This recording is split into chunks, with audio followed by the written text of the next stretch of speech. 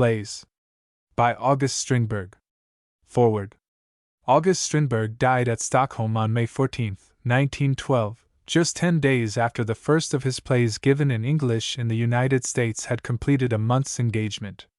This play was The Father, which, on April 9, 1912, was produced at the Berkeley Theatre in New York, the same little theatre that witnessed in 1894 the first performance in this country of Ibsen's Ghosts. It happened that August Lindberg, the eminent Swedish actor and friend of Strindberg, who, by the way, was the first producer of Ghosts in any language, was visiting this country and came to see a performance of The Father. His enthusiasm over the interpretation given Strindberg, in the English rendering of the play as well as in the acting, led him to cable a congratulatory message to Strindberg, and upon departing for Stockholm, he asked for some of the many letters of appreciation from significant sources which the production of The Father had called forth.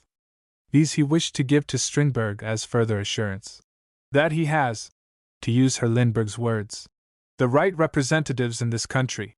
It is gratifying to those who esteem it a rare privilege to be the introducers of Strindberg's powerful dramatic art to the American stage to know that he finally found his genius recognized on this side of the ocean. Comrades, the first play in the present volume, belongs to the same momentous creative period as The Father and Countess Julie, although there is little anecdotic history attaching to this vigorous comedy. It was written in Denmark, where Strindberg, after finishing The Father in Switzerland in 1887, went with his family to live for 2 years, and was published March 21, 1888. Although the scene of the comedy is laid in Paris, all the characters are Swedish, which may be accounted for by the fact that the feminist movement, of which Comrades is a delicious, stinging satire, had been more agitated at that time in Scandinavia than elsewhere. That Paris was chosen as a background for this group of young artists and writers was probably reminiscent of the time, the early 80s, when Strindberg with his wife and children left Sweden and, after spending some time with a colony of artists not far from Fontainebleau, came to Paris, where there were many friends of other days, and established themselves in that sad, silent passé, as Strindberg's own chronicle of those times reads. There he took his walks in the deserted arcades of the empty Trocadero Palace, back of which he lived, went to the Théâtre Français, where he saw the great success of the day, and was startled that an undramatic bagatelle with threadbare scenery, stale intrigues and superannuated theatrical tricks could be playing on the foremost stage of the world. Saw at the Palais de l'Industrie the triennial exhibition of art works, the crème de la crème of 3 salons, and found not one work of consequence. After some time he came to the conclusion that the big city is not the heart that drives the pulses, but that it is the boil that corrupts and poisons, and so betook himself and his family to Switzerland, where they lived in the vicinity of Lake Leman, which environment was made use of years later in the moving one-act play, Facing Death, presented herewith. Pariah, the other one-act play appearing in this volume, is the generally recognized masterpiece of all the short one-act plays. The dialogue is so concentrated that it seems as if not one line could be cut without the whole structure falling to pieces, and in these terse speeches a genius is revealed that, with something of the divine touch, sounds the depths of the human heart and reveals its inmost thoughts. Pariah was published in 1890, and Facing Death in 1898. The period of Strindberg's sojourn in Switzerland, 1884 to 87, was most important in the evolution of the character and work of the man who, throughout his career, was to engage himself so penetratingly and passionately in the psychology of woman, and love, and the problems of marriage, as to acquire the reputation, undeserved though it was, of woman-hater. That this observation and analysis of woman was not induced by natural antipathy to the sex, nor by unhappiness in his own married experience, is made clear by the facts of his life up to the time when such investigation was undertaken. What, then, did sway him to such a choice of theme? Examination of the data of this period from Strindberg's own annals reveals the following influences. Ibsen from his Norwegian throne had hailed woman and the laborer as the two rising ranks of nobility, and Strindberg asked himself if this was ironic, as usual, or prophetic.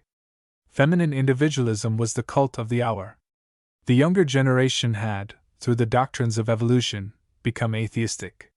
Strindberg tells of asking a young writer how he could get along without God. "We have woman instead," was the reply. This was the last stage of Madonna worship. And how had it happened that the new generation had replaced God with woman? God was the remotest source. When he failed, they grasped at the next, the mother. But then they should at least choose the real mother, the real woman, before whom, no matter how strong his spirit, man will always bow when she appears with her life-giving attributes. But the younger generation had pronounced contempt for the mother, and in her place had set up the loathsome, sterile, degenerate Amazon, the blue stocking. Earnestly pondering these matters, Strindberg at length decided to write a book about woman, a subject, he declares, which up to this time he had not wanted to think about, as he himself lived in a happy erotic state, ennobled and beautified by the rejuvenating and expiatory arrival of children. But nevertheless he decided to write such a book, and so with sympathy and much old-fashioned veneration for motherhood the task was undertaken.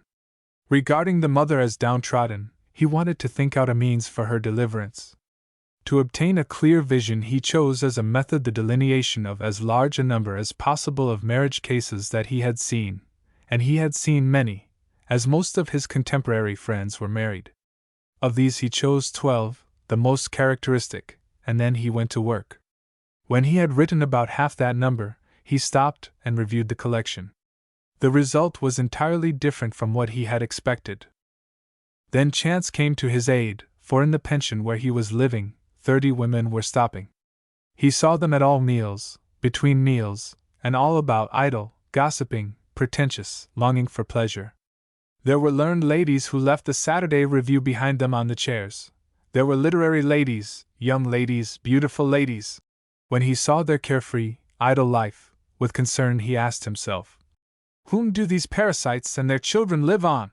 Then he discovered the breadwinners. The husband sat in his dark office far away in London. The husband was far away with a detachment in Tonkin. The husband was at work in his bureau in Paris. The husband had gone on a business trip to Australia.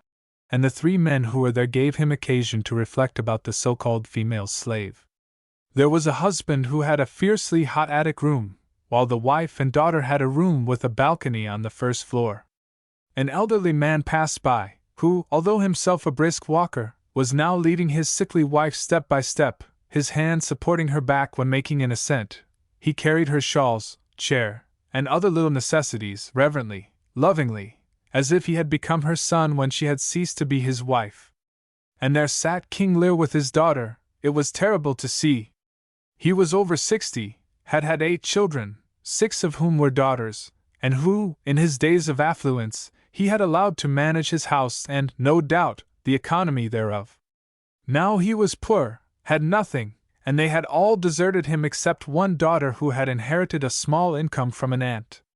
And the former giant, who had been able to work for a household of 12, crushed by the disgrace of bankruptcy, was forced to feel the humiliation of accepting support from his daughter, who went about with her 29 women friends, receiving their comfort and condolence, weeping over her fate, and sometimes actually wishing the life out of her father.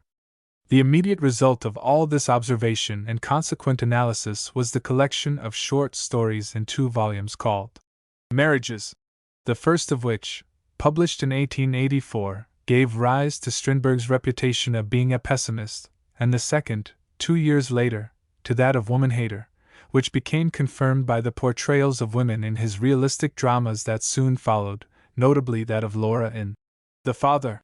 That part of the woman-hater legend which one encounters most often is that Strindberg was revealing his own marital miseries in the sex conflicts of these dramas, particularly in The Father.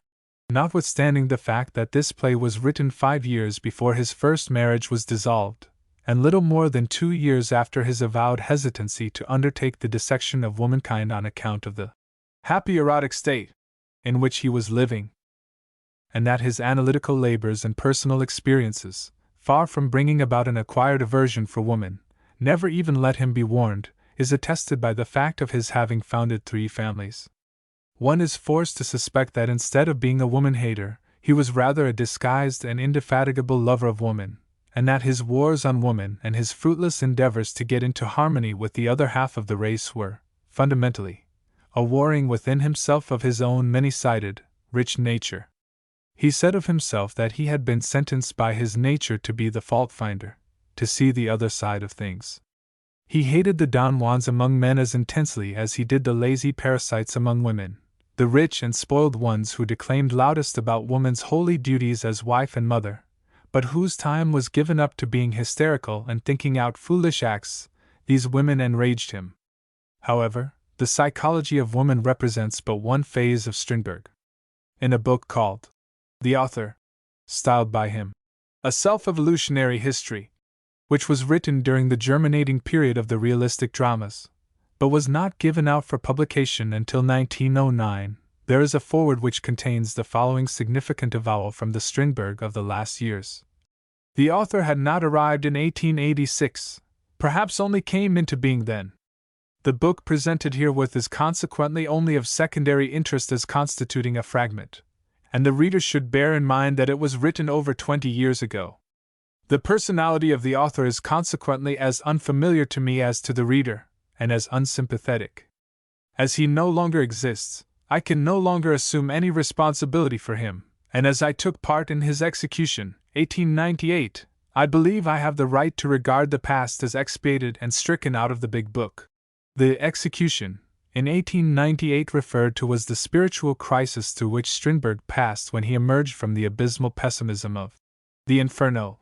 Then began the gradual return to spiritual faith which, in the end, caused him to declare himself a Swedenborgian. The play, Easter, included in the present collection, belongs to this period. It is a strange mingling of symbolism and realism, bearing the spiritual message of the resurrection.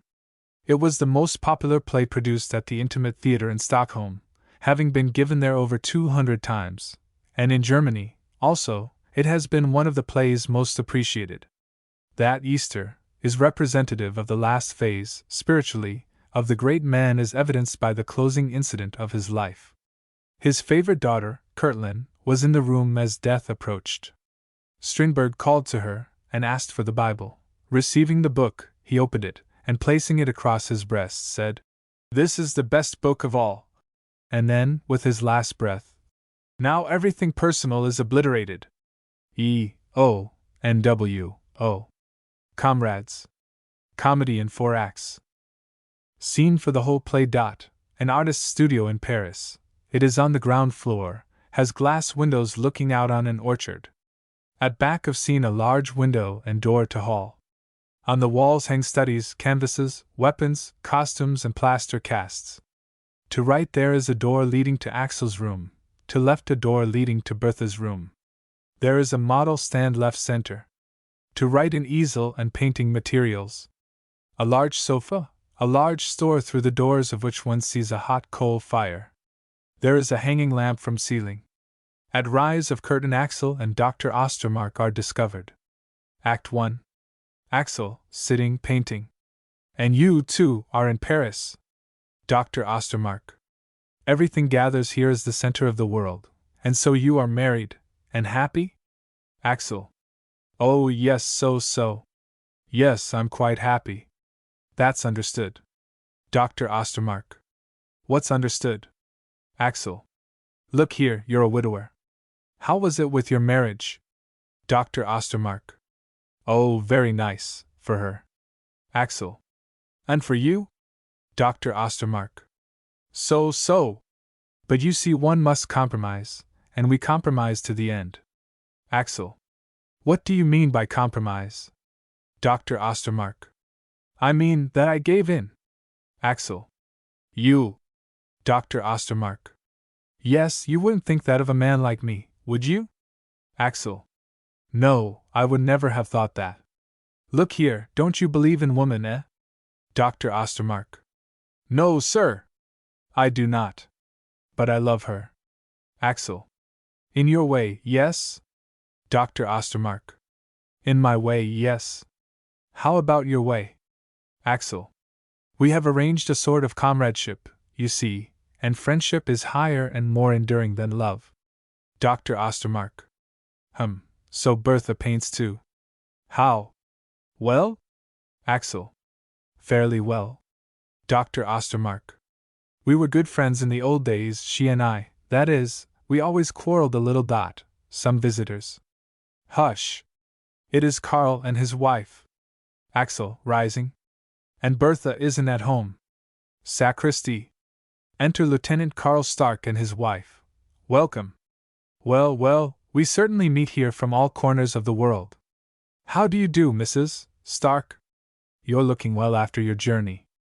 Mrs. Stark. Thanks, dear Axel, we have certainly had a delightful trip. But where is Bertha? Carl.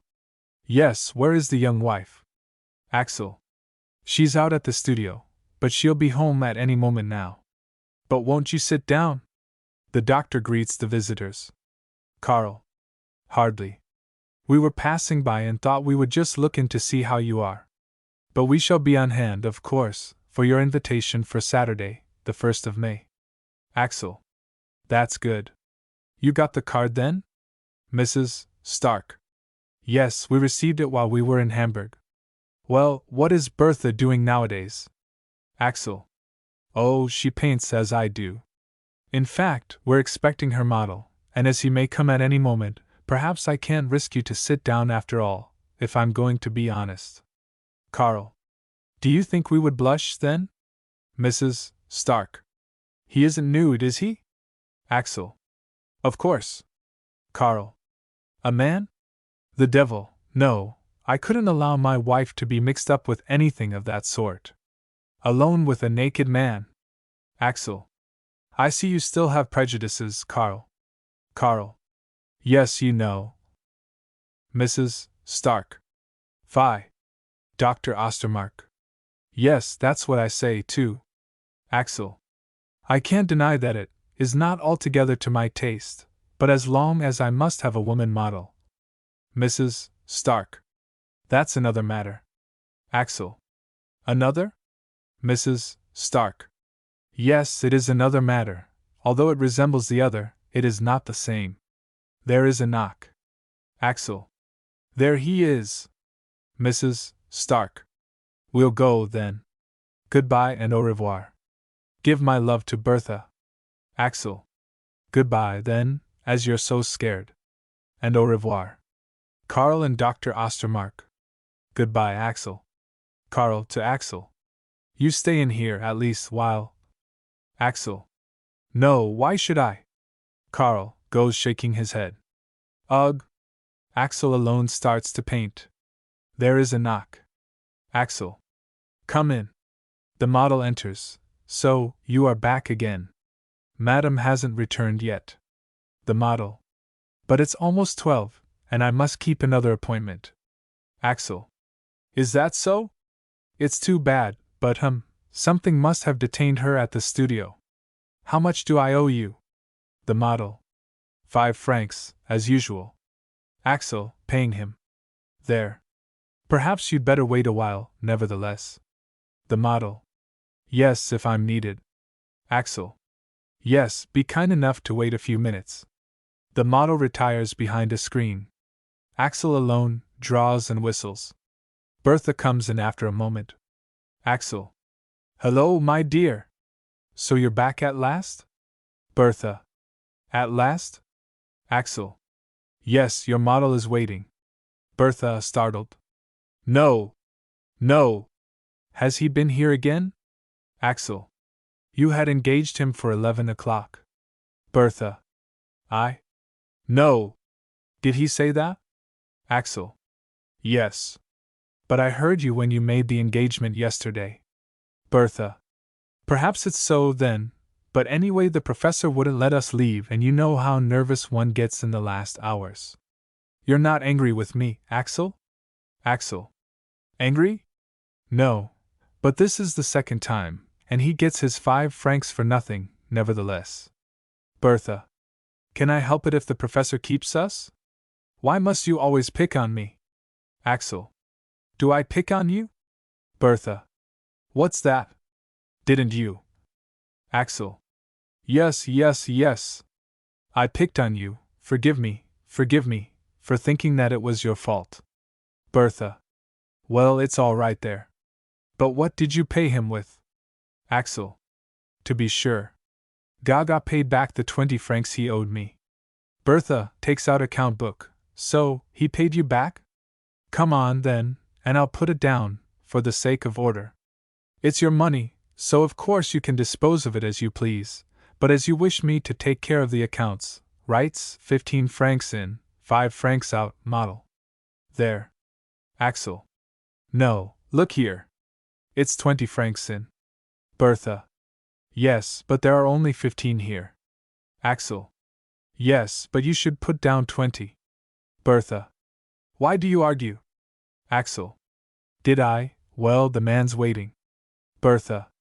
Oh, yes. Be good and get things ready for me. Axel. Puts model stand in place. Calls to model. Are you undressed yet? The model, from back of screen. Soon, monsieur. Bertha closes door, puts wood in stove. There, now you must go out. Axel, hesitating. Bertha. Bertha. Yes? Axel. Is it absolutely necessary, with a nude model? Bertha. Absolutely. Axel. Indeed. Bertha. We have certainly argued that matter out. Axel. Quite true. But it's loathsome nevertheless, goes out right. Bertha takes up brushes and palette. Calls to model. Are you ready? The model. All ready? Bertha. Come on, then. Pause, come on. There is a knock. Who is it? I have a model. Wilmer, outside. Wilmer. With news from the salon. Bertha. From the salon. To model. Dress yourself. We'll have to postpone the sitting. Axel. Wilmer is here with news from the salon. Axel comes in, also Wilmer. The model goes out unnoticed during the following scene. Wilmer. Hello, dear friends. Tomorrow the jury will begin its work. Oh, Bertha, here are your pastels. Takes package from pocket. Bertha. Thanks, my good Gaga. How much did they cost? They must have been expensive. Wilmer. Oh, not very. Bertha. So they are to start tomorrow. So soon? Do you hear, Axel? Axel. Yes, my friend. Bertha. Now will you be very good, very, very good? Axel. I always want to be good to you, my friend.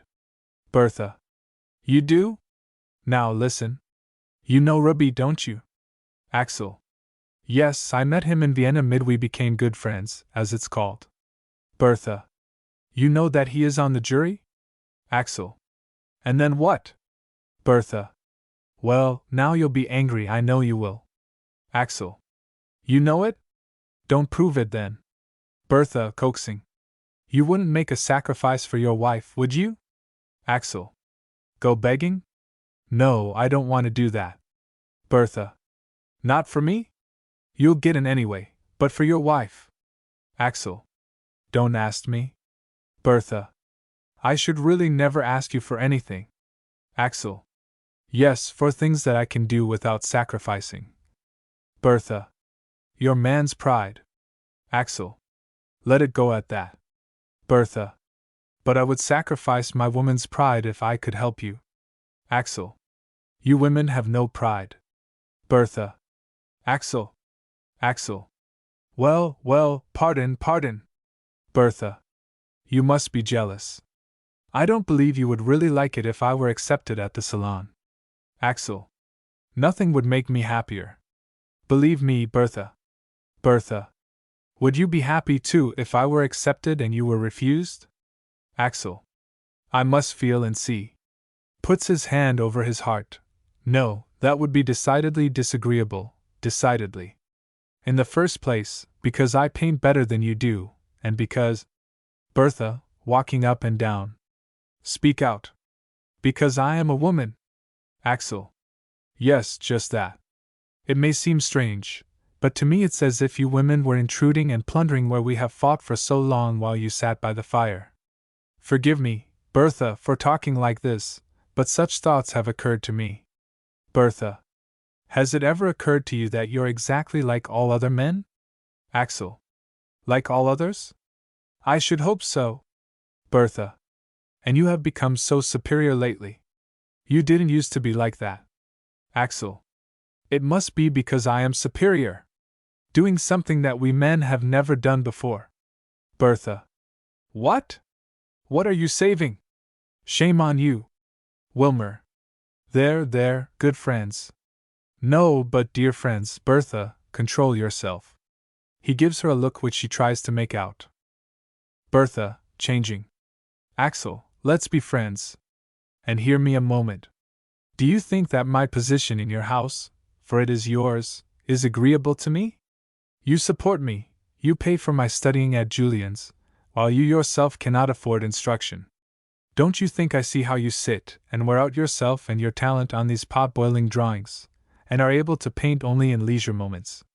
You haven't been able to afford models for yourself, while you pay mine 5 hard-earned francs an hour.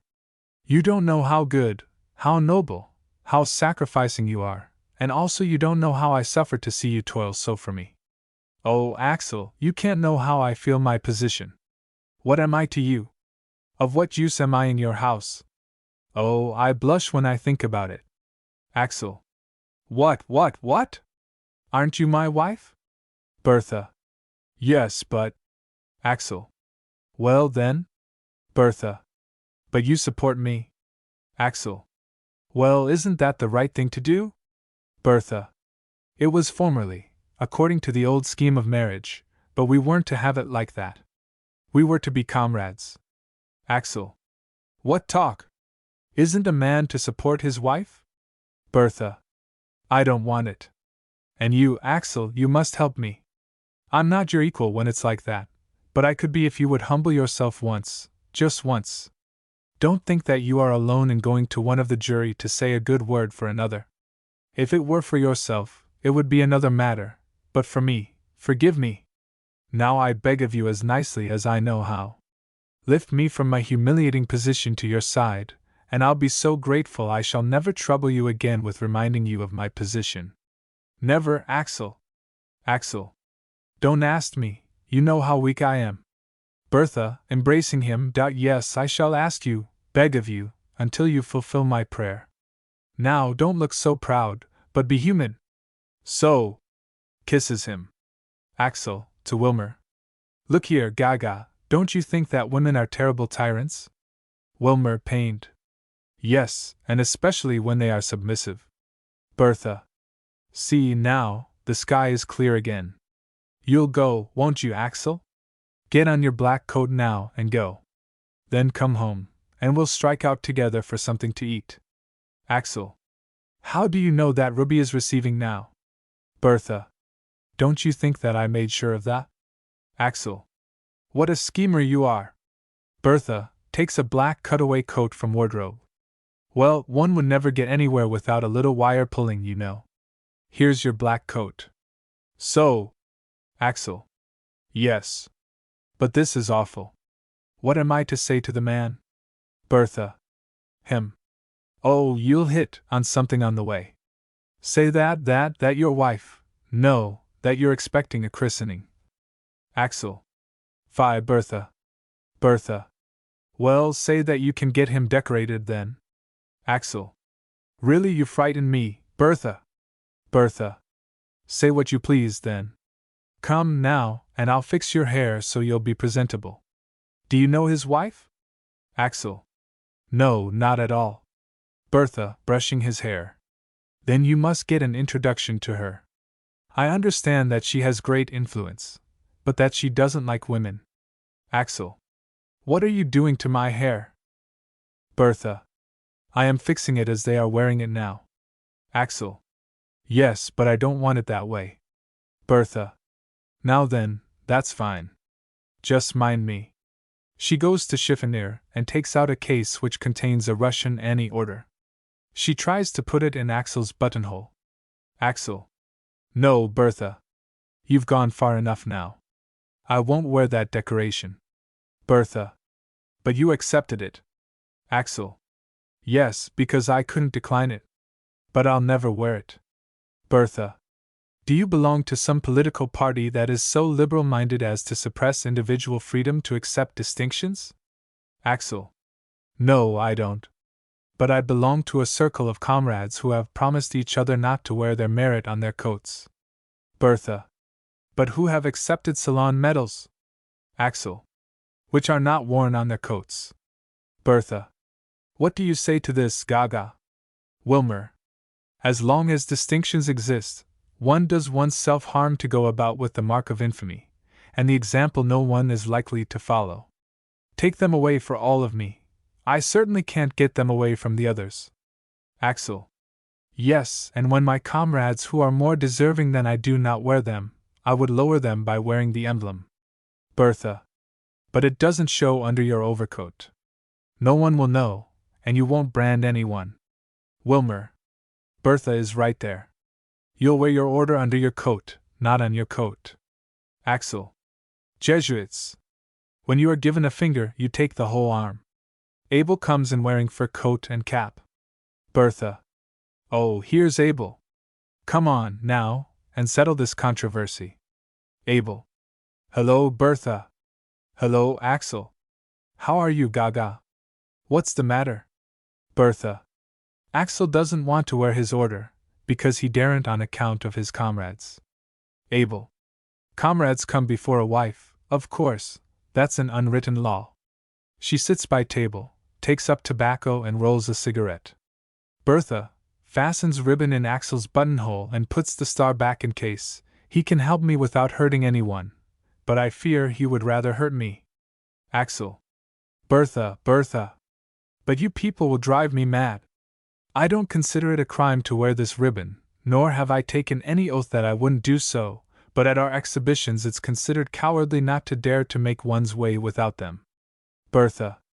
Cowardly, of course. But you're not going to take your own course this time, but mine.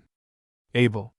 You owe it to the woman who has consecrated her life to you to be her delegate. Axel. I feel that what you people are saying is false, but I haven't the time or energy to answer you now, but there is an answer. It's as if you were drawing a net about me while I sit absorbed in my work. I can feel the net winding about me, but my foot gets entangled when I want to kick it aside. But you wait, if only I free my hands, I'll get out my knife and cut the meshes of your net. What were we talking about? Oh, yes, I was going to make a call. Give me my gloves and my overcoat. Goodbye, Bertha. Goodbye. Oh, yes, where does Ruby live? Wilmer, Abel, and Bertha, in unison. 65 Rue des Martyrs. Axel. Why, that's right near here. Bertha. Just at the corner. Thanks, Axel, for going. Does the sacrifice feel very heavy? Axel. I can't feel anything but that I am tired of all this talk and that it will be delightful to get out. Goodbye. Goes out. Abel. It's too bad about Axel. It's a pity. Did you know that he is refused? Bertha. And I then? Abel. That's not settled yet. As you wrote your own name with French spelling, you won't be reached until O. Bertha. There's still hope for me? Abel. Yes, for you, but not for Axel. Wilmer. Now, we'll see something. Bertha. How do you know that he is refused? Abel. My meta, or concours, who knew, and I was quite prepared to witness a scene when I came in here. But of course he hasn't received the notice yet. Bertha. No, not that I know of. But Abel, are you sure that Axel will meet Madame Ruby and not Monsieur? Abel. What should he see Monsieur Ruby for? He hasn't any say about it, but she is president of the Woman Painters Protective Society. Bertha. And I am not refused, yet? Abel. No, as I said, and Axel's call is bound to do good. He has a Russian order, and everything Russian is very popular in Paris just now. But it's too bad about Axel just the same. Bertha. Too bad? Why? They haven't room for everybody on the salon walls. There are so many women refused that a man might put up with it, and be made to feel it for once. But if I get in now, we'll soon hear how he painted my picture, how he has taught me, how he has paid for my lessons. But I shall not take any notice of that, because it isn't true. Wilmer. Well, we're bound to see something unusual happen now. Bertha. No, I believe, granted that I am not refused, that we'll see something very usual. But nevertheless I'm afraid of the actual moment. Something tells me that things won't be right between Axel and me again. Abel. And it was just when you were equals that things were going to be right. Wilmer. It seems to me that your position will be much more clearly defined and much pleasanter when you can sell your pictures and support yourself. Bertha. It should be. We'll see, we'll see. The maid enters with a green letter for Axel. Here it is. Here it is. He is refused. Yes, but this is terrible. However, it will be a consolation to me if I should be refused. Abel. But if you are not refused? Bertha, pause. Abel. You won't answer that? Bertha. No, I won't answer that. Abel. Because if you are accepted, the equality will be destroyed, as you will be his superior. Bertha. Superior? A wife superior to her husband. Her husband, oh. Wilmer. It's about time an example was made. Abel to Bertha. You were at the luncheon today? Was it interesting?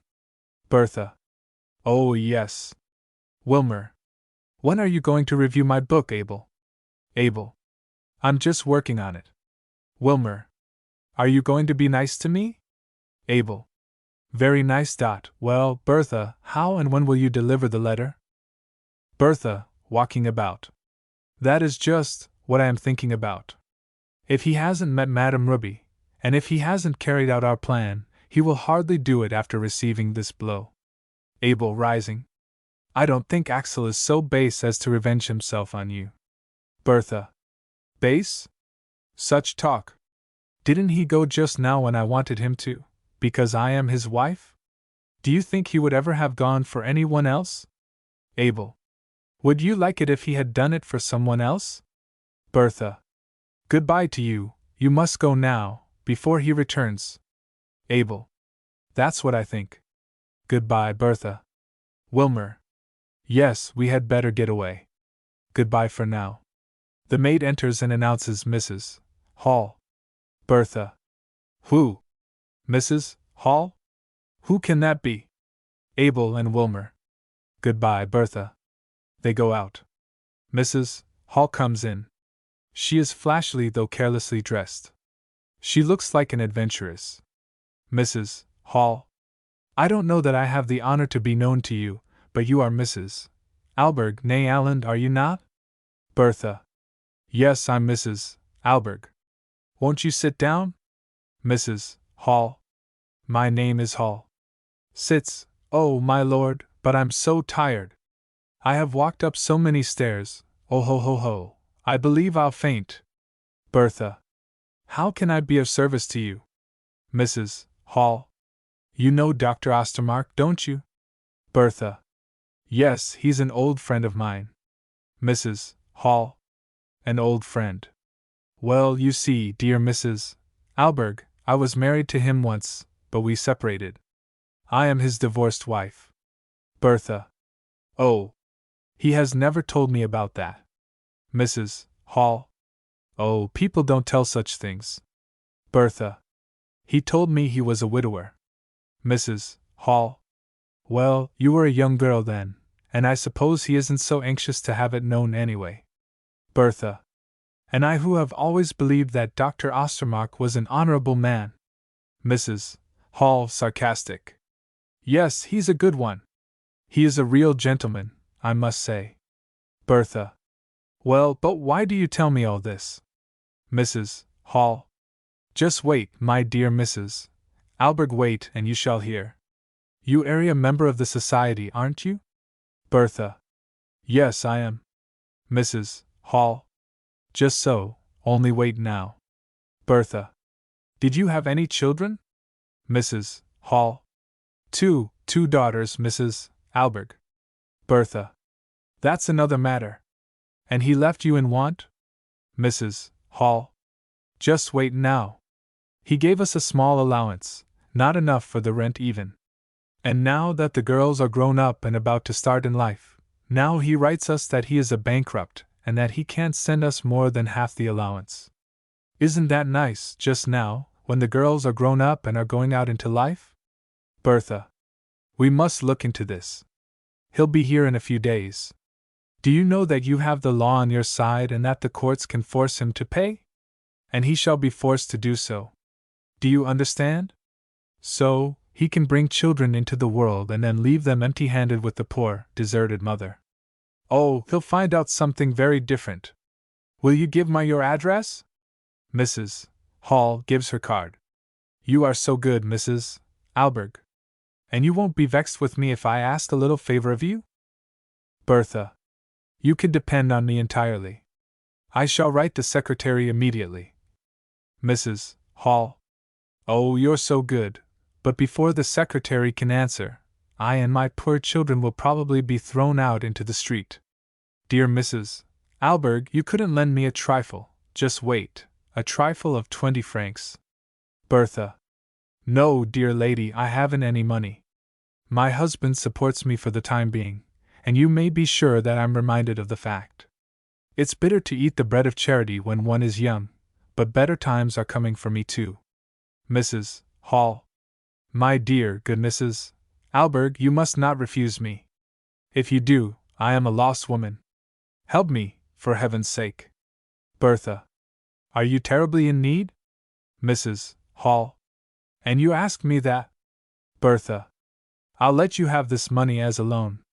She goes to chiffonier, 20, 40, 60, 80, lacking 20. What did I do with it? Luncheon, of course. She writes an account book, paints 20, incidentals 20, there you are. Mrs. Hall. Thank you, my good Mrs. Alberg, thanks, dear lady. Bertha. There. But I can't give you any more time today. So, goodbye, and depend on me. Mrs. Hall, uncertain. Just a moment now. Bertha, listening without. No, you must go now. Mrs. Hall. Just a moment. What was I going to say? Well, it doesn't matter. Goes out. Bertha is alone for a moment, when she hears Axel coming. She hides the green letter in her pocket. Bertha. Back already? Well, did you meet her, him? Axel. I didn't meet him, but her, which was much better. I congratulate you, Bertha. Your picture is already accepted. Bertha. Oh no! What are you saying? And yours? Axel. It isn't decided yet, but it will surely go through, too. Bertha. Are you sure of that? Axel. Of course. Bertha. Oh, I'm accepted. Good, how good. But why don't you congratulate me? Axel. Haven't I? I'm quite sure that I said. I congratulate you! For that matter, one mustn't sell the skin before the bear is killed. To get into the salon isn't anything. It's just a toss-up. It can even depend on what letter one's name begins with. You come in O, as you spelled your name in French. When the lettering starts with M, it's always easier. Bertha. So you wish to say that perhaps I got in because my name begins with O? Axel. Not on account of that alone. Bertha. And if you are refused, it's because your name begins with A. Axel. Not exactly that alone, but it might be on that account. Bertha. Look here, I don't think you're as honorable as you would seem. You are jealous. Axel. Why should I be, when I don't know what has happened to me yet? Bertha. But when you do know? Axel. What? Bertha takes out letter. Axel puts his hand to his heart and sits in a chair. What? Controls himself. That was a blow I had not expected. That was most disagreeable. Bertha. Well, I suppose I'll have to help you now. Axel, you seem to be filled with malicious delight. Bertha. Oh, I feel that a great hate is beginning to grow in here. Indicating his breast. Bertha. Perhaps I look delighted because I've had a success, but when one is tied to a man who cannot rejoice in another's good fortune, it's difficult to sympathize with his misfortune. Axel. I don't know why, but it seems as if we had become enemies now. The strife of position has come between us, and we can never be friends any more. Bertha. Can't your sense of justice bend and recognize me as the abler, the victorious one in the strife? Axel. You are not the abler. Bertha. The jury must have thought so, however. Axel. But surely you know that I paint better than you do. Bertha. Are you so sure of that? Axel. Yes, I am. But for that matter, you worked under better conditions than I. You didn't have to do any pot boiling, you could go to the studio, you had models, and you were a woman. Bertha. Yes, now I'll hear how I have lived on you. Axel.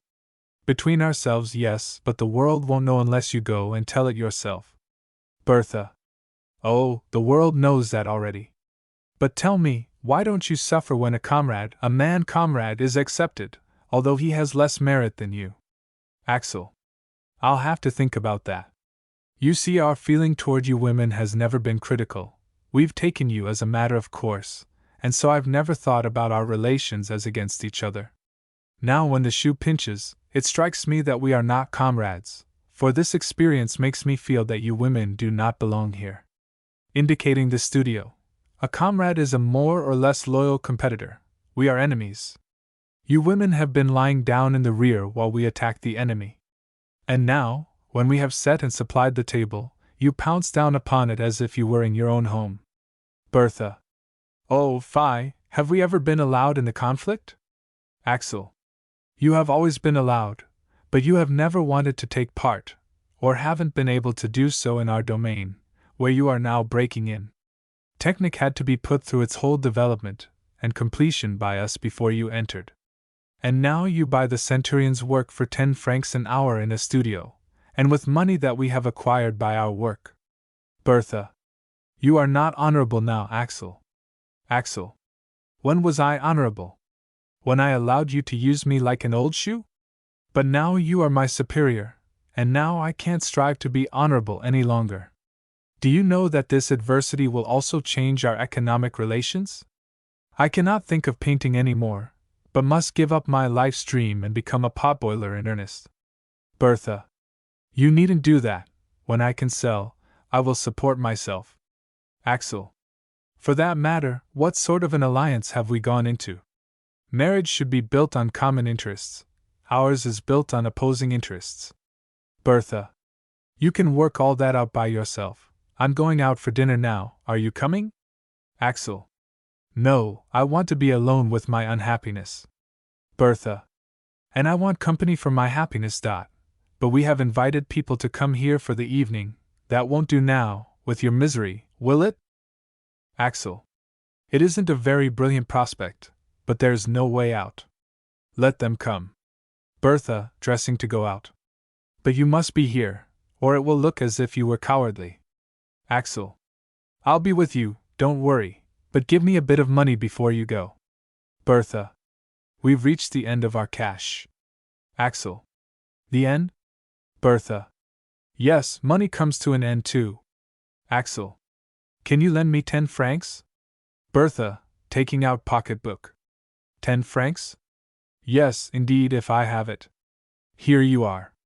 Won't you come along? Tell me. They'll think it rather strange. Axel. And play the defeated lion before the triumphant chariot? No, indeed, I'll need my time to learn my part for this evening's performance. Bertha. Goodbye then. Axel. Goodbye, Bertha. Let me ask you one thing. Bertha. What then? Axel. Don't come home intoxicated. It would be more disagreeable today than ever. Bertha. Does it concern you how I come home? Axel. Well, I feel sort of responsible for you, as for a relative, considering that you bear the same name that I do, and besides, it is still disgusting to me to see a woman intoxicated. Bertha. Why is it any more disgusting than to see a man intoxicated? Axel. Yes, why? Perhaps because you don't bear being seen without a disguise. Bertha, starting. Goodbye, you old talking machine. You won't come along? Axel. No. Bertha goes out. Axel rises, takes off his cutaway to change it for working coat. Act 2. Same scene as Act I, but there is a large table with chairs around it in middle of scene. On table there is writing material and a speaker's gavel. Axel is painting. Abel is sitting near him. She is smoking. Axel. They have finished dinner and are having their coffee now. Did they drink much? Abel. Oh, yes, and Bertha bragged and was disagreeable. Axel. Tell me one thing, Abel, are you my friend, or not? Abel. I don't know. Axel. Can I trust you? Abel. No, you can't. Axel. Why not? Abel. Oh, I just feel that you can't. Axel. Tell me, Abel, you who have the common sense of a man and can be reasoned with, tell me how it feels to be a woman. Is it so awful? Abel, jokingly. Yes, of course. It feels like being a nigger. Axel. That's strange. Listen, Abel.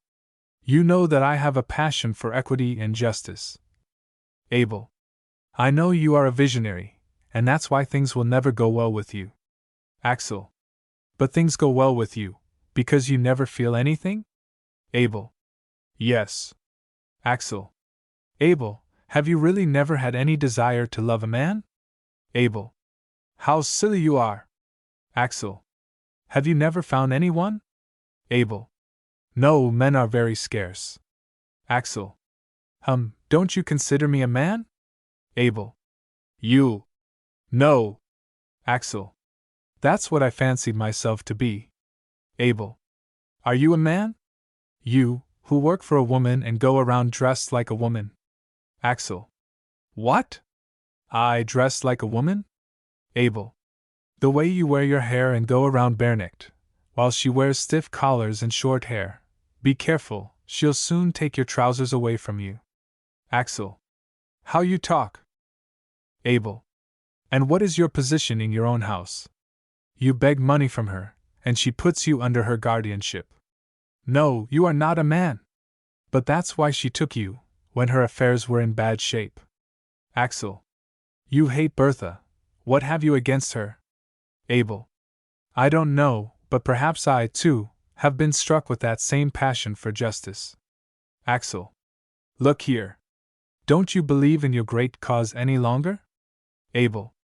Sometimes. Sometimes not. What can one believe in any more? Sometimes it strikes me that the old ways were better. As mothers, we had an honored and respected position when in that way we fulfilled our duty as citizens. As housewives, we were a great power, and to bring up a family was not an ignominious occupation. Give me a cognac, Axel. We have talked so much. Axel, getting cognac? Why do you drink? Abel. I don't know. If one could only find the exceptional man. Axel. What sort would that be? Abel. The man who rules a woman. Axel. Well, and if you found one? Abel. Then I would, as they say, fall in love with him. Think if this whole noise were blog. Think. Axel. No, there is surely life, motion in the movement, whatever it is. Abel. Yes, there's so much motion, forward and backward. And a good deal of folly can come of the motion, if they only get the majority for it. Axel. If it turns out that way, then you've made a damned lot of noise uselessly, for now it's beginning to be loathsome to live. Abel. We make so much noise that we make your heads reel. That's the trouble. Well, Axel, your position will be freer now that Bertha has been able to sell. Axel. Sell? Has she sold a picture? Abel. Don't you know that? The small picture with the apple tree. Axel. No, she hasn't said anything about it. When did it happen? Abel. Day before yesterday. Don't you know about it? Well, then she intends to surprise you with the money. Axel. Surprise me? She takes care of the cash herself. Abel. So. Then it will. Hush, she is coming. Bertha comes in. Bertha to Abel. Oh, good evening. Are you here? What made you leave us? Abel. I thought it was tiresome. Bertha. Yes, there is no fun in rejoicing for others. Abel. No. Bertha to Axel. And you sit diligently niggling, I see. Axel. Yes, I'm daubing away. Bertha. Let me see. That's very good indeed, but the left arm is far too long. Axel. Do you think so? Bertha. Think so? Can I see that it is? Give me the brush, and she takes brush. Axel. No, let me alone. Aren't you ashamed? Bertha. What's that? Axel, vexed. Shame, I said. Rises. Are you trying to teach me how to paint? Bertha. Why not? Axel. Because you have still much to learn from me. But I can learn nothing from you. Bertha. It seems to me that the gentleman is not very respectful to his wife. One should bear in mind the respect one owes to. Abel. Now you're old-fashioned. What particular respect does a man owe a woman if they are to be equals? Bertha to Abel. So you think it's all right for a man to be coarse with his wife? Abel. Yes, when she is impudent to him. Axel. That's right. Tear each other's eyes out. Abel. Not at all. The whole thing is too insignificant for that. Axel. Don't say that. Look here, Bertha, considering that our economic condition is to undergo a change from now on, won't you be so good as to let me see the account book? Bertha. What a noble revenge for being refused. Axel. What revenge? What has the account book got to do with my being turned down at the salon? Give me the key to the chiffonier. Bertha, feeling in her pocket. Very well. That's strange. I thought I just had it. Axel. Find it. Bertha. You speak in such a commanding tone. I don't like that. Axel. Come now, find the key. Bertha, looking here and there in the room. Yes, but I can't understand it. I can't find it. It must be lost some way. Axel. Are you sure that you haven't got it? Bertha. Absolutely sure. Axel rings. After a moment the maid comes in. Axel to maid. Go fetch a locksmith. Maid. A locksmith? Axel. Yes, a smith who can pick a lock. Bertha gives the maid a look. Maid. Right away, monsieur. Maid goes out. Axel changes his coat, discovers the order on the lapel, tears it off and throws it on the table. Axel. Pardon me, ladies. Bertha, mildly. Don't mind us. Are you going out? Axel. I am going out. Bertha. Aren't you going to stay for the meeting? Axel. No, I am not. Bertha. Yes, but they will think that very discourteous. Axel. Let them. I have more important things to do than listening to the drivel of you women. Bertha, worried. Where are you going? Axel. I don't need to account for myself, as I don't ask you to account for your actions. Bertha.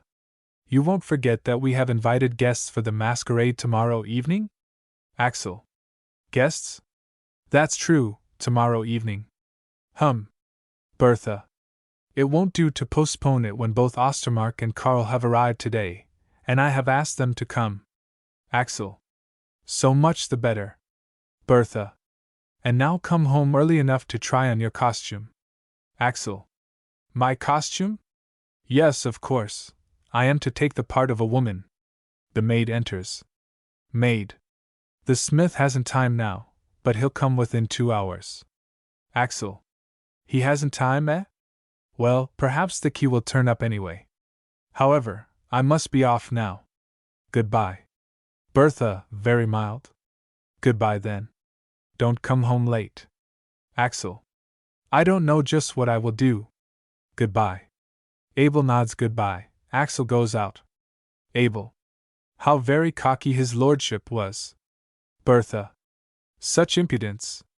Do you know, I had a good mind to tame him, break him so that he'd come back crawling to me. Abel. Yes, that tweak the salon disappointment gave him doesn't seem to have taken all the spunk out of him. Bertha, tell me, have you ever loved that clown? Bertha. Loved him? I liked him very much because he was nice to me.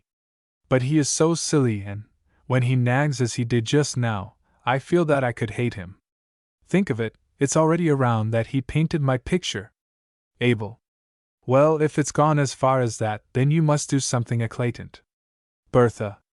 If I only knew how. Abel. I'm usually inventive. Let me see. Look here, why couldn't you have his refused picture brought home just as all your friends have gathered here? Bertha. No, that would look as if I wanted to triumph. No, that would be too terrible. Abel.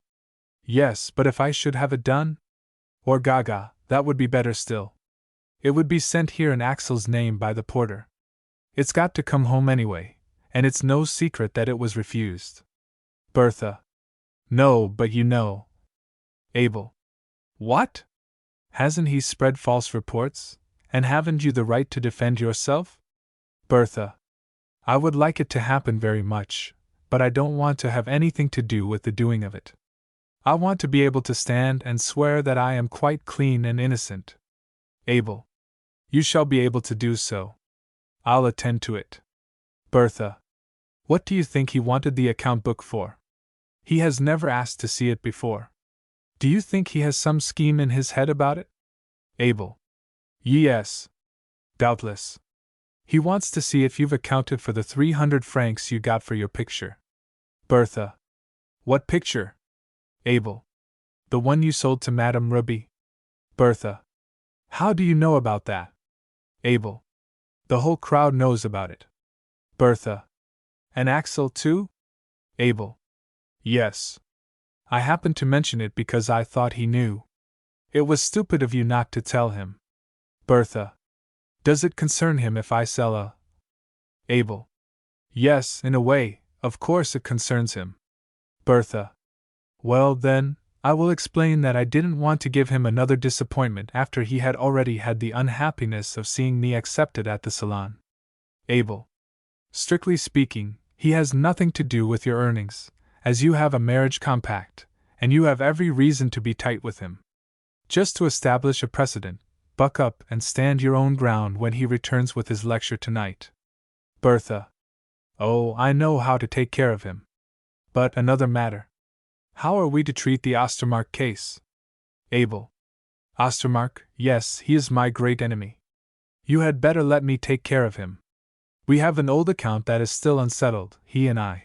Calm yourself on that score. I'll make him yield, for we have the law on our side. Bertha.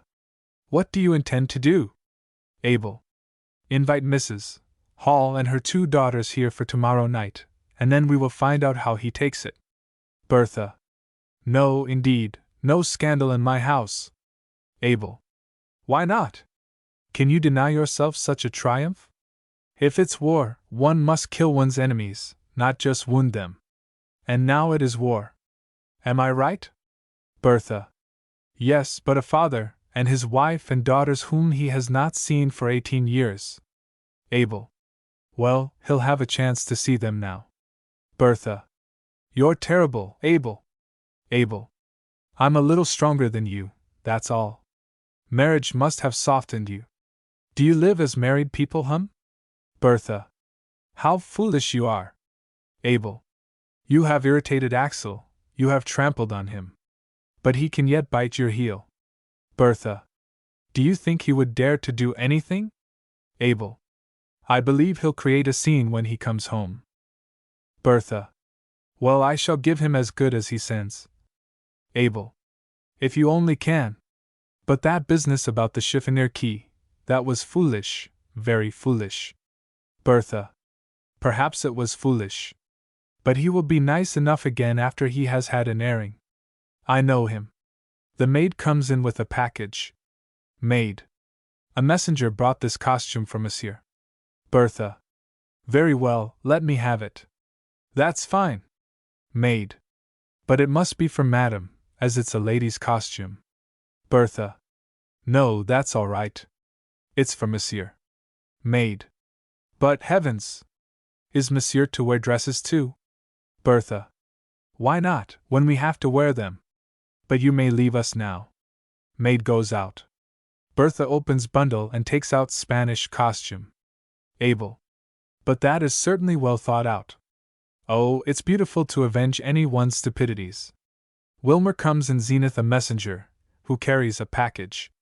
Wilmer is dressed in black frock coat with lapels faced with white, a flower in buttonhole, knee breeches, red cravat, and turned over cuffs. Wilmer. Good evening. Are you alone? Here are the candles and here are the bottles. 1 chartreuse and 2 vermouth.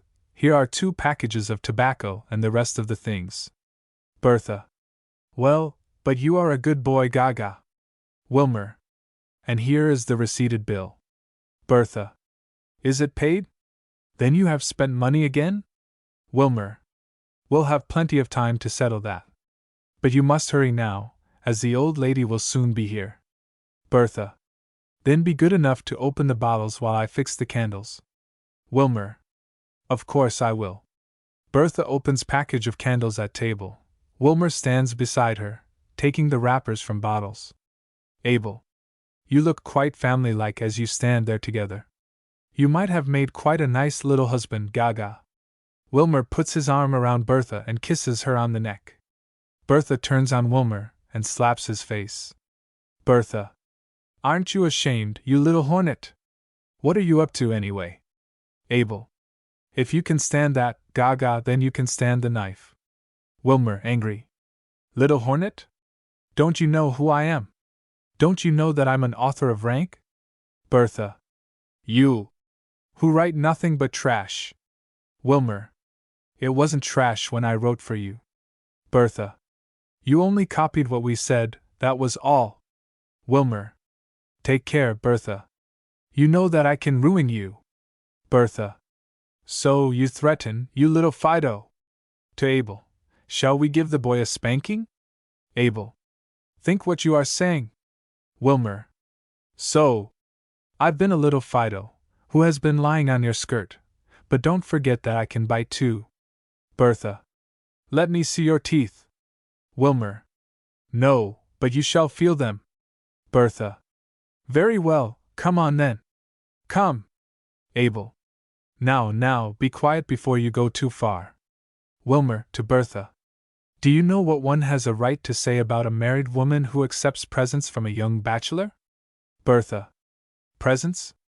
Wilmer. You've accepted presents from me for 2 years. Bertha. Presents? You should have a thrashing, you lying little snipe, always hanging around the petticoats. Don't you suppose I can squelch you?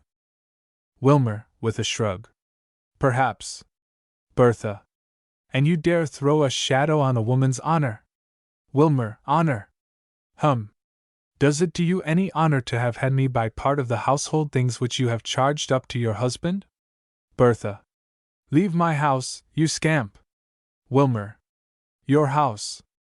Among comrades one is not careful, but among enemies one must count every hair. And you shall be compelled to go over the accounts with me, adventuress. Depend on that. Goes out. Abel. You will suffer for this foolishness. To let a friend leave you as an enemy, that's dangerous. Bertha. Oh, let him do what he likes. He dared to kiss me. He dared to remind me that I'm a woman. Abel. Do you know, I believe a man will always have that in mind. You have been playing with fire. Bertha. Fire? Can one ever find a man and a woman who can live like comrades without danger of fire? Abel. No, I don't think so. As long as there are 2 sexes there is bound to be fire. Bertha. Yes, but that must be done away with. Abel. Yes, it must be, try it. The maid comes in, she is bursting with laughter. Maid. There is a lady out here who calls herself Richard Wallstrom. Bertha, going toward door. Oh. Richard is here. Abel. Oh, well then, if she has come, we can open the meeting. And now to see if we can disentangle your skein. Bertha. Disentangle it, or cut it. Abel. Or get caught in it. Act 3. Same scene. The hanging lamp is lighted. Moonlight streams in, lighting up the studio window. There is a fire in the stove. Bertha and the maid are discovered. Bertha is dressed in a negligee with lace. She is sewing on the Spanish costume. The maid is cutting out a frill. Bertha. There's no fun sitting up waiting for one's husband. Maid. Do you think it is more fun for him to sit and wait for Madam? This is the first time that he has been out alone. Bertha. Well, what does he do when he sits here alone? Maid. He paints on pieces of wood. Bertha. On wooden panels? Maid. Yes, he has big piles of wood that he paints on. Bertha. Tell me one thing, Ida. Has Monsieur ever been familiar with you? Maid. Oh, never. No, he is such a proper gentleman. Bertha. Are you sure? Maid. Positive. Does Madam think that I am such a... Bertha. What time is it now? Maid. It must be along toward 12. Bertha. Very well. Then you may go to bed. Maid. Won't you be afraid to be alone with all these skeletons? Bertha. I afraid? Hush, someone is coming through the gate, so, good night to you. Maid. Good night, madam. Sleep well. Goes out. Bertha alone. She puts the work away, throws herself on the couch, arranges lace on her gown, then she jumps up, turns down the lamp to half light, then returns to couch and pretends to sleep. A pause before Axel enters. Axel. Is anyone here? Are you here, Bertha? Bertha is silent. Axel goes to her. Are you asleep? Bertha. Softly. Ah, is it you, my friend? Good evening. I was lying here and fell asleep, and I had such a bad dream. Axel. Now you are lying, for I saw you through the window from the garden when you took this pose. Bertha jumps up. Axel, quietly. And we don't want any seductive scenes in nightgowns, nor any melodramas. Be calm and listen to what I am going to tell you. He sits down in the middle of the room. Bertha. What have you got to tell me? Axel. A whole lot of things, but I shall begin with the ending. We must dissolve this concubinage. Bertha. What? Throwing herself on the couch. Oh my God, what am I not made to live through? Axel. No hysteria, or I will empty the water bottle on your laces. Bertha. This is your revenge because I defeated you in an open competition. Axel. That has no connection with this matter. Bertha. You have never loved me. Axel.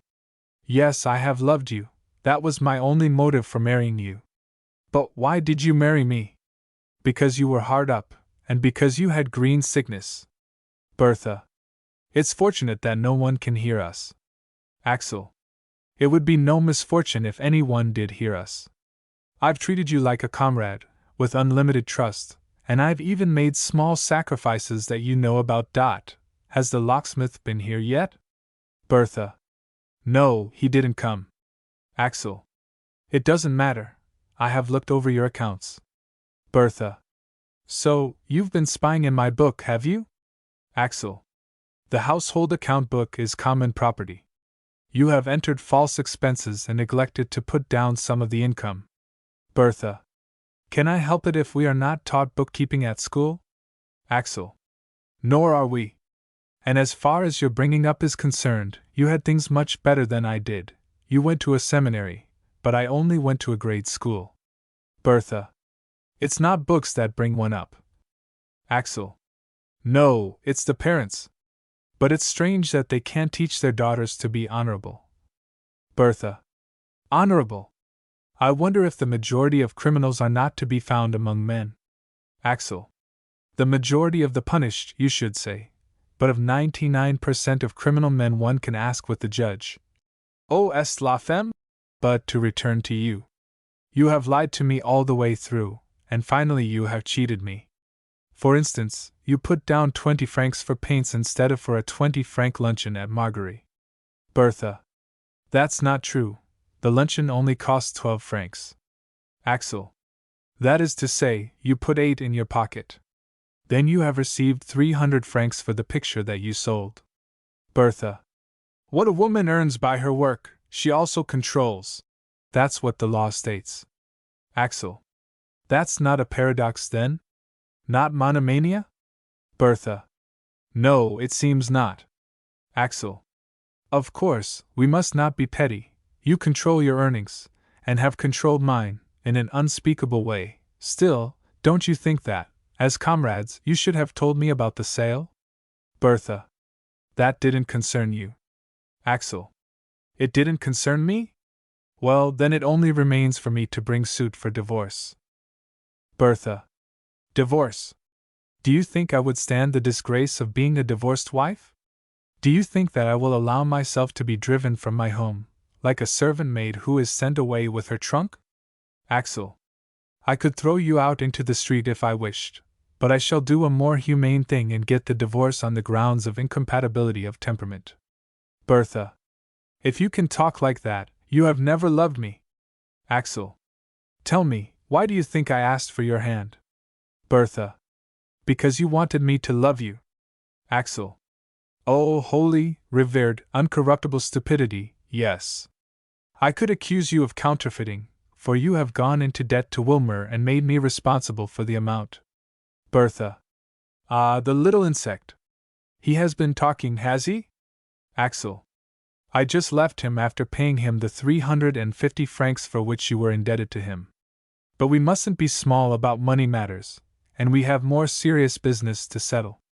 You have allowed this scoundrel partially to pay for my household, and in doing so you have completely ruined my reputation. What have you done with the money? Bertha. The whole thing is a lie. Axel. Have you squandered it on luncheon and dinner parties? Bertha. No, I have saved it, and that's something you have no conception of, spendthrift. Axel. Oh, you saving soul! That negligee cost 200 francs, and my dressing gown cost 25. Bertha. Have you anything else to say to me? Axel. Nothing else, except that you must think about supporting yourself from now on. I don't care to decorate wooden panels any more and let you reap the earnings. Bertha. Aha, you think you can so easily get out of the duty that you made yourself responsible for when you fooled me into becoming your wife? You shall see. Axel. Now that I've had my eyes opened, the past is beginning to take on another color. It seems to me almost as if you conjured that courtship of ours. It seems almost as if I had been the victim of what you women call seduction. It now seems to me as if I had fallen into the hands of an adventuress, who lured my money away from me in a Hotel Garni. It seems almost as if I had lived in vice ever since I was united with you. Rising. And now, as you stand there with your back turned to me and I see your neck with your short hair, it is, yes, it is exactly as if, ugh, as if you were Judith and had given your body to be able to behead me. Look, there is the dress I was going to wear, that you wished to humiliate me with. Yes, you felt that it was debasing to wear those things, and thought it disguised your desire to irritate, this low-cut bodice and the corsets which were to advertise your woman's wares. No, I return your love token and shake off the fetters. He throws down the wedding ring.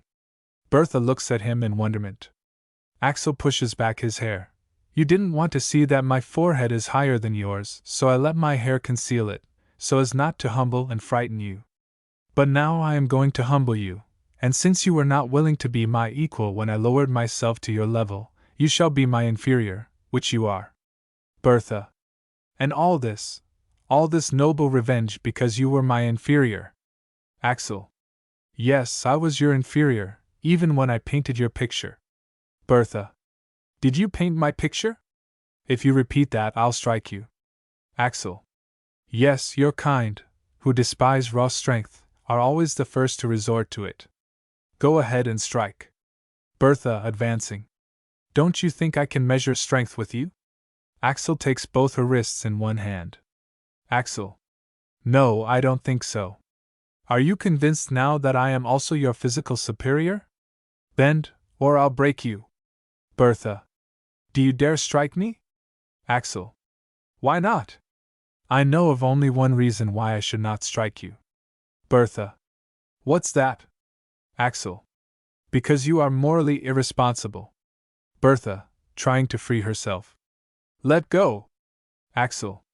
When you have begged for forgiveness. So, down on your knees. He forces her down with one hand, There, now look up to me, from below. That's your place, that you yourself have chosen? Bertha, giving in. Axel, Axel, I don't know you any more. Are you he who swore to love me, who begged to carry me, to lift me? Axel. It is I. I was strong then, and believed I had the power to do it. But you sapped my strength while my tired head lay in your lap, you sucked my best blood while I slept, and still there was enough left to subdue you. But get up and let us end this declaiming. We have business to talk over. Bertha rises, sits on couch and weeps. Why are you crying? Bertha. I don't know. Because I'm weak, perhaps. Bertha's attitude and actions are those of complete surrender. Axel. You see, I was your strength. When I took what was mine, you had nothing left. You were a rubber ball that I blew up. When I let go of you, you fell together like an empty bag. Bertha, without looking up. I don't know whether you are right or not, but since we have quarreled, my strength has left me. Axel, will you believe me, I have never experienced before what I now feel. Axel. So? What do you feel then? Bertha. I can't say it. I don't know whether it is love, but. Axel. What do you mean by love? Isn't it a quiet longing to eat me alive once more? You begin to love me. Why didn't you do that before, when I was good to you? Goodness is stupidity, though, let us be evil. Isn't that right? Bertha. Be a little evil, rather, but don't be weak. Rises. Axel, forgive me, but don't desert me. Love me. Oh, love me. Axel. It is too late. Yesterday, this morning, I would have fallen before you as you stand there now, but it's too late now. Bertha. Why is it too late now? Axel. Because tonight I have broken all ties, even the last. Bertha, taking his hands. What do you mean? Axel. I have been untrue to you. Bertha, falls in a heap. Oh. Axel. It was the only way to tear myself loose. Bertha, collecting herself. Who was she? Axel. A woman. Pause. Bertha. How did she look? Axel. Like a woman. With long hair and high breasts, etc. Spare yourself. Bertha. Do you think I am jealous of one of that kind? Axel. One of that kind, two of that kind, many of that kind. Bertha, gasping. And tomorrow our friends are invited here. Do you want to create a scandal and call in the invitations? Axel. No, I don't want to be mean in my revenge. Tomorrow we'll have our friends, and the day after our ways will part. Bertha. Yes, our ways must part now. Good night. Goes to door left. Axel, going to door right. Good night. Bertha stops. Axel. Axel. Yes? Bertha. Oh, it wasn't anything, yes, wait. Goes toward Axel with clasped hands. Love me, Axel. Love me. Axel. Would you share with another? Bertha, pause. If only you loved me. Axel. No, I cannot. You can't draw me to you as you used to do. Bertha. Love me, be merciful. I am honest now, I believe, otherwise I would never humiliate myself as I am doing now, before a man. Axel. Even if I had compassion for you, I cannot call forth any love. It has come to an end. It is dead. Bertha. I beg for a man's love, I a woman, and he shoves me away from him. Axel. Why not? We should also have leave to say no for once, although we are not always very hard to please. Bertha. A woman offers herself to a man and is refused. Axel. Feel now how millions have felt, when they have begged on their knees for the mercy of being allowed to give what the other accepts. Feel it for your whole sex, and then tell them how it felt. Bertha, rising. Good night. The day after tomorrow, then? Axel. You still want the party tomorrow, then? Bertha. Yes, I want the party tomorrow. Axel. Good. The day after tomorrow, then? They go out, each their own way, right and left. Act 4. Scene. Same. but the glass doors leading to orchard are open. The sun is still shining outside and the studio is brightly lighted. The side doors are open. A serving table is seen out in the orchard, on it are glasses and bottles, etc. Axel wears cutaway, but without the decoration, and is wearing a standing collar with four-in-hand scarf. His hair is brushed straight back. Bertha wears a dark gown, cut square, with frilled fichu. She has a flower on the left shoulder. The Misses Hall are extravagantly and expensively dressed. Bertha enters from orchard. She is pale and has dark shadows under her eyes. Abel enters from door at back. They embrace and kiss each other.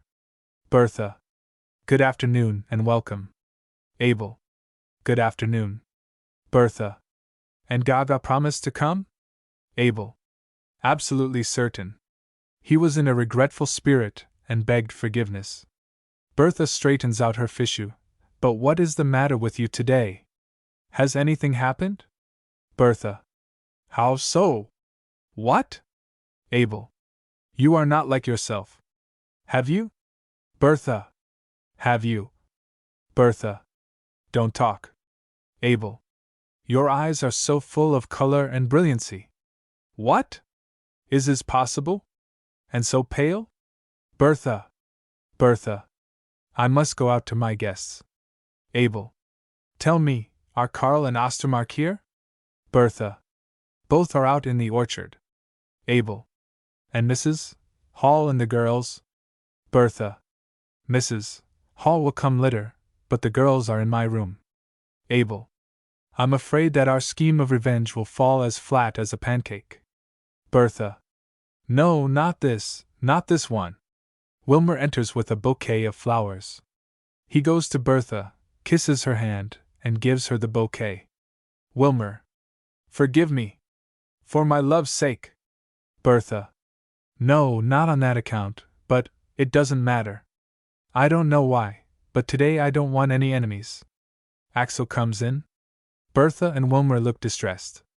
Axel, to Bertha, not noticing Wilmer: pardon if I disturb. Bertha: not at all. Axel: I only wanted to ask if you had ordered the supper? Bertha: yes, of course, as you wished. Axel: very well. I only wanted to know. Pause. Abel: how festive you two look. Bertha and Axel are silent. Wilmer breaks the embarrassment by starting for the orchard. Listen, Gaga. She hastens out after Wilmer. Axel: what have you ordered for the supper? Bertha looks at him and smiles. Lobsters and poulet.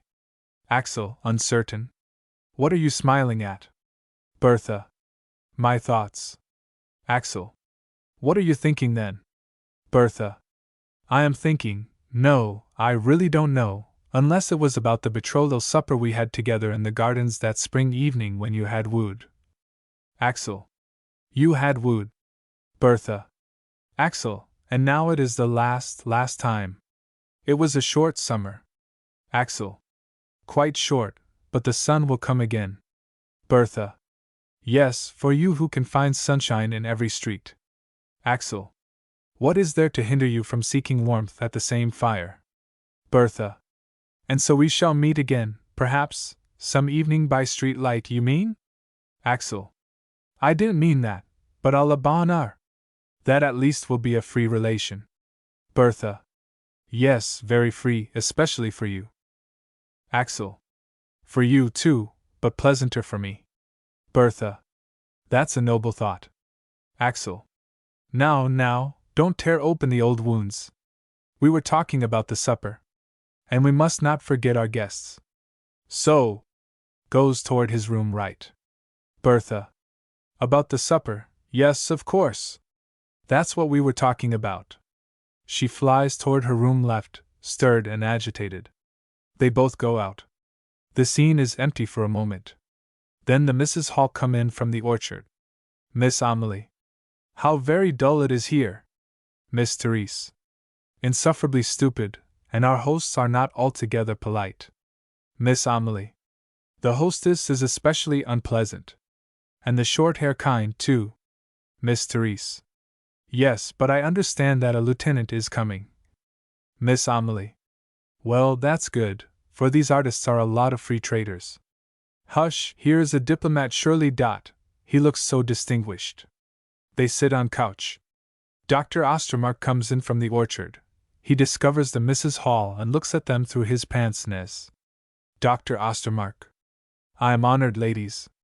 One meets so many of one's countrywomen here. Are you artists too? You paint, I suppose? Miss Amelie. No, we don't paint. Dr. Ostermark. Oh, but just a little, perhaps. Here in Paris all ladies paint themselves. Miss Therese. We don't have to. Dr. Ostermark. Oh, well, you play then? Miss Amelie. Play? Dr. Ostermark. Oh, I don't mean playing at cards. But all ladies play a little. Miss Amelie. Evidently you are just from the country. Dr. Ostermark. Yes, just from the country. Can I be of any slight service to you? Miss Therese. Pardon, but we don't know with whom we have the honor? Dr. Ostermark. You ladies have evidently just come from Stockholm.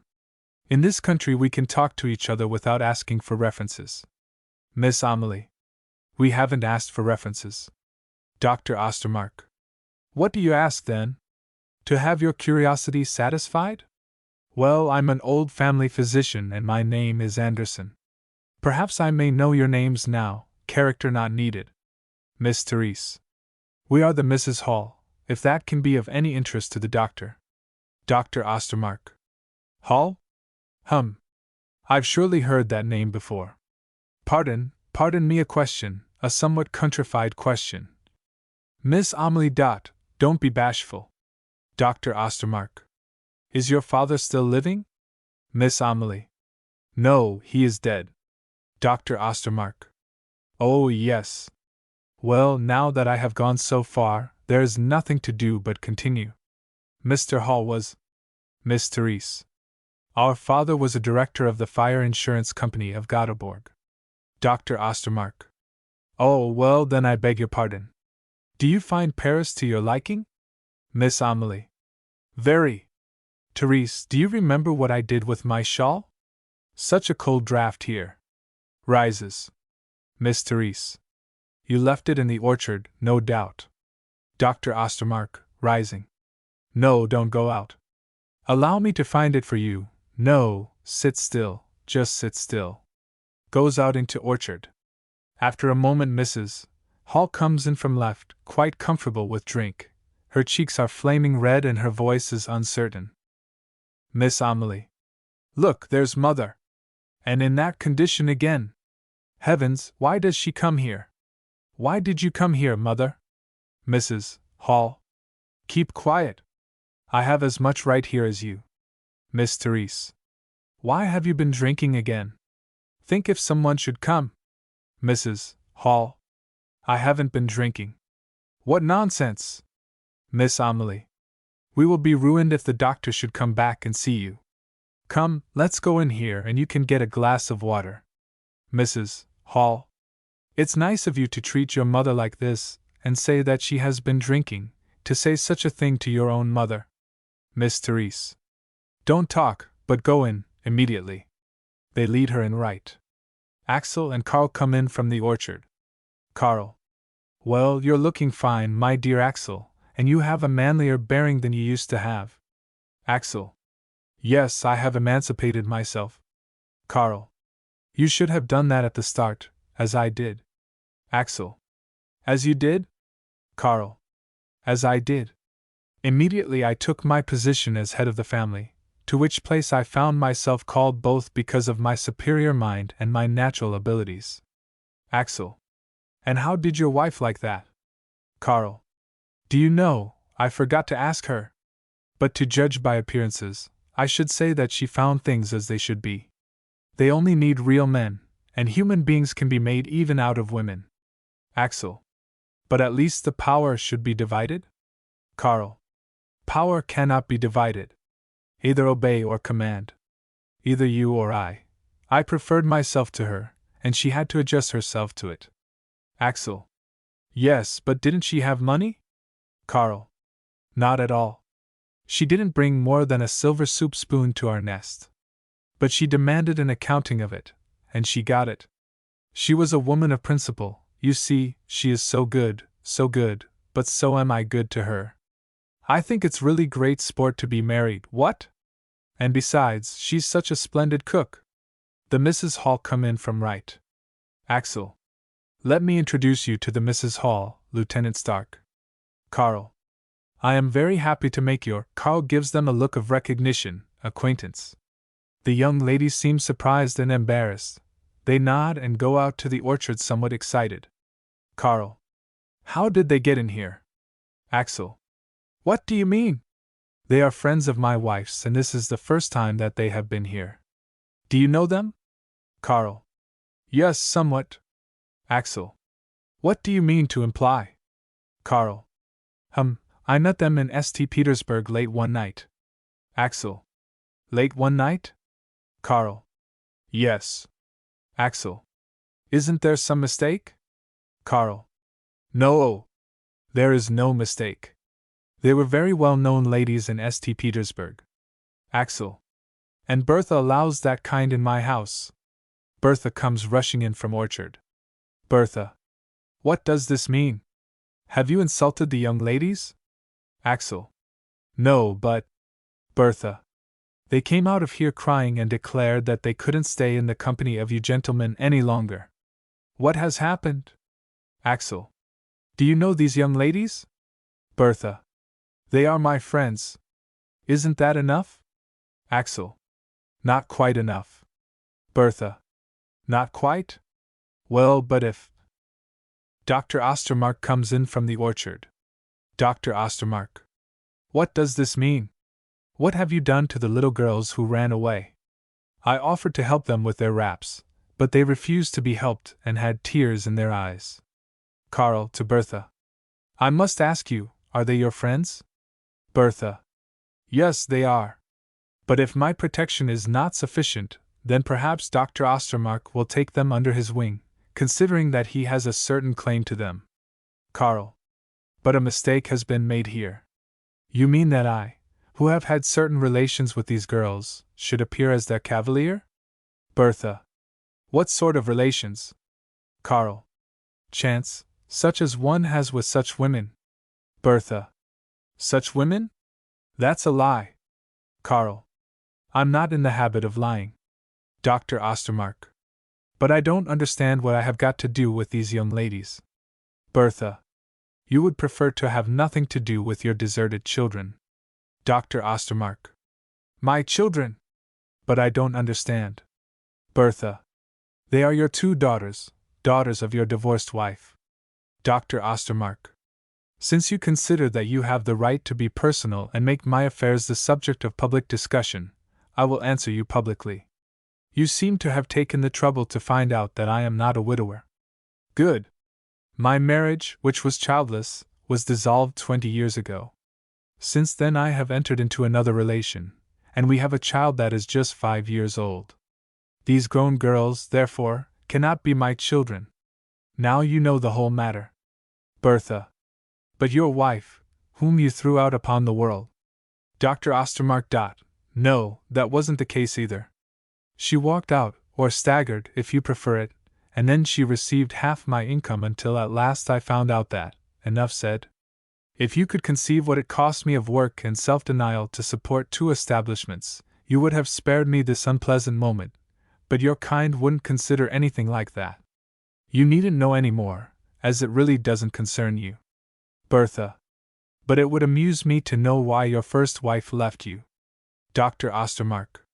I don't think it would amuse you to know that she was ugly, narrow, paltry, and that I was too good for her. Think now, you tender-hearted, sensitive Bertha, think if they really had been my daughters, these friends of yours and Carl's. Imagine how my old heart would have been gladdened to see, after 18 years, these children that I had borne in my arms during the long night of illness. And imagine if she, my first love, my wife, with whom life the first time became life, had accepted your invitation and come here? What a fifth act in the melodrama you wish to offer us, what a noble revenge on one who is guiltless! Thanks, old friend. Thank you for your reward for the friendship I have shown you. Bertha. Reward?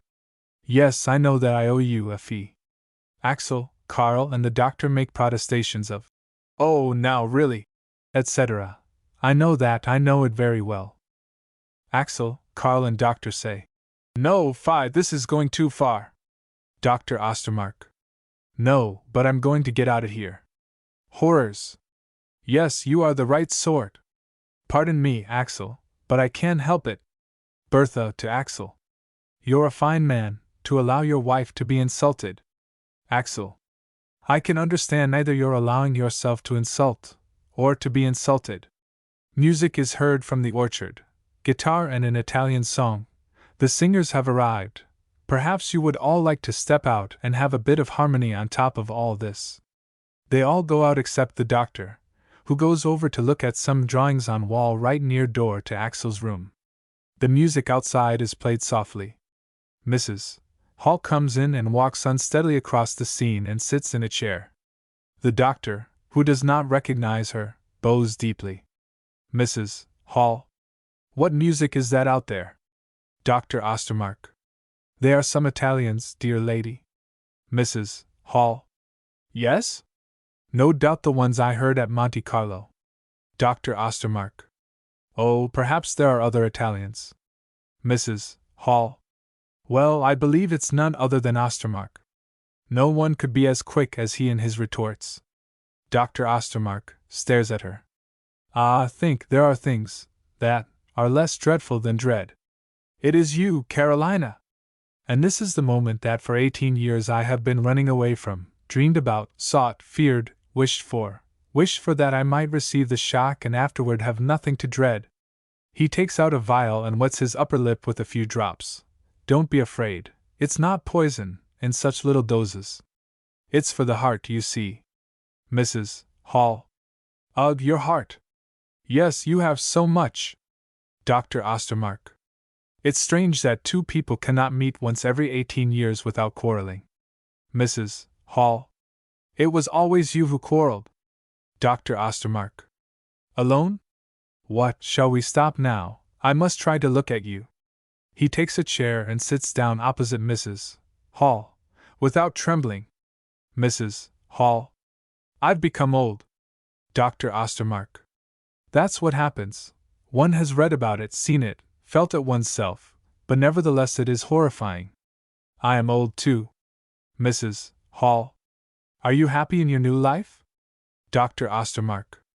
"To tell the truth, it's one and the same thing, different, but quite the same." Mrs. Hall. "Perhaps the old life was better then?" Dr. Ostermark. "No, it wasn't better, as it was about the same, but it's a question if it wouldn't have seemed better now, just because it was the old life.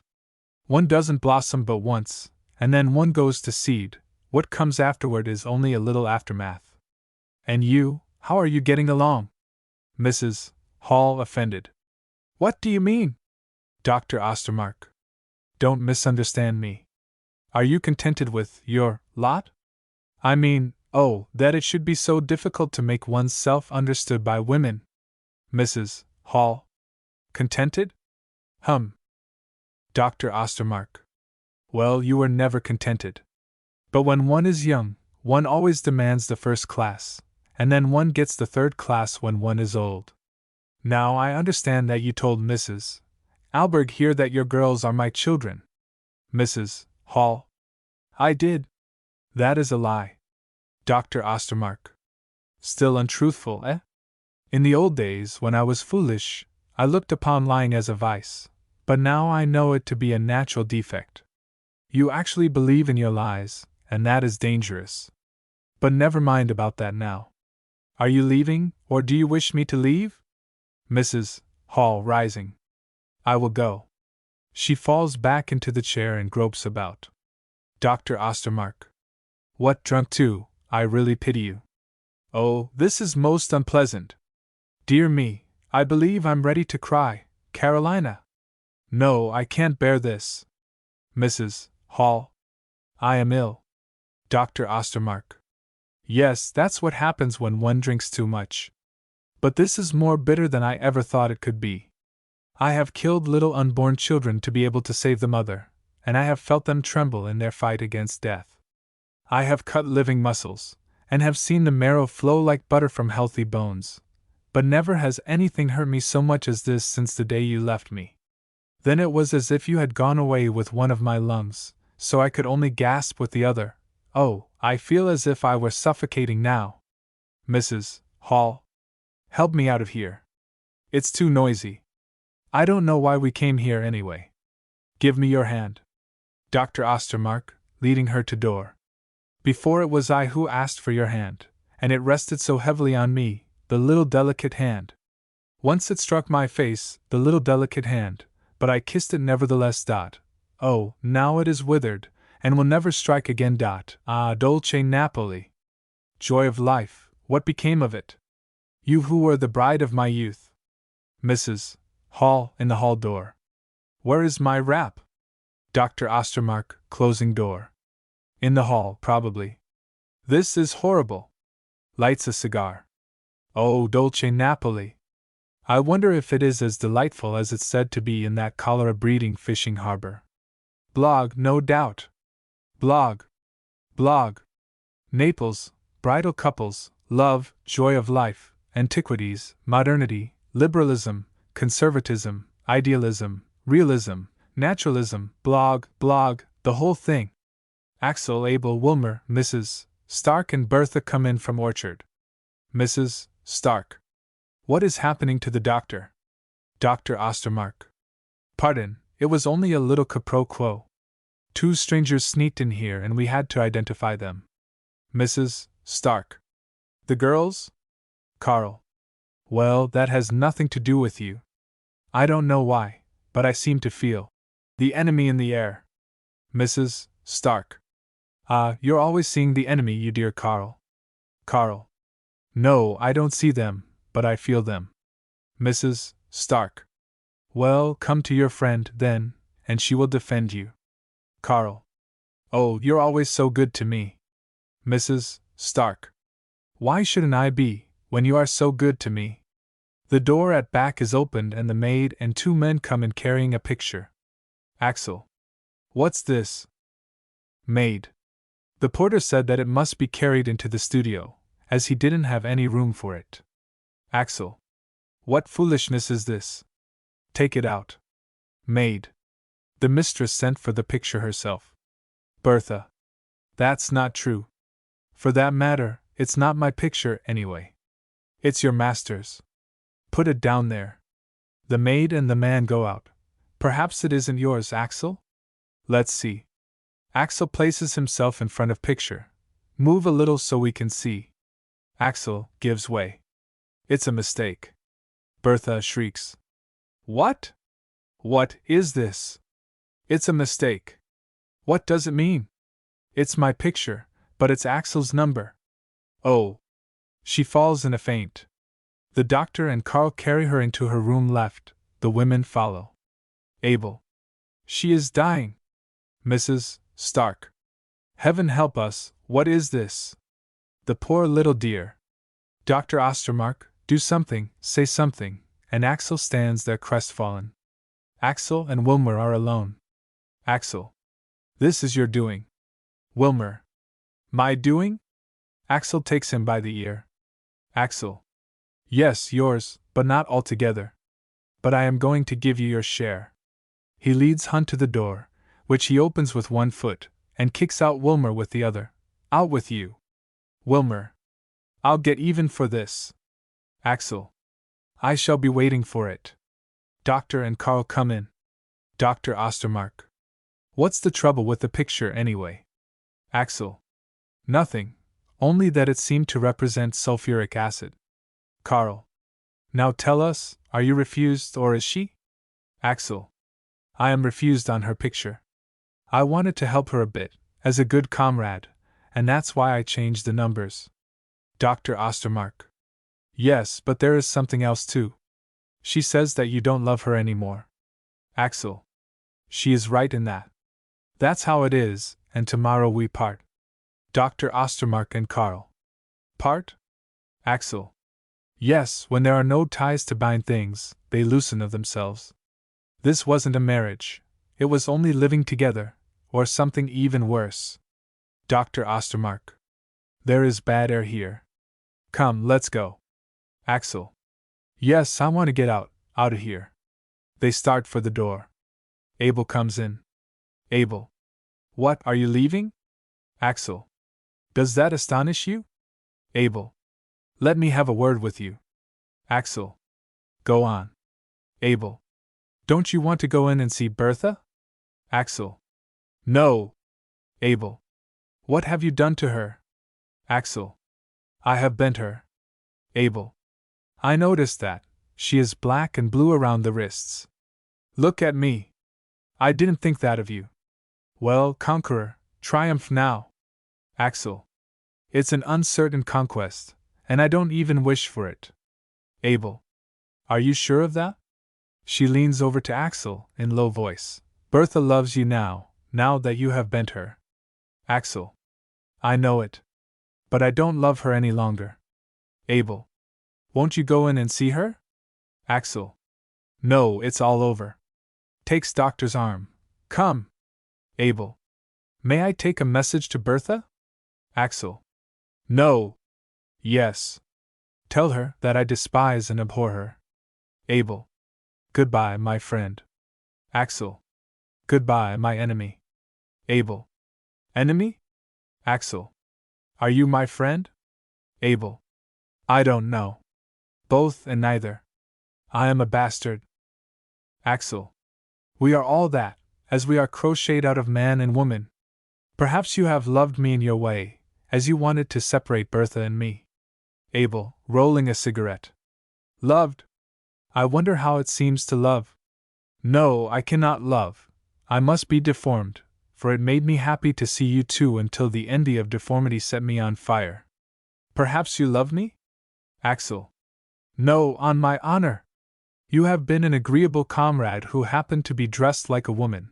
You have never impressed me as belonging to another sex. And love, you see, can and should exist only between individuals of opposite sexes. Abel.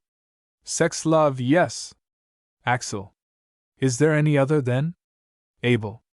I don't know. But I am to be pitied. And this hate, this terrible hate. Perhaps that would disappear if you men were not so afraid to love us, if you were not so, how shall I express it, so moral, as it's called.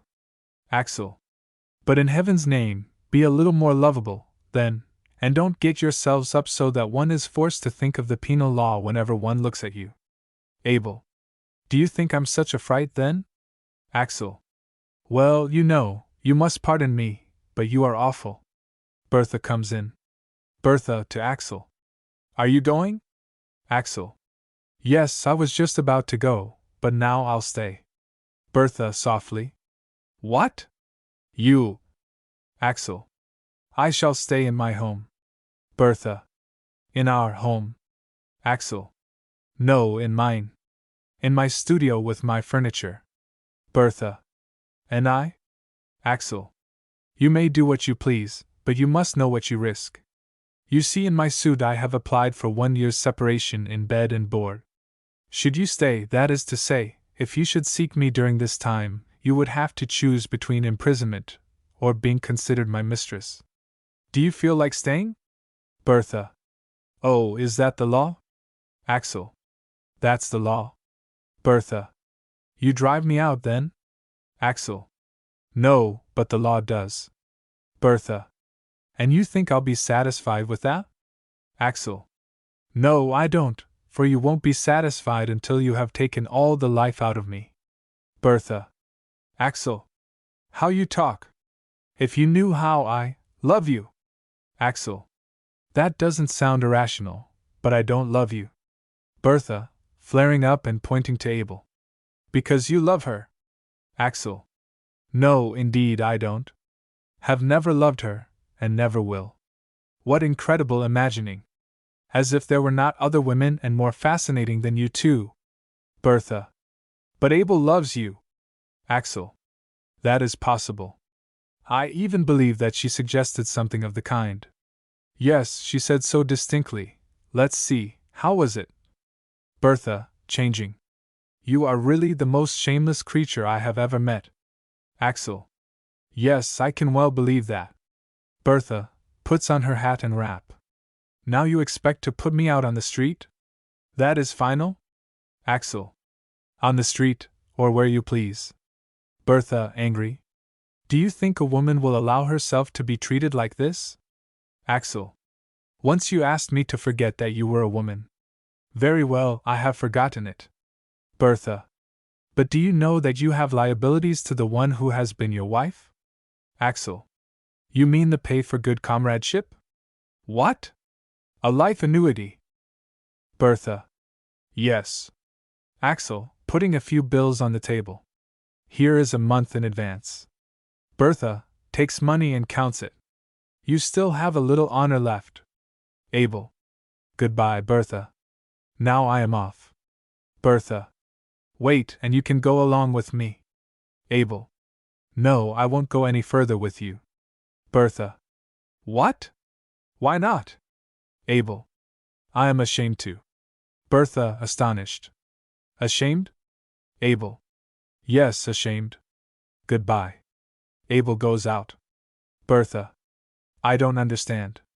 Goodbye, Axel. Thanks for the money. Are we friends? Taking his hand. Axel. I am not, at least dot. Let go of my hand, or I will believe that you wish to seduce me again. Bertha goes toward door. Axel, with a sigh of relief. Pleasant comrades. Oh. The maid enters from the orchard. Maid to Axel. There is it lady waiting for you. Axel. I'll soon be free. Bertha. Is that the new comrade? Axel. No, not comrade, but sweetheart. Bertha. And your wife to be? Axel, perhaps. Because I want to meet my comrades at the cafe, but at home I want a wife. Starts as if to go. Pardon me. Bertha. Farewell, then. Are we never to meet again? Axel. Yes, of course. But at the cafe. Goodbye. Facing death. Scene: a dining room with a long table. Through the open door is seen, over the tops of churchyard cypress trees, Lake Leman, with the Savoy Alps and the French bathing resort Evian. To left is a door to the kitchen. To right a door to inner rooms. Monsieur Durand stands in doorway looking over the lake with a pair of field glasses. Adele comes in from kitchen wearing apron and turned-up sleeves. She carries a tray with coffee things. Haven't you been for the coffee bread, father? Durand. No, I sent Pierre. My chest has been bad for the last few days, and it affects me to walk the steep hill. Adele. Pierre again, eh? That costs 3 sous. Where are they to come from, with only one tourist in the house for over 2 months? Durand. That's true enough, but it seems to me Annette might get the bread. Adele. That would ruin the credit of the house entirely, but you have never done anything else. Durand. Even you, Adele? Adele. Even I am tired, though I have held out longest. Durand. Yes, you have, and you were still human when Therese and Annette cautioned me. You and I have pulled this house through since Mother died. You have had to sit in the kitchen like Cinderella. I have had to take care of the service, the fires, sweep and clean, and do the errands. You are tired. How should it be with me, then? Adele. But you mustn't be tired. You have 3 daughters who are unprovided for, and whose dowry you have wasted. Durand, listening without. Doesn't it seem as if you heard the sound of clanging and rumbling down toward Cully? If fire has broken out, they are lost, because the wind is going to blow soon, the lake tells me that. Adele. Have you paid the fire insurance on our house? Durand. Yes, I have. Otherwise I would never have got that last mortgage. Adele. How much is there left unmortgaged? Durand. 1/5 of the fire insurance policy. But you know how property dropped in value when the railroad passed our gates and went to the east instead. Adele. So much the better. Durand, sternly. Adele. Pause. Will you put out the fire in the stove? Adele. Impossible. I can't till the coffee bread comes. Durand. Well, here it is. Pierre comes in with basket. Adele looks in the basket. Adele. No bread. But a bill, 2-3. Pierre. Well, the baker said he wouldn't send any more bread until he was paid. And then, when I was going by the butcher's and the grocer's, they shoved these bills at me. Goes out. Adele. Oh God in heaven, this is the end for us. But what's this? Opens a package. Durand. Some candles that I bought for the Mass for my dear little Renee. Today is the anniversary of his death. Adele. You can afford to buy such things. Durand. With my tips, yes. Don't you think it is humiliating to stretch out my hand whenever a traveler leaves us? Can't you grant me the only contentment I possess? Let me enjoy my sorrow one time each year? To be able to live in memory of the most beautiful thing life ever gave me? Adele. If he had only lived until Mo, you'd see how beautiful he'd be. Durand. It's very possible that there's truth in your irony. As I remember him, however, he was not as you all are now. Adele. Will you be good enough to receive Monsieur Antonio yourself? He is coming now to have his coffee without bread. Oh, if Mother were only living! She always found a way when you stood helpless. Durand. Your mother had her good qualities. Adele. Although you saw only her faults. Durand. Monsieur Antonio is coming. If you leave me now, I'll have a talk with him. Adele. You would do better to go out and borrow some money, so that the scandal would be averted. Durand. I can't borrow a sou. After borrowing for 10 years. Let everything crash at once, everything, if it would only be the end. Adele. The end for you, yes? But you never think of us. Durand. No, I have never thought of you, never. Adele. Do you begrudge us our bringing up? Durand. I am only answering an unjust reproach. Go now, and I'll meet the storm, as usual. Adele. As usual, Goes. Antonio comes in from back. Antonio. Good morning, Monsieur Durand. Durand. Monsieur Lieutenant has already been out for a walk? Antonio. Yes, I've been down toward Cully and saw them put out a chimney fire. Now, some coffee will taste particularly good. Durand. It's needless to say how it pains me to have to tell you that on account of insufficient supplies our house can no longer continue to do business. Antonio. How is that? Durand. To speak plainly, we are bankrupt. Antonio. But my good Monsieur Durand, is there no way of helping you out of what I hope is just a temporary embarrassment? Durand. No, there is no possible way out. The condition of the house has been so completely undermined for many years that I had rather the crash would come than live in a state of anxiety day and night, expecting what must come. Antonio. Nevertheless, I believe you are looking at the dark side of things. Durand. I can't see what makes you doubt my statement. Antonio. Because I want to help you. Durand. I don't wish any help. Privation must come and teach my children to lead a different life from this which is all play. With the exception of Adele, who really does take care of the kitchen, what do the others do? Play, and sing, and promenade, and flirt, and as long as there is a crust of bread in the house, they'll never do anything useful. Antonio. Granting that, but until the finances are straightened out we must have bread in the house. Allow me to stay a month longer, and I will pay my bill in advance. Durand. No, thank you, we must stick to this course even if it leads us into the lake. And I don't want to continue in this business, which doesn't bring bread, nothing but humiliations. Just think how it was last spring, when the house had been empty for 3 months. Then at last an American family came and saved us. The morning after their arrival I ran across the son catching hold of my daughter on the stairs. It was Therese, he was trying to kiss her. What would you have done in my case? Antonio, confused. I don't know. Durand. I know what I, as a father, should have done, but father-like, I didn't do it. But I know what to do the next time. Antonio. On account of that very thing it seems to me that you should think very carefully about what you do, and not leave your daughters to chance. Durand. Monsieur Antonio, you are a young man who, for some inexplicable reason, has won my regard. Whether you grant it or not, I am going to ask one thing of you. Don't form any opinions about me as an individual, or about my conduct. Antonio. Monsieur Durand, I promise that if you will answer me one question, are you Swiss born, or not?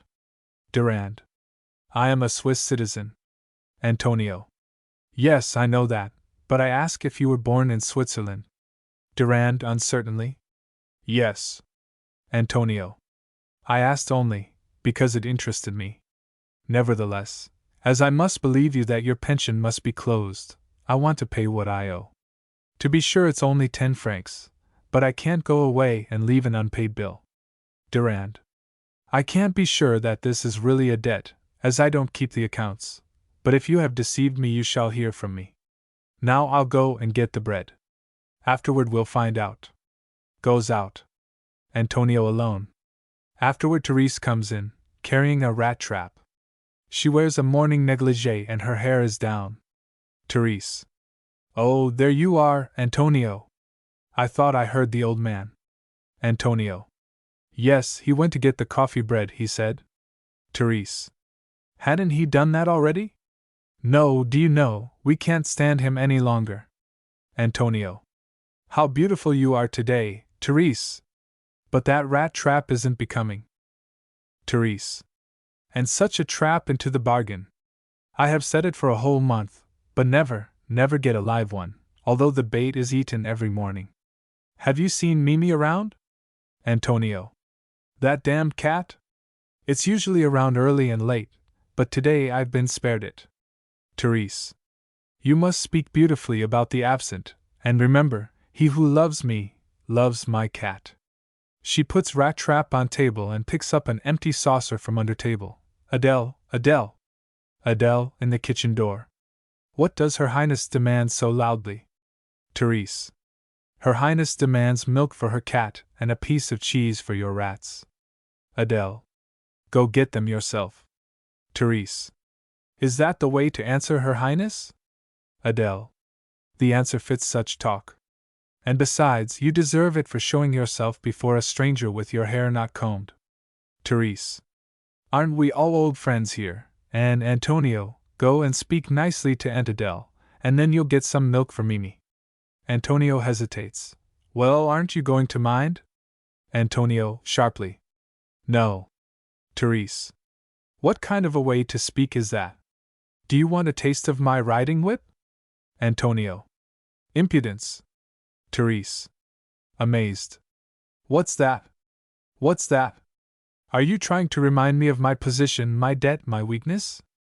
Antonio. No, I only want to remind you of my position, my debt, my weakness. Adele, getting the saucer. Now listen, good friends. What's all this foolishness for? Be friends, and then I'll give you some very nice coffee. Goes into the kitchen. Therese, crying. You are tired of me, Antonio, and you are thinking of giving me up. Antonio. You mustn't cry, it will make your eyes so ugly. Therese. Oh, if they are not as beautiful as Annette's. Antonio. So, it's Annette now. But now look here, all fooling aside, isn't it about time we had our coffee? Therese. You'd make a charming married man, not able to wait a moment for your coffee. Antonio. And what a lovable married lady you would be, who growls at her husband because she has made a blunder. Annette comes in fully dressed and hair done up. Annette. You seem to be quarreling this morning. Antonio. See, there's Annette, and dressed already. Therese. Yes, Annette is so extraordinary in every respect, and she also has the prerogative of being older than I am. Annette. If you don't hold your tongue. Antonio. Oh, now, be good, now, Therese. He puts his arm around her and kisses her. Monsieur Durand appears in the doorway as he does so. Durand, astonished. What's this? Therese, freeing herself. What? Durand. Did my eyes see right? Therese. What did you see? Durand. I saw that you allowed a strange gentleman to kiss you. Therese. That's a lie. Durand. Have I lost my sight, or do you dare lie to my face? Therese. Is it for you to talk about lying, you who lie to us and the whole world by saying that you were born a Swiss although you are a Frenchman? Durand. Who said that? Therese. Mother said so. Durand, to Antonio. Monsieur Lieutenant, as our account is settled, I'll ask you to leave this house immediately, or else. Antonio. Or else? Durand. Choose your weapon. Antonio. I wonder what sort of defense you would put up other than the hares. Durand. If I didn't prefer my stick, I should take the gun that I used in the last war. Therese. You have surely been at war, you who deserted. Durand. Mother said that too. I can't fight the dead, but I can fight the living. Lifts his walking stick and goes toward Antonio. Therese and Annette throw themselves between the men. Annette. Think what you are doing. Therese. This will end on the scaffold. Antonio, backing away. Goodbye, Monsieur Durand. Keep my contempt, and my 10 francs. Durand takes a gold piece from his vest pocket and throws it toward Antonio. My curses follow your gold, scamp. Therese and Annette following Antonio. Therese and Annette. Don't go, don't leave us. Father will kill us. Durand breaks his stick in two. He who cannot kill must die. Antonio. Goodbye, and I hope you'll miss the last rat from your sinking ship. He goes. Therese to Durand. That's the way you treat your guests. Is it any wonder the house has gone to pieces? Durand. Yes, that's the way, such guests. But tell me, Therese, my child, takes her head between his hands, tell me, my beloved child, tell me if I saw wrong just now, or if you told a falsehood. Therese, peevishly. What? Durand. You know what I mean. It isn't the thing itself, which can be quite innocent, but it is a matter of whether I can trust my senses that interests me. Therese. Oh, talk about something else. Tell us rather what we are going to eat and drink today. For that matter, it's a lie. He didn't kiss me. Durand. It isn't a lie. In heaven's name, didn't I see it happen? Therese. Prove it. Durand. Prove it? With 2 witnesses or a policeman? To Annette. Annette, my child, will you tell me the truth? Annette. I didn't see anything. Durand. That's a proper answer. For one should never accuse one's sister. How like your mother you are today, Annette. Annette. Don't you say anything about mother. She should be living such a day as this. Adele comes in with a glass of milk, which she puts on table. Adele to Durand. There's your milk. What happened to the bread? Durand. Nothing, my children. It will continue to come as it always has up to the present. Therese grabs the glass of milk from her father. You shall not have anything, you who throw away money, so that your children are compelled to starve. Adele. Did he throw away money, the wretch? He should have been put in the lunatic asylum the time mother said he was right for it. See, here's another bill that came by way of the kitchen. Durand takes the bill and starts as he looks at it. Pours a glass of water and drinks. Sits down and lights his briar pipe. Annette. But he can afford to smoke tobacco. Durand, tired and submissively. Dear children, this tobacco didn't cost me any more than that water, for it was given to me 6 months ago. Don't vex yourselves needlessly. Therese takes matches away. Well, at least you shan't waste the matches. Durand. If you knew, Therese, how many matches I have wasted on you when I used to get up nights to see if you had thrown off the bedclothes. If you knew, Annette, how many times I have secretly given you water when you cried from thirst, because your mother believed that it was harmful for children to drink. Therese. Well, all that was so long ago that I can't bother about it. For that matter, it was only your duty, as you have said yourself. Durand. It was, and I fulfilled my duty and a little more too. Adele.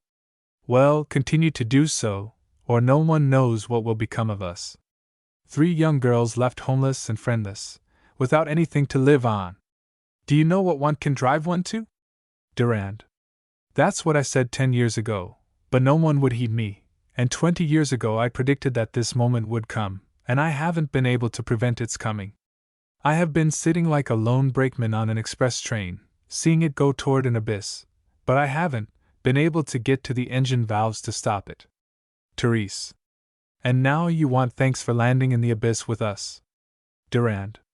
No, my child, I only ask that you be a little less unkind to me. You have creamed for the cat, but you begrudge milk to your father, who has not eaten for so long. Therese. Oh, it's you, then, who has begrudged milk for my cat. Durand. Yes, it's I. Annette. And perhaps it is he who has eaten the rat's bait, too. Durand. It is he. Adele. Such a pig. Therese, laughing. Think if it had been poisoned. Durand. Alas, if only it had been, you mean. Therese. Yes, you surely wouldn't have minded that, you who have so often talked about shooting yourself, but have never done it. Durand. Why didn't you shoot me? That's a direct reproach. Do you know why I haven't done it? To keep you from going into the lake, my dear children. Say something else unkind now. It's like hearing music, tunes that I recognize, from the good old times. Adele. Stop such useless talk now and do something. Do something. Therese. Do you know what the consequences may be if you leave us in this shape? Durand. You will go and prostitute yourselves. That's what your mother always said she'd do when she had spent the housekeeping money on lottery tickets. Adele. Silence. Not a word about our dear, beloved mother. Durand, half humming to himself. It has begun to blow outside and grown cloudy. Durand rises quickly and says to Adele, Put out the fire in the stove. The windstorm is coming. Adele, looking Durand in the eyes. No, the wind is not coming. Durand. Put out the fire. If it catches fire here, we'll get nothing from the insurance. Put out the fire, I say, put it out. Adele. I don't understand you. Durand looks in her eyes, taking her hand. Just obey me, do as I say. Adele goes into kitchen, leaving the door open. To Therese and Annette, go up and shut the windows, children, and look after the drafts. But come and give me a kiss first, for I am going away to get money for you. Therese. Can you get money? Durand. I have a life insurance that I think I am going to realize on. Therese. How much can you get for it? Durand. 600 francs if I sell it, and 5,000 if I die. Therese, concerned. Now, tell me, my child, we mustn't be needlessly cruel. Tell me, Therese, are you so attached to Antonio that you would be quite unhappy if you didn't get him? Therese. Oh, yes. Durand. Then you must marry him if he really loves you. But you mustn't be unkind to him, for then you'll be unhappy. Goodbye, my dear beloved child. Takes her in his arms and kisses her cheeks. Therese. But you mustn't die, father, you mustn't. Durand. Would you grudge me going to my peace? Therese. No, not if you wish it yourself. Forgive me, father, the many, many times I've been unkind to you. Durand. Nonsense, my child. Therese. But no one was so unkind to you as I. Durand. I felt it less because I loved you most. Why, I don't know. But run and shut the windows. Therese. Here are your matches, Papa, and there's your milk. Durand, smiling. Ah, you child. Therese. Well, what can I do? I haven't anything else to give you. Durand. You gave me so much joy as a child that you owe me nothing. Go now, and just give me a loving look as you used to do. Therese turns and throws herself into his arms. So, my child, now all is well. Therese runs out. Farewell, Annette. Annette. Are you going away? I don't understand all this.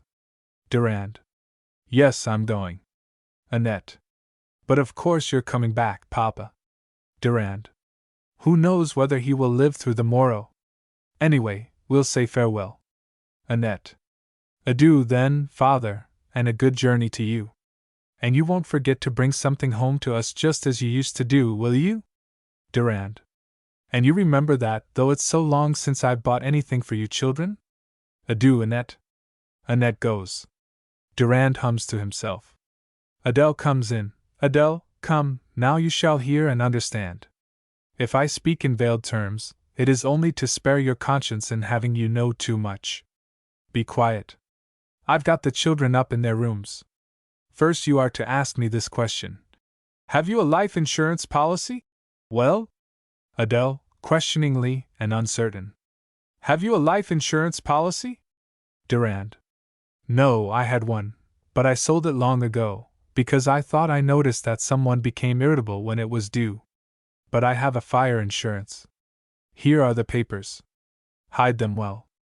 Now I'm going to ask you something. Do you know how many candles there are in a pound, mass candles at 75 centimes? Adele. There are 6. Durand, indicating the package of candles. How many candles are there? Adele. Only 5. Durand. Because the 6th is placed very high up and very near. Adele. Good Lord. Durand, looking at his watch. In 5 minutes or so, it will be burned out. Adele. No. Durand. Yes. Can you see dawn any other way in this darkness? Adele. No. Durand. Well then. That takes care of the business. Now about another matter. If Monsieur Durand passes out of the world as an, whispers, incendiary, it doesn't matter much, but his children shall know that he lived as a man of honor up to that time. Well then, I was born in France, but I didn't have to admit that to the first scamp that came along. Just before I reached the age of conscription, I fell in love with the one who later became my wife. To be able to marry, we came here and were naturalized. When the last war broke out, and it looked as if I was going to carry a weapon against my own country, I went out as a sharpshooter against the Germans. I never deserted, as you have heard that I did. Your mother invented that story. Adele. Mother never lied. Durand. So. Now the ghost has risen and stands between us again. I cannot enter an action against the dead, but I swear I am speaking the truth. Do you hear? And as far as your dowry is concerned, that is to say your maternal inheritance, these are the facts. First, your mother through carelessness and foolish speculations ruined your paternal inheritance so completely that I had to give up my business and start this pension. After that, part of her inheritance had to be used in the bringing up of you children, which of course cannot be looked upon as thrown away. So it was also untrue that. Adele. No, that's not what mother said on her deathbed. Durand. Then your mother lied on her deathbed, just as she had done all through her life. And that's the curse that has been following me like a spook. Think how you have innocently tortured me with these 2 lies for so many years. I didn't want to put disquiet into your young lives which would result in your doubting your mother's goodness. That's why I kept silent. I was the bearer of her cross throughout our married life, carried all her faults on my back, took all the consequences of her mistakes on myself until at last I believed that I was the guilty one. And she was not slow, first to believe herself to be blameless, and then later the victim. Blame it on me, I used to say, when she had become terribly involved in some tangle. And she blamed and I bore. But the more she became indebted to me, the more she hated me, with the limitless hatred of her indebtedness. And in the end she despised me, trying to strengthen herself by imagining she had deceived me. And last of all she taught you children to despise me, because she wanted support in her weakness. I hoped and believed that this evil but weak spirit would die when she died, but evil lives and grows like disease, while soundness stops at a certain point and then retrogrades. And when I wanted to change what was wrong in the habits of this household, I was always met with, "But mother said," and therefore it was true. Mother used to do this way, and therefore it was right. And to you I became a good-for-nothing when I was kind, a miserable creature when I was sensitive, and a scamp when I let you all have your way and ruin the house. Adele. It's honorable to accuse the dead who can't defend themselves. Durand, fast and exalted. I am not dead yet, but I will be soon. Will you defend me then? No, you need not. But defend your sisters. Think only of my children, Adele. Take a motherly care of Therese. She is the youngest and liveliest, quick for good and bad, thoughtless but weak. See to it that she marries soon, if it can be arranged. Now, I can smell burning straw. Adele. Lord protect us. Durand drinks from glass? He will.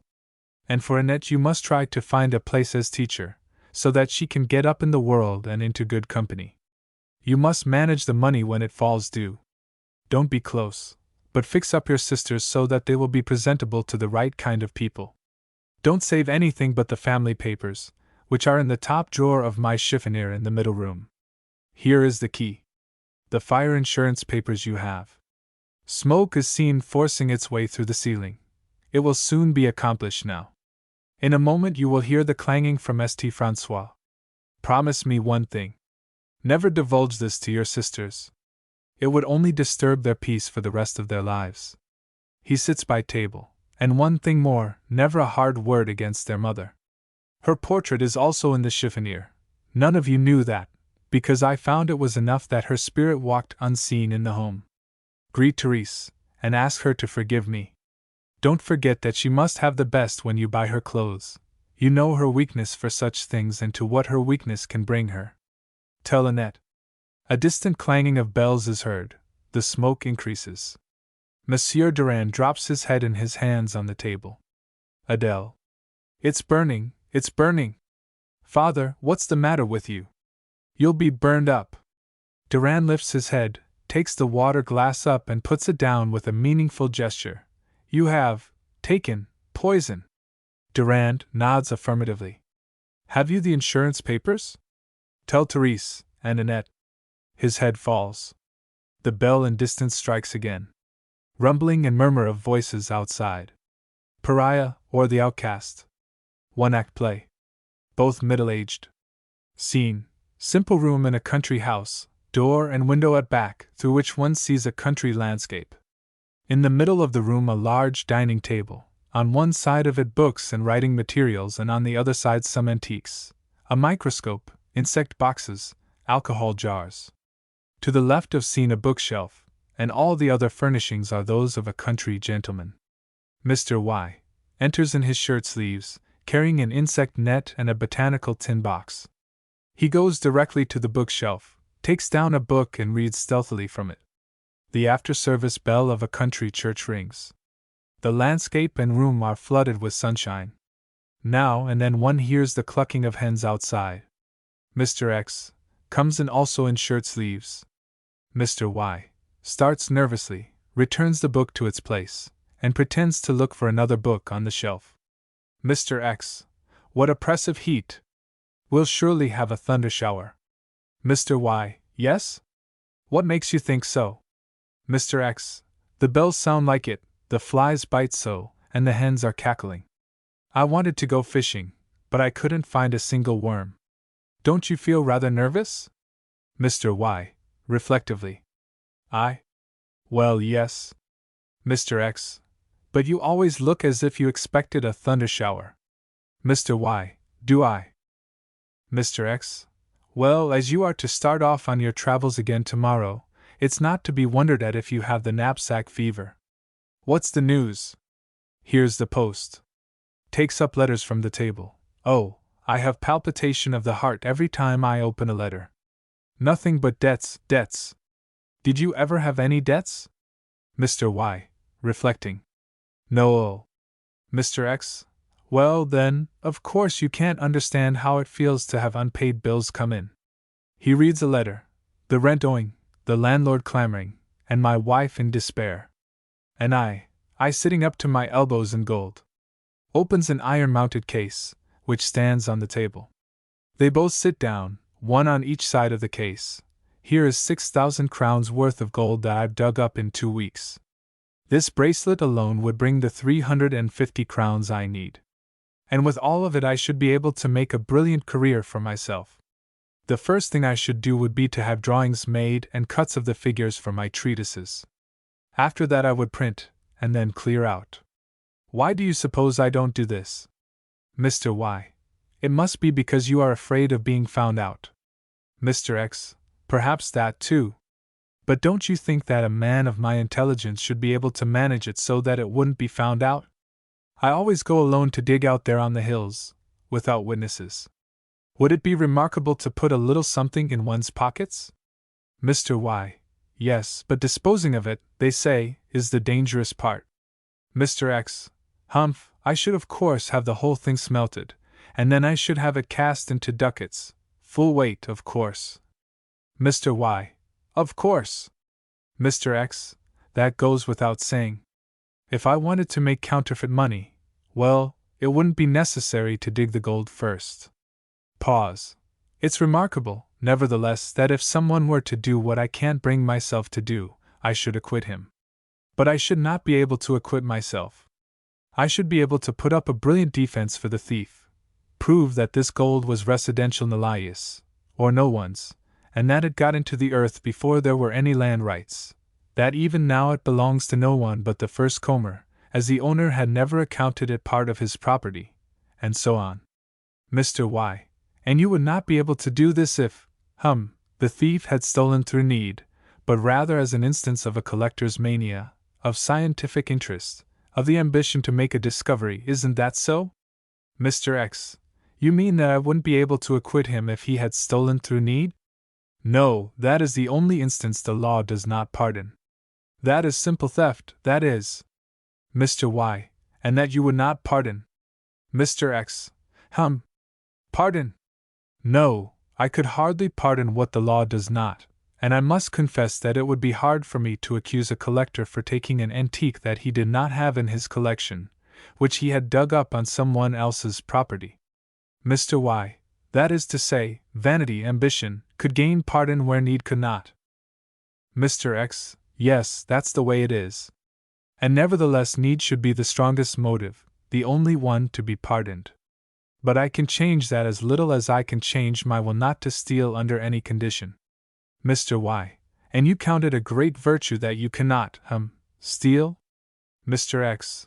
With me not to steal is just as irresistible as stealing is to some, and therefore, no virtue. I cannot do it, and they cannot help doing it. You understand, of course, that the idea of wanting to possess this gold is not lacking in me.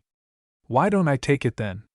I cannot, it's an inability, and a lack is not a virtue. And there you are. Closes the case with a bang. At times stray clouds have dimmed the light in the room, and now it darkens with the approaching storm. Mr. X. How close it is! I think we'll have some thunder. Mr. Y. Rises and shuts the door and window. Mr. X. Are you afraid of thunder?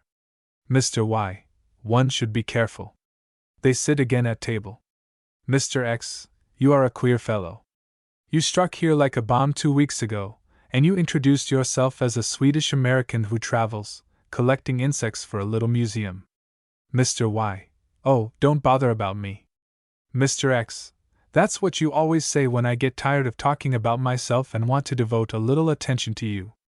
Perhaps it was because you let me talk so much about myself that you won my sympathy. We were soon old acquaintances. There were no corners about you for me to knock against, no needles or pins to prick. There was something so mellow about your whole personality, you were so considerate, a characteristic which only the most cultivated can display. You were never noisy when you came home late, never made any disturbance when you got up in the morning, you overlooked trifles, drew aside when ideas became conflicting.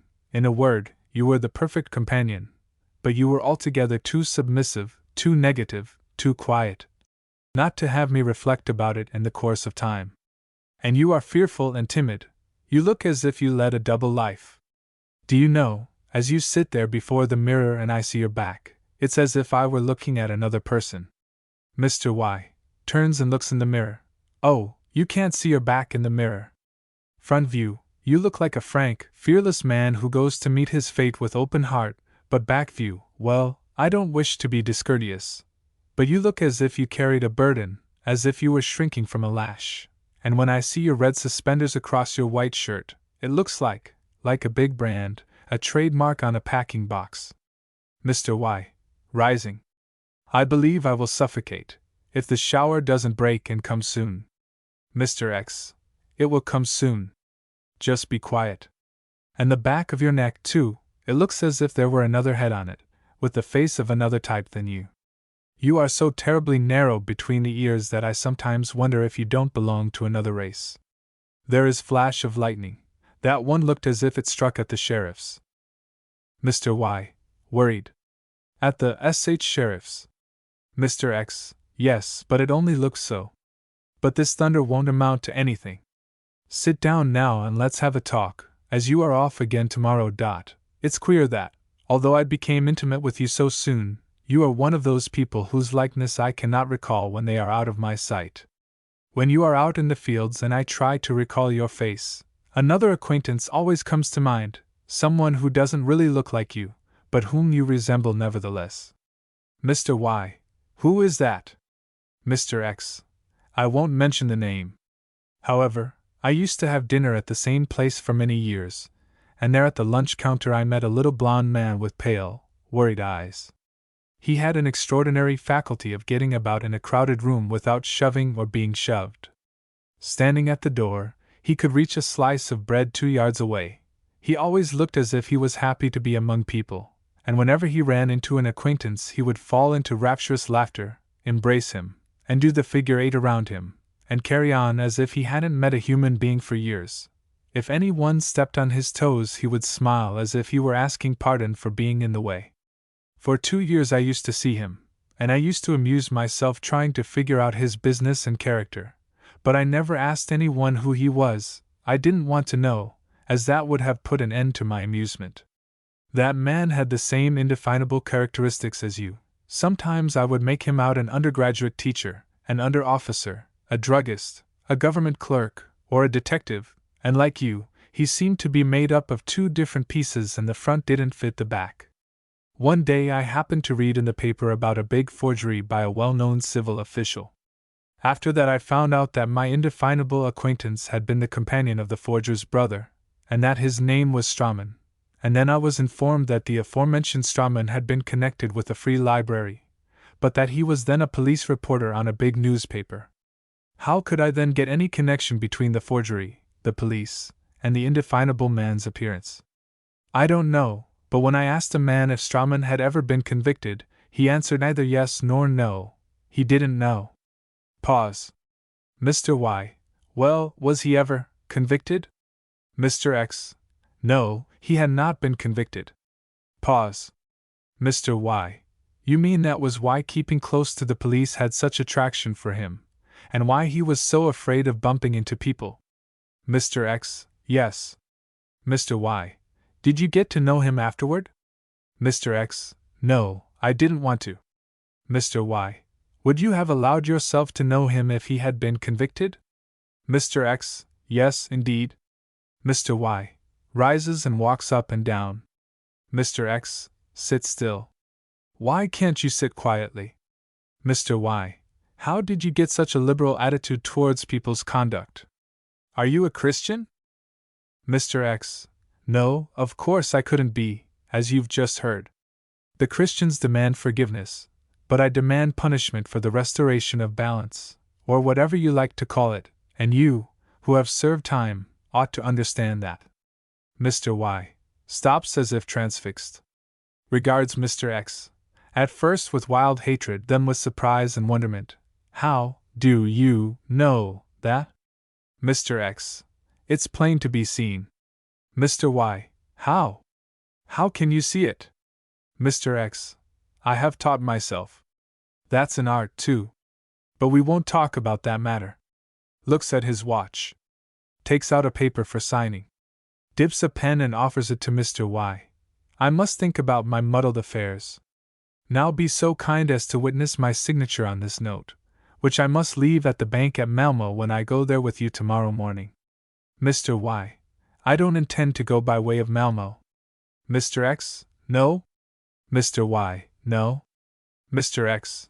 But you can witness my signature nevertheless. Mr. Y. No. I never sign my name to papers. Mr. X. Any more? That's the 5th time that you have refused to write your name. The first time was on a postal receipt, and it was then that I began to observe you, and now, I see that you have a horror of touching pen and ink. You haven't sent a letter since you've been here. Just one postal card, and that you wrote with a blue pencil. Do you see now how I have figured out your misstep?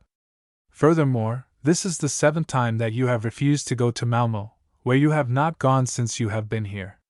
Nevertheless, you came here from America just to see Malmo, and every morning you have walked southward 3.5 miles to the Windmill Hill just to see the roofs of Malmo. Also, when you stand at the right-hand window, through the 3rd window pane to the left, counting from the bottom up, you can see the turrets of the castle, and the chimneys on the state prison. Do you see now that it is not that I am so clever but that you are so stupid? Mr. Y, now you hate me. Mr. X, no. Mr. Y, yes, you do, you must. Mr. X, no, see, here's my hand. Mr. Y, kisses the proffered hand. Mr. X, drawing back his hand. What dog's trick is that? Mr. Y, pardon. But thou art the first to offer me his hand after knowing. Mr. X. And now you are. The ing. Me. It alarms me that, after serving your time, you do not feel your honor retrieved, that you do not feel on equal footing, in fact, just as good as anyone. Will you tell me how it happened? Will you? Mr. Y. Dubiously. Yes, but you won't believe what I say. I'm going to tell you, though, and you shall see that I was not a common criminal. You shall be convinced that missteps are made, as one might say, involuntarily, shakily, as if they came of their own accord, spontaneously, without intention, blamelessly. Let me open the window a little. I think the thunder shower has passed over. Mr. X, go ahead. Mr. Y goes and opens the window, then comes and sits by the table again and tells the following with great enthusiasm, theatrical gestures and false accents. Well, you see, I was a student at Lund, and once I needed a loan. I had no dangerously big debts. My father had some means, not very much, to be sure. However, I had sent away a note of hand to a man whom I wanted to have sign it as second security, and contrary to all expectations, it was returned to me with a refusal. I sat for a while benumbed by the blow, because it was a disagreeable surprise, very disagreeable. The note lay before me on the table, and beside it the letter of refusal. My eyes glanced hopelessly over the fatal lines which contained my sentence. To be sure, it wasn't a death sentence, as I could easily have got some other man to stand as security, as many as I wanted, for that matter.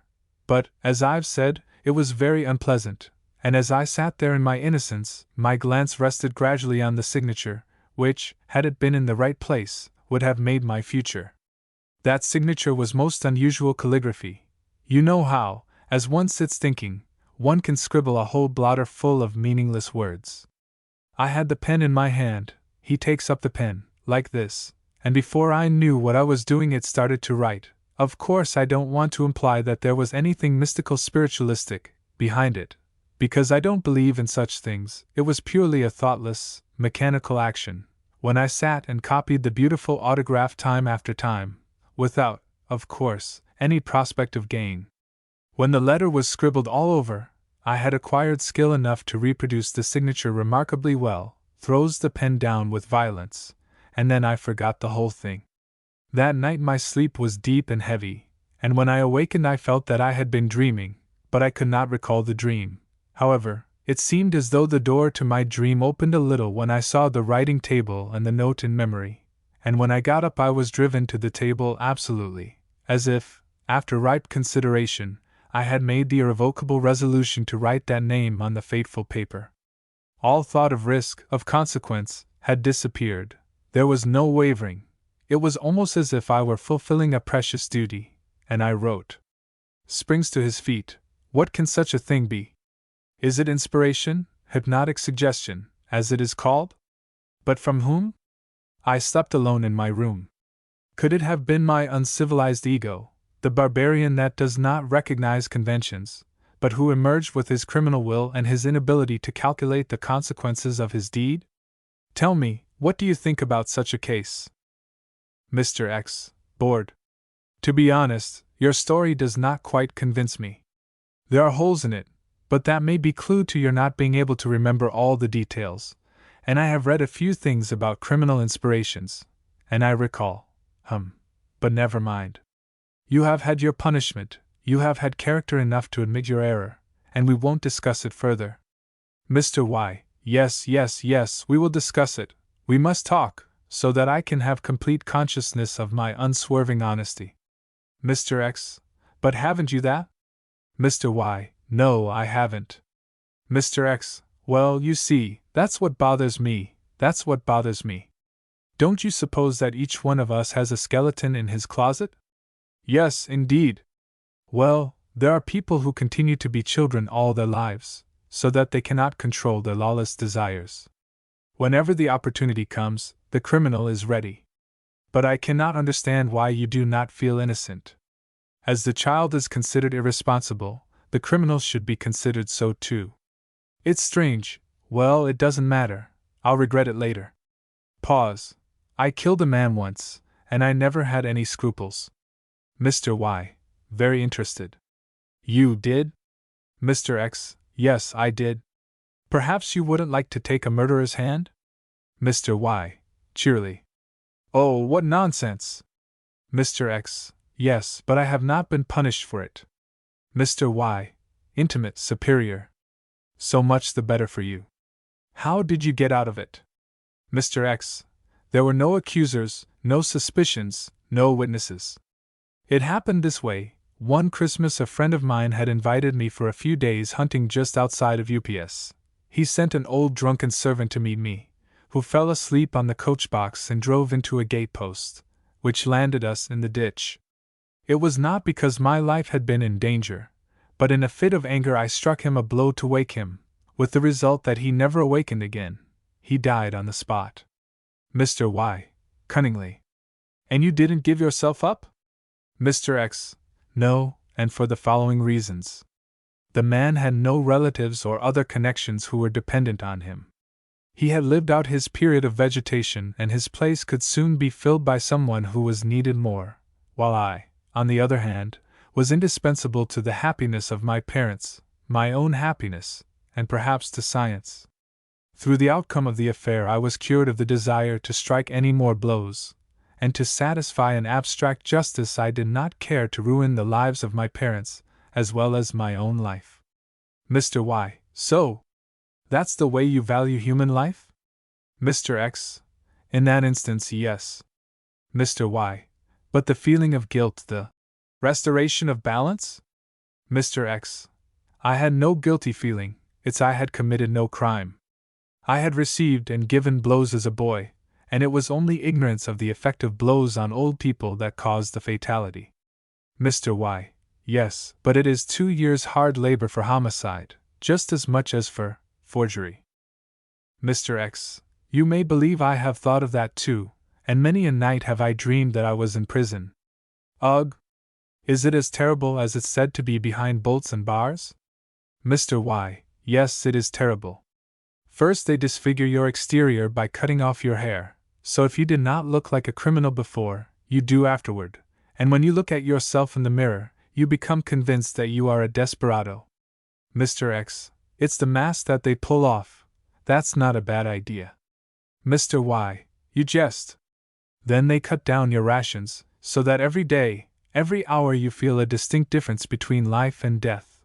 All life's functions are repressed. You feel yourself groveling, and your soul, which should be bettered and uplifted there, is put on a starvation cure, driven back 1,000 years in time. You are only allowed to read what was written for the barbarians of the migratory period. You are allowed to hear about nothing but that which can never come to pass in heaven, but what happens on earth remains a secret. You are torn from your own environment, moved down out of your class.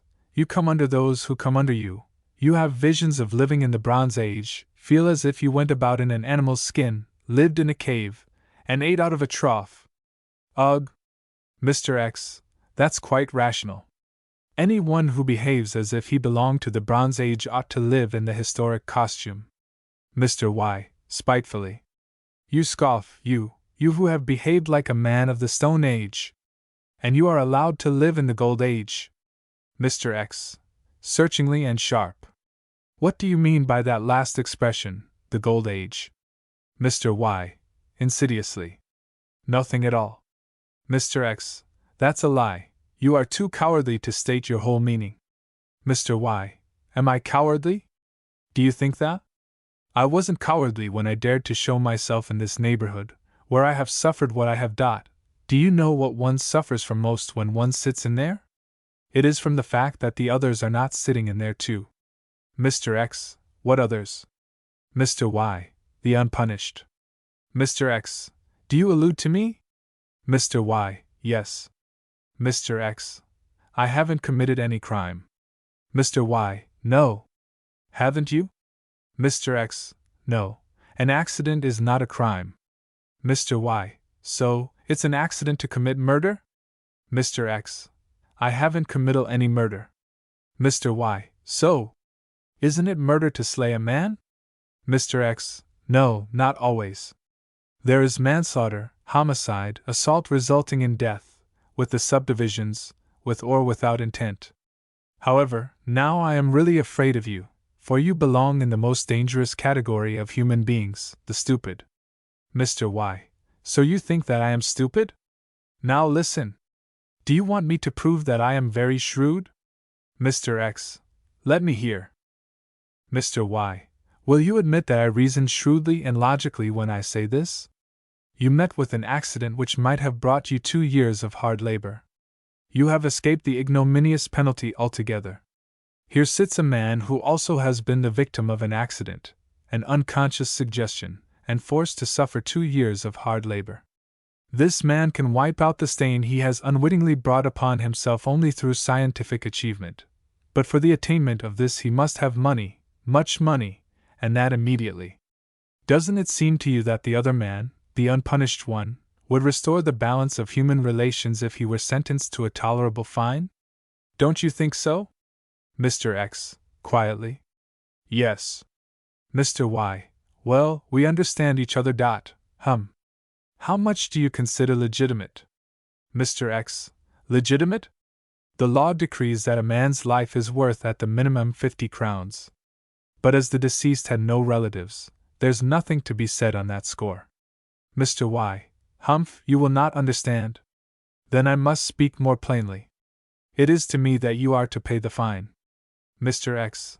I've never heard that a homicide should pay a fine to a forger, and there is also no accuser. Mr. Y. No. Yes, you have me. Mr. X. Ah, now things are beginning to clear up. How much do you ask to become accomplice to the homicide? Mr. Y. 6,000 crowns. Mr. X. That's too much. Where am I to get it? Mr. Y. Points to the case. I don't want to do that. I don't want to become a thief. Mr. Y. Don't pretend. Do you want me to believe that you haven't dipped into that case before now? Mr. X. As to himself. To think that I could make such a big mistake. But that's the way it always is with bland people. One is fond of gentle people, and then one believes so easily that he is liked, and just on account of that I have been a little watchful of those of whom I've been fond. So you are fully convinced that I have helped myself from that case? Mr. Y. Yes, I'm sure of it. Mr. X. And you will accuse me if you do not receive the 6,000 crowns? Mr. Y. Absolutely. You can't get out of it, so it's not worth while trying to do so. Mr. X. Do you think I would give my father a thief for son, my wife a thief for husband, my children a thief for father, and my confreres a thief for comrade? That shall never happen. Now I'll go to the sheriff and give myself up. Mr. Y. Springs up and gets his things together. Wait a moment. Mr. X. What for? $9. Y. Stammering. I only thought that as I'm not needed, I wouldn't need to be present, and could go. Mr. X. You cannot. Sit down at your place at the table, where you've been sitting, and we will talk a little. Mr. Y. Sits, after putting on a dark coat. What's going to happen now? Mr. X. Looking into mirror. Now everything is clear to me. Ah. Mr. Y. Worried. What do you see now that's so remarkable? Mr. X. I see in the mirror that you are a thief, a simple, common thief. Just now, when you sat there in your shirt sleeves, I noticed that something was wrong about my bookshelf, but I couldn't make out what it was, as I wanted to listen to you and observe you. Now, since you have become my antagonist, my sight is keener, and since you have put on that black coat that acts as a color contrast against the red backs of the books, which were not noticeable before against your red suspenders, I see that you have been there and read your forgery story and Bernheim's essay on hypnotic suggestion, and returned the book upside down. So you stole that story too. In consequence of all this, I consider that I have the right to conclude that you committed your crime through need, or because you were addicted to pleasures. Mr. Y. Through need. If you knew. Mr. X. If you knew in what need I have lived, and still live. But this is no time for that. To continue, that you have served time is almost certain, but that was in America, for it was American prison life that you described. Another thing is almost as certain, that you have not served out your sentence here. Mr. Y. How can you say that? Mr. X. Wait until the sheriff comes and you will know. Mr. Y. Rises. Do you see? The first time I mentioned the sheriff in connection with the thunderbolt, you wanted to run then, too, and when a man has been in that prison he never wants to go to the Windmill Hill every day to look at it, or put himself behind a window pane to conclude, you have served one sentence, but not another. That's why you were so difficult to get at. Pause. Mr. Y. Completely defeated. May I go now? Mr. X. Yes, you may go now. Mr. Y. Getting his things together. Are you angry with me? Mr. X. Yes. Would you like it better if I pitied you? Mr. Y. Wrathfully. Pity? Do you consider yourself better than I am? Mr. X. Of course I do, as I am better. I am more intelligent than you are, and of more worth to the commonweal. Mr. Y. You are pretty crafty, but not so crafty as I am. I stand in check myself, but nevertheless the next move you can be checkmated. Mr. X. Fixing Mr. Y. with his eye. Shall we have another bout? What evil do you intend to do now? Mr. Y. That is my secret. Mr. X. May I look at you? You think of writing an anonymous letter to my wife, disclosing my secret. Mr. Y. Yes, and you cannot prevent it. You dare not have me imprisoned, so you must let me go, and when I have gone I can do what I please. Mr. X. Ah, you devil! You've struck my Achilles' heel. Will you force me to become a murderer? Mr. Y. You couldn't become one. You timid creature. Mr. X. You see, then, there is a difference in people after all, and you feel within you that I cannot commit such deeds as you, and that is your advantage. But think if you force me to deal with you as I did with the coachman. Lifts his hand as if to strike. Mr. Y. Looks hard at Mr. X. Mr. Y. You can't do it. He who dared not take his salvation out of the case couldn't do that. Mr. X. Then you don't believe that I ever took from the case? Mr. Y. You were too cowardly, just as you were too cowardly to tell your wife that she is married to a murderer. Mr. X. You are a different kind of being from me. Whether stronger or weaker I do not know, more criminal or not, that doesn't concern me. But you are the stupider, that's proven. Because you were stupid when you forged a man's name instead of begging as I have had to do. You were stupid when you stole out of my book. Didn't you realize that I read my books? You were stupid when you thought that you were more intelligent than I am and that you could fool me into becoming a thief.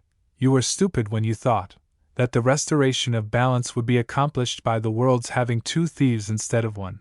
And you were most stupid when you believed that I have built my life's happiness without having laid the cornerstones securely. Go and write your anonymous letter to my wife about her husband being a homicide, that she knew as my fiancé. Do you give up now? Mr. Y. Can I go? Mr. X. Now you shall go, immediately. Your things will follow you. Easter. Characters. Scene for the entire play. The interior of a glass-enclosed piazza, furnished like a living room. A large door at the middle back leading out into the garden with fence and garden gate visible.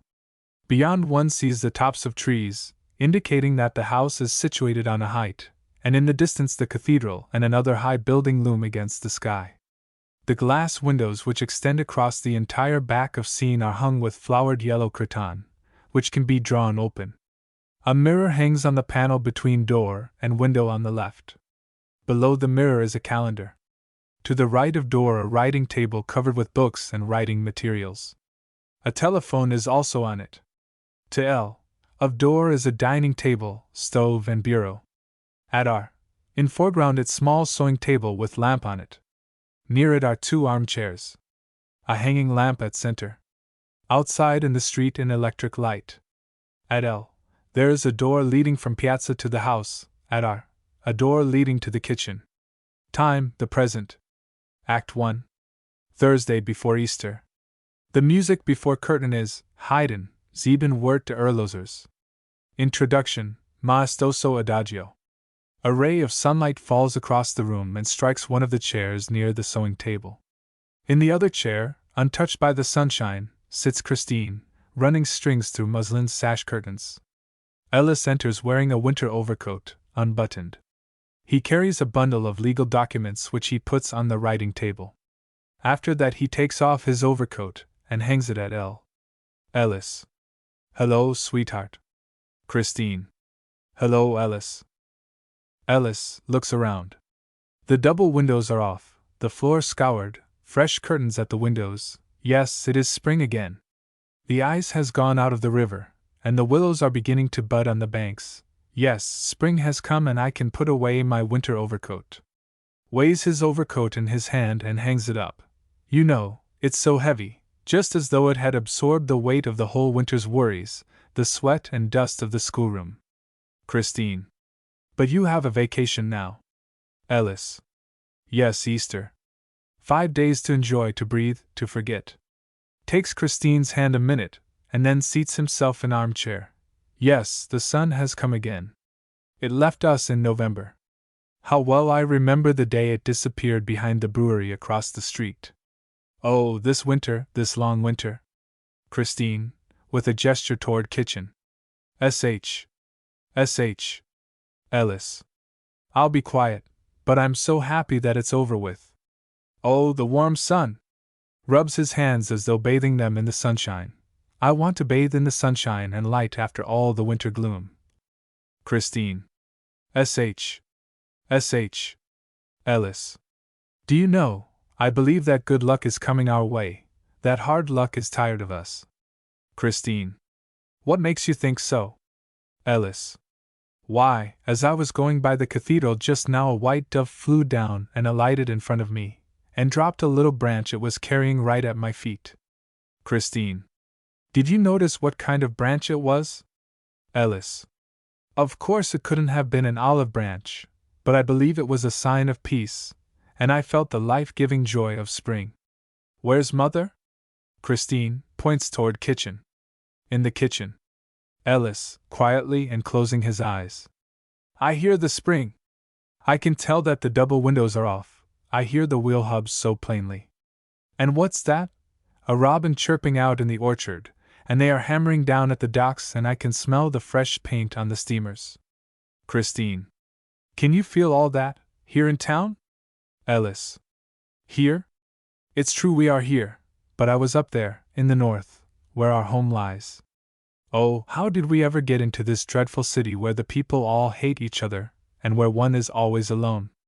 Yes, it was our daily bread that led the way, but with the bread came the misfortunes, Father's criminal act and little sister's illness. Tell me, do you know whether Mother has ever been to see Father since he's been in prison? Christine. Why, I think she's been there this very day. Ellis. What did she have to say about it? Christine. Nothing, she wouldn't talk about it. Ellis. Well, one thing at least has been gained, and that is the quiet that followed the verdict after the newspapers had gorged themselves with the details. 1 year is over, and then we can make a fresh start. Christine. I admire your patience in this suffering.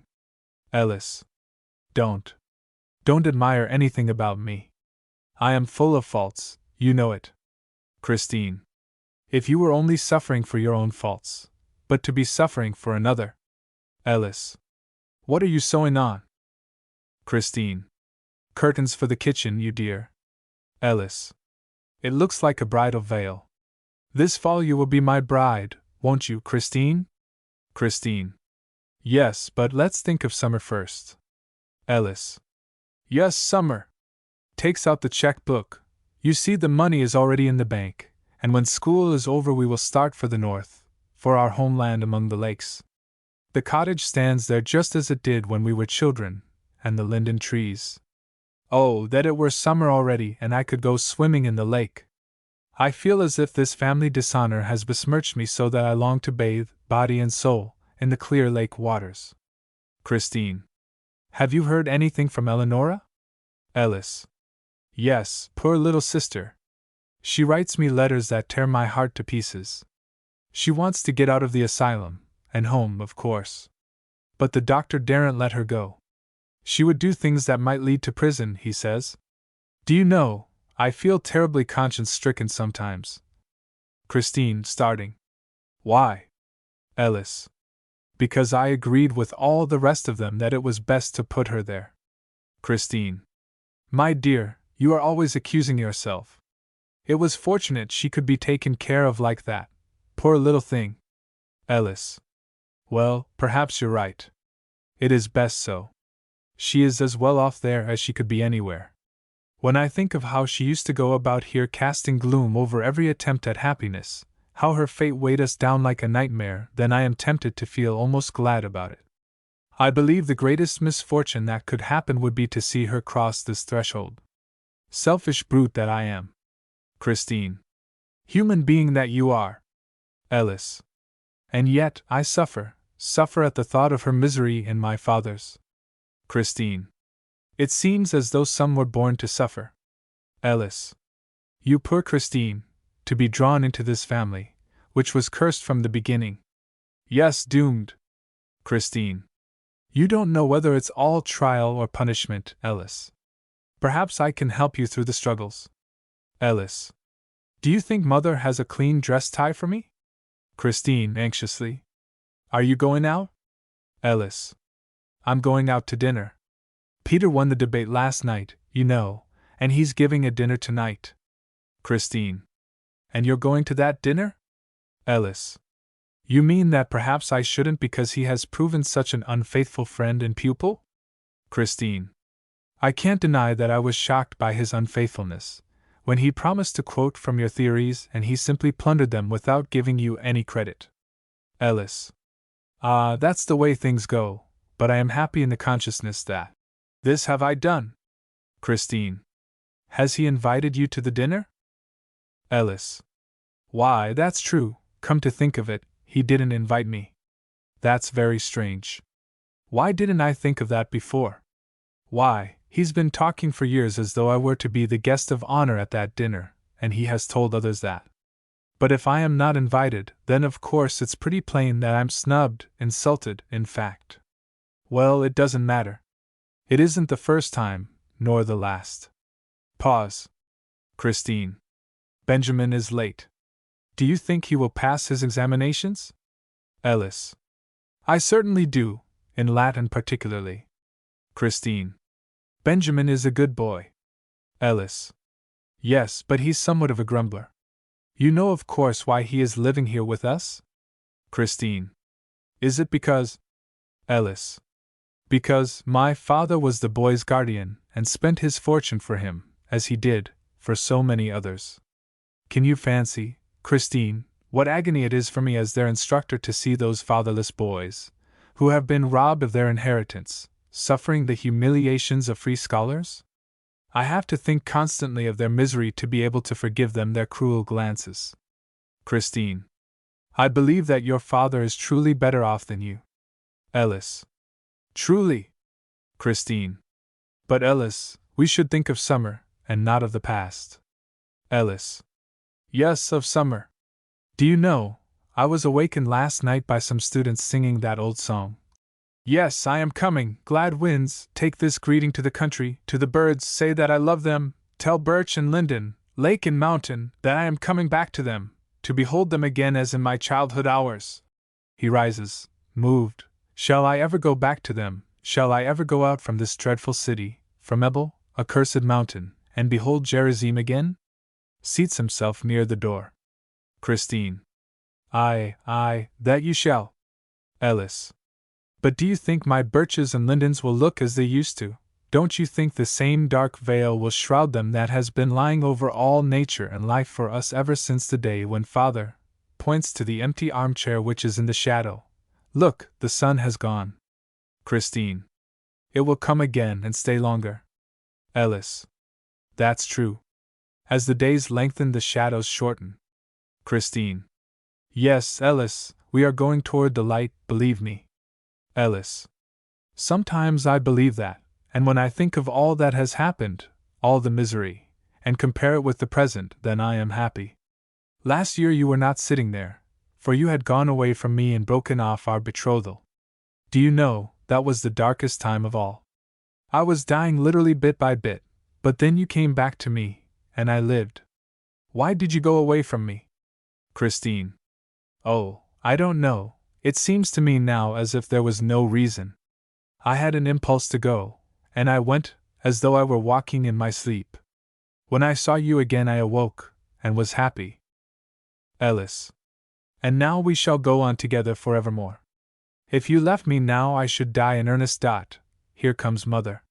Say nothing, let her live in her imaginary world in which she believes that Father is a martyr, and that all those he sacrificed are rascals. Mrs. Heist comes from kitchen. She is paring an apple. She is simply dressed and speaks in an innocent voice. Good afternoon, children. Will you have your apple dumpling hot or cold? Ellis. Cold, mother dear. Mrs. Heist. That's right, my boy, you always know what you want and say so. But you aren't like that, Christine. Ellis gets that from his father. He always knew what he wanted and said so frankly, and people don't like that, so things went badly with him. But his day will come, and he'll get his rights and the others will get their just deserts. Wait now, what was it I had to tell you? Oh yes, what do you think? Lindqvist has come here to live. Lindqvist, the biggest rascal of them all. Ellis rises disturbed. Has he come here? Mrs. Heist. Yes, indeed, he's come to live right across the street from us. Ellis. So now we must see him coming and going day in and day out. That too. Mrs. Heist. Just let me have a talk with him, and he'll never show his face again. For I happen to know a few things about him. Well, Ellis, how did Peter come out? Ellis. Oh, finely. Mrs. Heist. I can well believe that. When do you think you will join the debating club? Ellis. When I can afford it. Mrs. Heist. When I can afford it. Humph, that isn't a very good answer. And Benjamin, did he get through his examinations all right? Ellis. We don't know yet, but he'll soon be here. Mrs. Heist. Well, I don't quite like the way Benjamin goes around looking so conscious of his privileges in this house, but we shall take him down soon enough. But he's a good boy just the same. Oh yes, there's a package for you, Ellis. Goes out to kitchen and comes back directly with a package. Ellis. Mother does keep track of everything, doesn't she? I sometimes believe that she is not so simple-minded as she seems to be. Mrs. Heist. See, here's the package. Lena received it. Perhaps it is an Easter present. Ellis. I'm afraid of presents since the time I received a box of cobblestones. Puts the package on the table. Mrs. Heist. Now I must go back to my duties in the kitchen. Don't you think it is too cold with the door open? Ellis. Not at all, Mother. Mrs. Heist. Ellis, you shouldn't hang your overcoat there. It looks so disorderly. Now, Christine, will my curtains be ready soon? Christine. In just a few minutes, Mother. Mrs. Heist to Ellis. Yes, I like Peter. He is my favorite among your friends. But aren't you going to his dinner this evening, Ellis? Ellis. Yes, I suppose so. Mrs. Heist. Now, why did you go and say that you wanted your apple dumpling cold when you are going out to dinner? You're so undecided, Ellis. But Peter isn't like that. Shut the door when it gets chilly, so that you won't get sniffles. Goes out Ellis. The good old soul, and always Peter. Does she like to tease you about Peter? Christine, surprised and hurt. Me? Ellis, disconcerted. Old ladies have such queer notions, you know. Christine. What have you received for a present? Ellis, opening package. A birch rod. Christine. From whom? Ellis. It's anonymous. It's just an innocent joke on the schoolmaster. I shall put it in water, and it will blossom like Aaron's staff. Rod of birch, which in my childhood's hour. And so Lindqvist has come here to live. Christine. Well, what about him? Ellis. We owe him our biggest debt. Christine. You don't owe him anything. Ellis. Yes, one for all and all for one. The family's name is disgraced as long as we owe a farthing. Christine. Change your name. Ellis. Christine. Christine puts down work, which is finished. Thanks, Ellis, I was only testing you. Ellis. But you must not tempt me. Lindqvist is not a rich man, and needs what is due him. When my father got through with it all, it was like a battlefield of dead and wounded, and mother believes father is a martyr. Shall we go out and take a walk? Christine. And try to find the sunshine? Gladly. Ellis. I can't understand how it can be that our Savior suffered for us, and yet we must continue to suffer. Christine.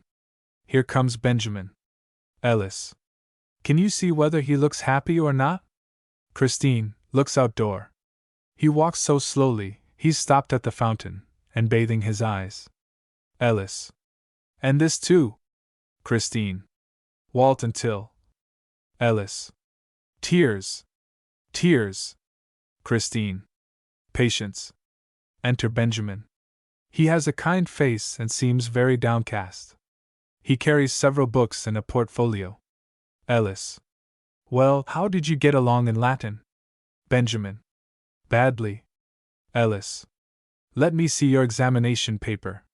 What did you do? Benjamin. I used ut with the indicative, although I knew it should be the subjunctive. Ellis. Then you are lost. But how could you do that? Benjamin, submissively. I can't explain it. I knew how it should be. I meant to do it right, but some way I wrote it wrong. Seats himself dejectedly near dining table. Ellis sinks dozen near writing desk and opens Benjamin's portfolio. Yes, here it is, the indicative, oh. Christine, faintly, with effort. Well, better luck next time, life is long. Ellis. Terribly long. Benjamin. Yes, it is. Ellis, sadly but without bitterness. But that everything should come at the same time. You were my best pupil, so what can I expect of the others? My reputation as a teacher is lost. I shall not be allowed to teach any longer, and so, complete ruin. To Benjamin, don't take it to heart so. It is not your fault. Christine, with great effort. Ellis, courage, courage, for God's sake. Ellis. What shall I get it from? Christine. What you got it from before. Ellis. But things are not as they were. I seem to be in complete disgrace now. Christine. There is no disgrace in undeserved suffering. Don't be impatient. Be equal to the test, for it is just another test. I feel sure of that. Ellis. Can a year for Benjamin become less than 365 days? Christine. Yes, a cheerful spirit makes the days shorter. Ellis, smiling. Blow upon the burn, that heals it, children are told. Christine. Be a child then, and let me tell you that. Think of your mother, how she bears everything. Ellis. Give me your hand, I am sinking. Christine reaches out her hand to him. Your hand trembles. Christine. No, not that I know of. Ellis. You are not so strong as you seem to be. Christine. I do not feel any weakness. Ellis. Why can't you give me some strength then? Christine. I have none to spare. Ellis, looking out of the window. Do you see who that is coming? Christine goes and looks out of window, then falls upon her knees, crushed. Christine. This is too much. Ellis. Our creditor, he who can take our home and all our belongings away from us. He, Lindqvist, who has come here and ensconced himself in the middle of his web like a spider, to watch the flies. Christine. Let us run away. Ellis, at window.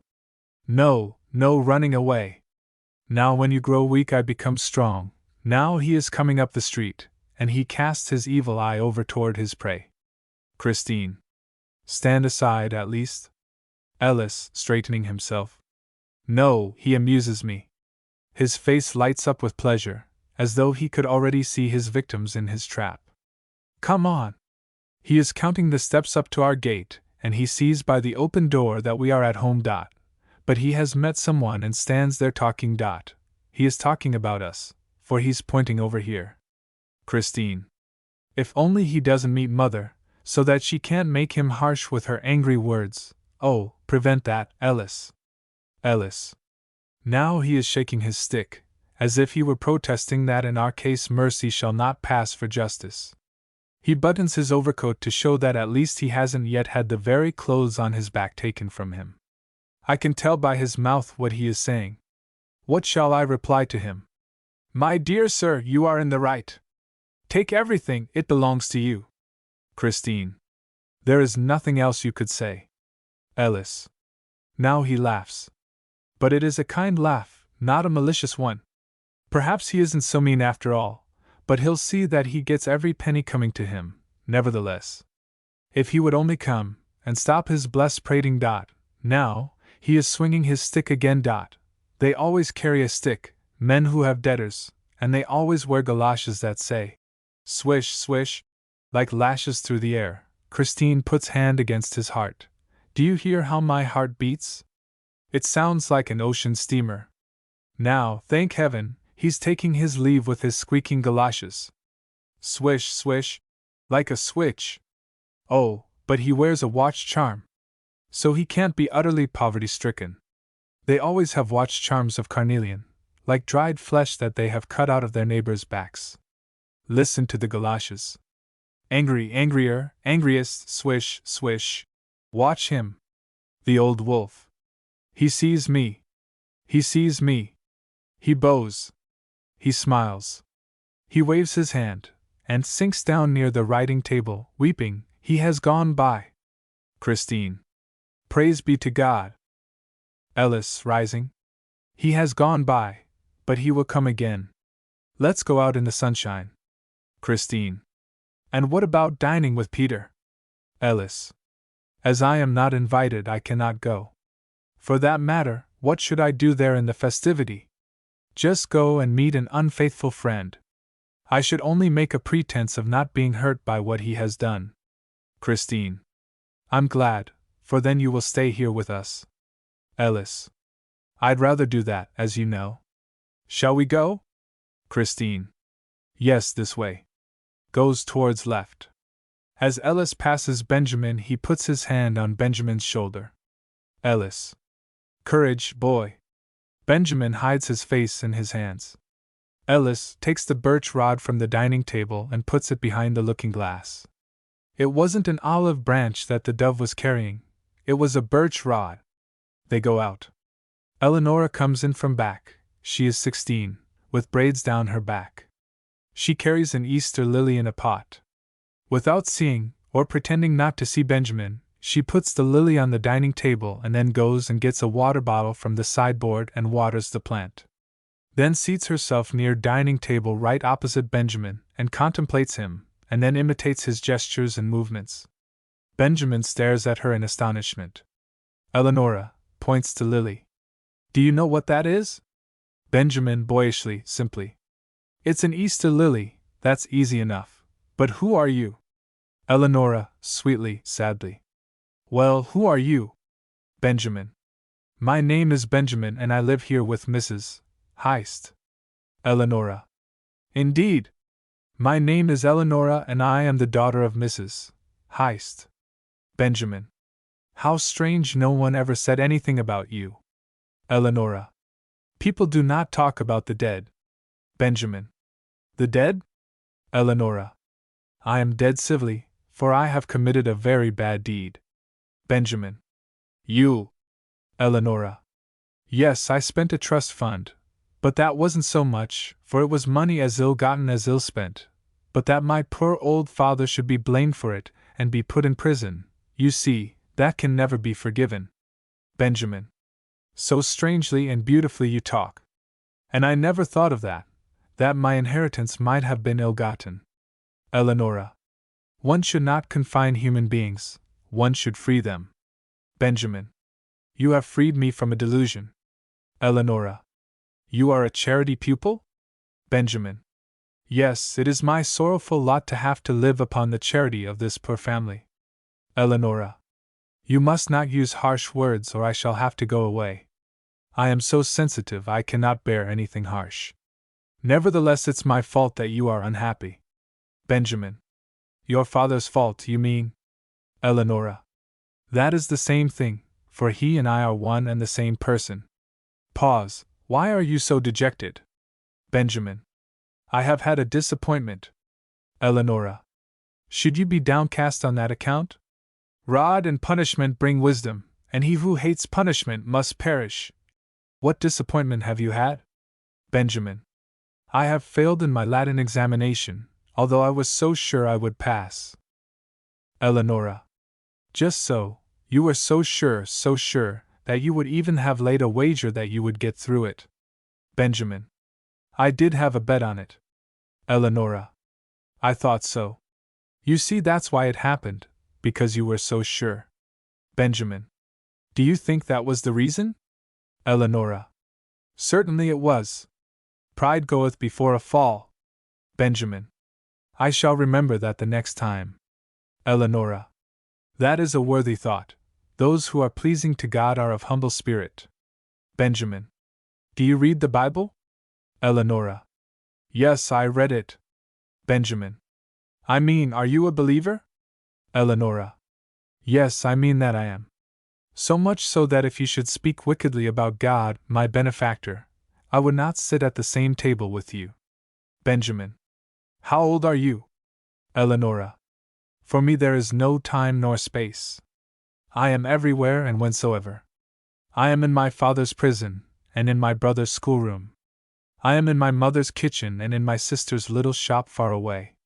When all goes well with my sister, and she makes good sales, I feel her gladness, and when things go badly with her I suffer, but I suffer most when she does anything dishonest.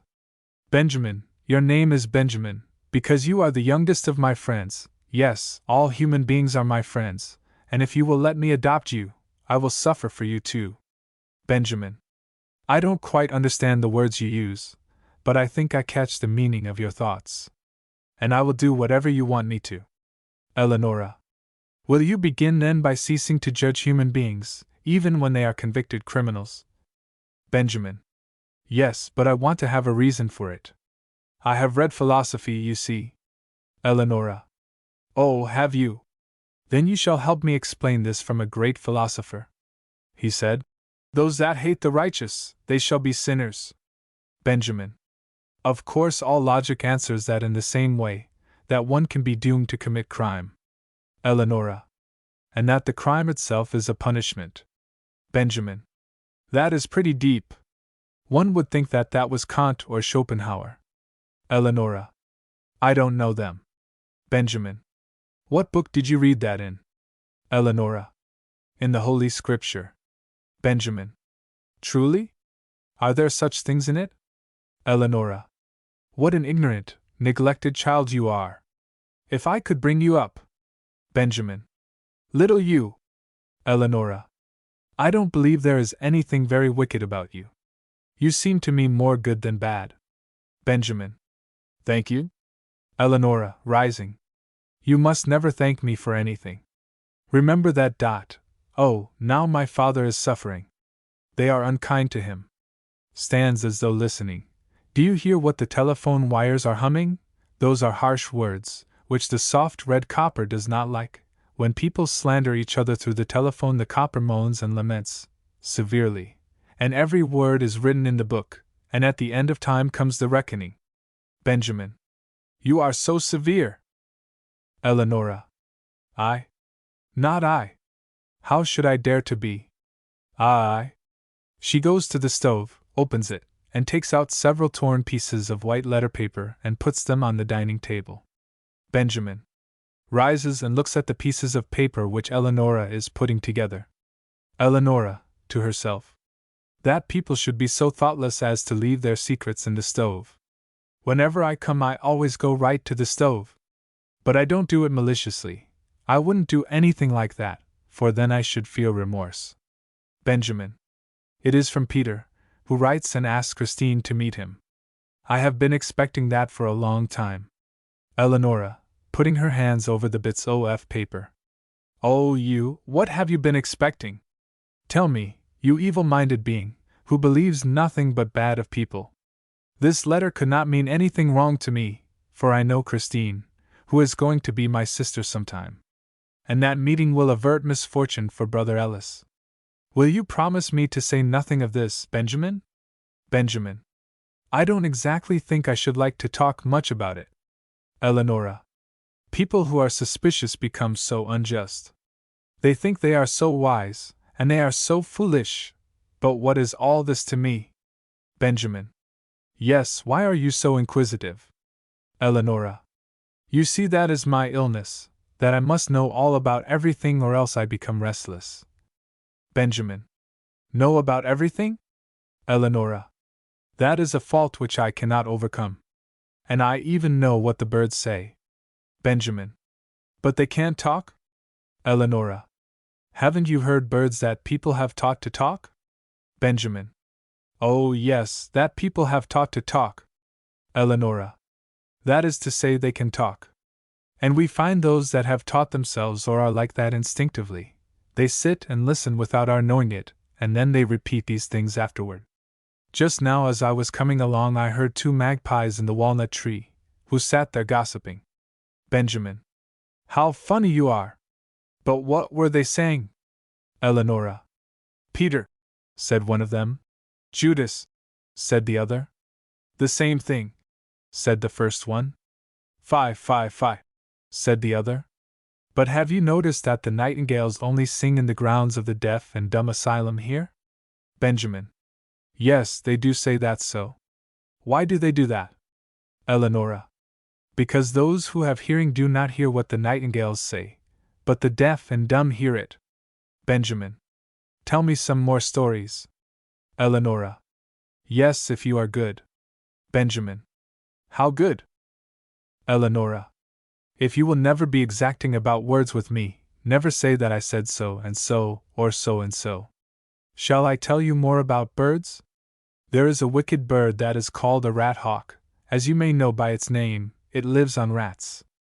But as it is an evil bird, it has hard work to catch the rats. Because it can say only one single word, and that a noise such as a cat makes when it says, meow. Now when the rat hawk says, meow, the rats run and hide themselves, for the rat hawk doesn't understand what it is saying, so it is often without food, for it is a wicked bird. Would you like to hear more? Or shall I tell you something about flowers? Do you know when I was ill I was made to take henbane, which is a drug that has the power to make one's eyes magnify like a microscope. Well, now I see farther than others, and I can see the stars in the daylight. Benjamin. But the stars are not up there then, are they? Eleonora. How funny you are! The stars are always up there, and now, as I sit facing the west, I can see Cassiopeia like a W up there in the middle of the Milky Way. Can you see it? Benjamin. No, indeed I can't see it. Eleonora. Let me call your attention to this, that some can see that which others do not be too sure of your own eyes therefore. Now I'm going to tell you about that flower standing on the table. It is an Easter lily whose home is in Switzerland. It has a calyx which drinks sunlight, therefore it is yellow and can soothe pain. When I was passing a florist's, just now, I saw it, and wanted to make a present of it to Brother Ellis. When I tried to go into the shop I found the door was locked, because it is Confirmation Day. But I must have the flower. I took out my keys and tried them. Can you believe it, my door key worked. I went in. You know that flowers speak silently. Every fragrance uttered a multitude of thoughts, and those thoughts reached me, and with my magnifying eyes I looked into the flowers' workrooms, which no one else has ever seen. And they told me about their sorrows which the careless florist causes them. Mark you, I did not say cruel, for he is only thoughtless. Then I put a coin on the desk with my card, took the Easter lily and went out. Benjamin. How thoughtless! Think if the flower is missed and the money isn't found? Eleonora.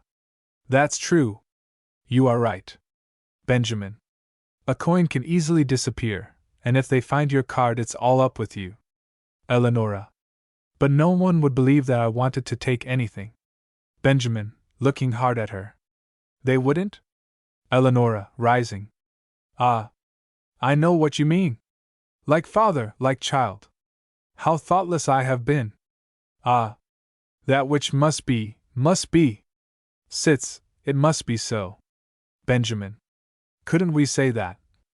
Eleonora. Hush. Let's talk of other things. Poor Ellis. Poor all of us. But it is Easter, and we ought to suffer. Isn't there a recital tomorrow? Benjamin nods his head, and they give Haydn 7 words on the cross. Mother, behold thy son! She weeps with face and hands. Benjamin. What kind of illness have you had? Eleonora. An illness that is not mortal unless it is God's will. I expected good, and evil came. I expected light, and darkness came. How was your childhood, Benjamin? Benjamin. Oh, I don't know. Kind of tiresome. And yours? Eleonora. I never had any. I was born old. I knew everything when I was born, and when I was taught anything it was only like remembering. I knew human weaknesses when I was 4 years old, and that's why people were horrid to me. Benjamin. Do you know, I, too, seem to have thought everything that you say. Eleonora. I am sure you have. What made you think that the coin I left at the florist's would be lost? Benjamin. Because what shouldn't happen always does happen. Eleonora. Have you noticed that too? Hush, someone is coming. Looks toward back. I hear, Ellis, oh, how good. My only friend on earth. She darkens. But, he didn't expect me. And he will not be glad to see me. No, he won't be. I am sure he won't be. Benjamin, have a pleasant face and be cheerful when my poor brother comes in. I am going in here while you prepare him for my being here. But no matter what he says, don't you say anything that would hurt him, for that would make me unhappy. Do you promise? Benjamin nods. Give me your hand. Benjamin reaches out his hand. Eleonora kisses him on the top of his head. So, now you are my little brother. God bless and keep you. Goes toward the left, and as she passes Ellis' overcoat she pats it lovingly on the sleeve. Poor Ellis. She goes out. Ellis, in from back, troubled.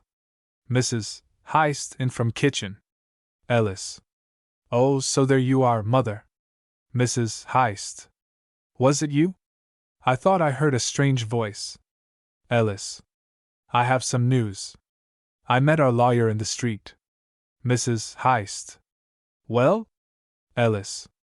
The case is going to the Superior Court, and to gain time I've got to read all the minutes of the case. Mrs. Heist. Well, that won't take you long. Ellis, pointing to the legal documents on the writing desk. Oh, I thought that was all over with, and now I must weary myself by going through all that torture again, all the accusations, all the testimony and all the evidence, all over again. Mrs. Heist. Yes, but the Superior Court will free him. Ellis. No, mother, he has confessed. Mrs. Heist. But there may be some mistakes in the trial which count. When I talked with our lawyer he said there might be some technical errors. I think that's what he called them. Ellis. He said that to console you? Mrs. Heist, coldly. Are you going out to dinner? Ellis. No. Mrs. Heist. Oh, so you've changed your mind again. Ellis. Yes. Mrs. Heist. Oh, you are so changeable. Ellis. I know it, but I am tossed about like a chip in a high sea. Mrs. Heist.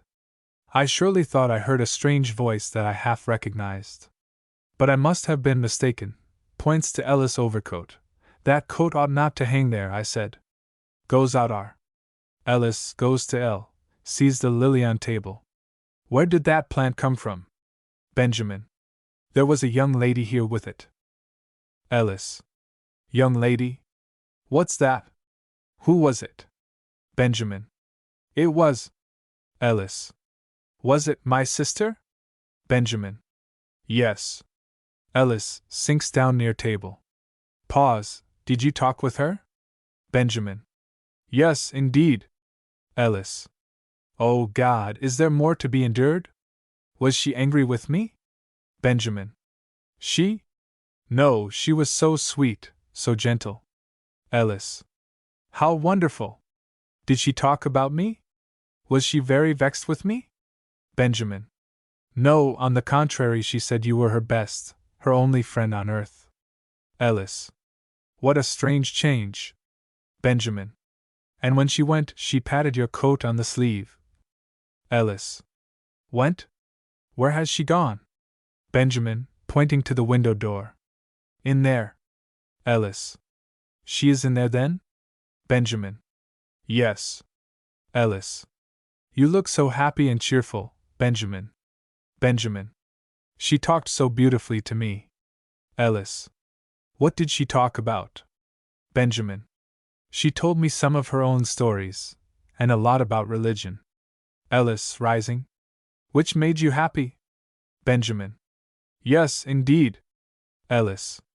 Poor Eleonora, who is so unfortunate herself and yet can make others happy. Goes to door left, hesitating. God help us. Act 2. Good Friday evening. The music before and through the act, Haydn 7 Wort. Largo number 1. Pater dimit illis. Same scene. Curtains are drawn, lighted up by electric light in the street. The hanging lamp is lighted. On dining table a small lamp, also lighted. There is a glimmer from the lighted stove. Ellis and Christine are sitting at the sewing table. Benjamin and Eleonora are seated at dining table reading, opposite each other, with the small lamp between them. Eleonora has a shawl over her shoulders. They are all dressed in black. The papers that Ellis brought in the first act are on the writing table in a disorderly condition. The Easter lily stands on sewing table. An old clock stands on the dining table. Now and then one sees shadows of people passing by in the street. The cathedral organ is heard faintly. The following scene must be played softly. Ellis, softly to Christine. Yes, it's Good Friday. Long Friday they call it in some countries. Ah, yes, it is long. And the snow has softened the noises in the street like straw spread before the house of the dying. Not a sound to be heard, music louder, only the cathedral organ, a long pause. Christine. Mother must have gone to Vespers. Ellis. Yes, she never goes to High Mass any more. The cold glances people give her hurt her too much. Christine. It's queer about these people, they sort of demand that we should keep out of the way, and they even see fit to. Ellis. Yes, and perhaps they are right. Christine. On account of the wrongdoing of one, the whole family is excommunicated. Ellis. Yes, that is the way things go. Eleonora pushes the lamp over to Benjamin that he may see better. Ellis, noticing them. Look at them. Christine. Isn't it beautiful? How well they get along together. Ellis. How fortunate it is that Eleonora has grown so calm and contented. Oh, that it might only last. Christine. Why shouldn't it last? Ellis. Because happiness doesn't last very long usually. Christine. Ellis. Ellis. Oh, I am afraid of everything today. Benjamin moves the lamp slowly over to Eleonora's side. Christine. Look at them. Pause. Ellis. Have you noticed the change in Benjamin? His fierce defiance has given way to quiet submissiveness. Christine. It's her doing. Her whole being seems to give out sweetness. Ellis. She has brought with her the spirit of peace, that goes about unseen and exhales tranquility. Even Mother seems to be affected by her. When she saw her, a calmness seemed to come over her that could never have been expected. Christine. Do you think that she is really recovered now? Ellis. Yes. If it weren't for this oversensitiveness. Now she is reading the story of the crucifixion, and some of the time she is weeping. Christine. We used to read it at school, I remember, on Wednesdays, when we fasted. Ellis. Don't talk so loud, she will hear you. Christine. Not now, she is so far away. Ellis. Have you noticed the quiet dignity that has come into Benjamin's face? Christine. That's on account of suffering. Too much happiness makes everything commonplace. Ellis. Don't you think it may be love? Don't you think that those little. Christine. Sh, don't touch the wings of the butterfly, or it will fly away. Ellis.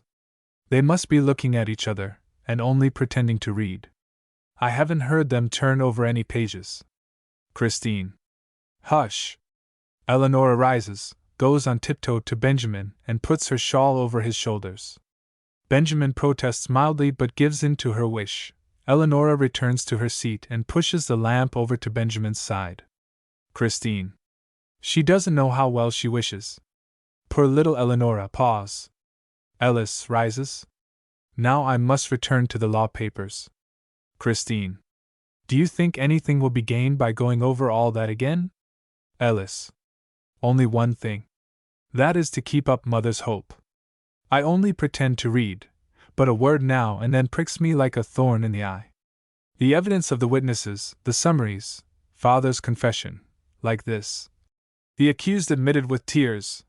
Tears, tears, so many tears, and these papers with their official seals that remind one of false notes and prison bars, the ribbons and red seals, they are like the 5 wounds of Christus, and public opinion that will never change, the endless anguish. This is indeed fit work for Good Friday. Yesterday the sun was shining, and in our fancy we went out to the country. Christine, think if we should have to stay here all summer. Christine. We would save a great deal of money, but it would be disappointing. Ellis. I couldn't live through it. I have stayed here 3 summers, and it's like a dead city to me. The rats come out from the cellars and alleys, while the cats are out spending the summer in the country. And all the old women that couldn't get away sit peeking through the blinds gossiping about their neighbors. See, he has his winter suit on, and sneer at the worn-down heels of the passers-by. And from the poor quarters wretched beings drag themselves out of their holes, cripples, creatures without noses or ears, the wicked and unfortunate, filling the parks and squares as if they had conquered the city, there where the well-dressed children just played, while their parents or maids looked on and encouraged them in their frolics. I remember last summer when I. Christine. Oh, Ellis, Ellis, look forward, look forward. Ellis. Is it brighter there? Christine. Let us hope so. Ellis sits at writing table. If it would only stop snowing out there, so we could go out for a walk. Christine. Dearest Ellis, yesterday you wanted night to come, so that we might be shielded from the hateful glances of the people.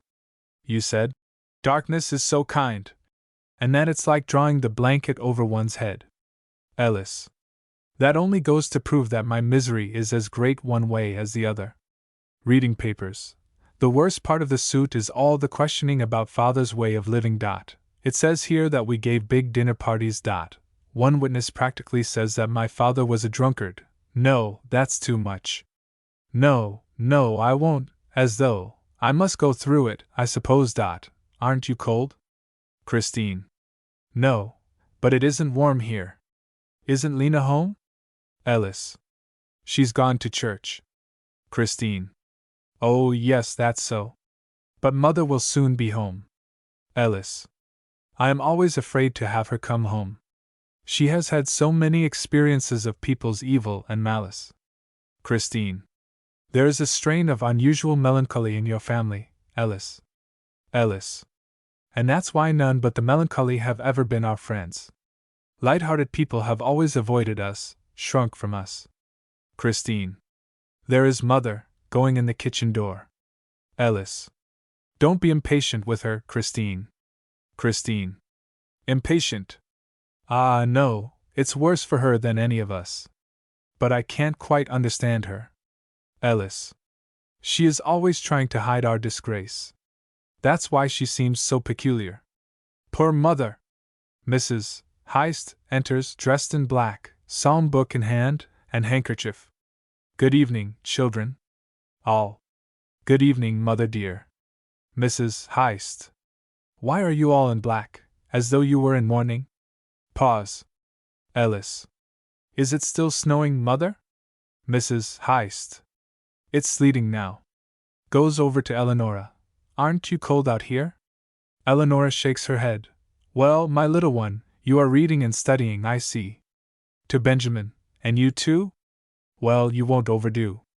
Eleonora takes her mother's hand and carries it to her lips. Mrs. Heist, hiding her feelings. So, my child, so. Ellis. Have you been to Vespers, mother? Mrs. Heist. Yes, but they had some visiting pastor, and I didn't like him, he mumbled his words so. Ellis. Did you meet anyone you knew? Mrs. Heist. Yes, more is the pity. Ellis. Then I know whom. Mrs. Heist. Yes, Lindqvist. And he came up to me and. Ellis. Oh, how terrible, how terrible. Mrs. Heist. He asked how things were going, and imagine my fright, he asked if he might come and see us this evening. Ellis.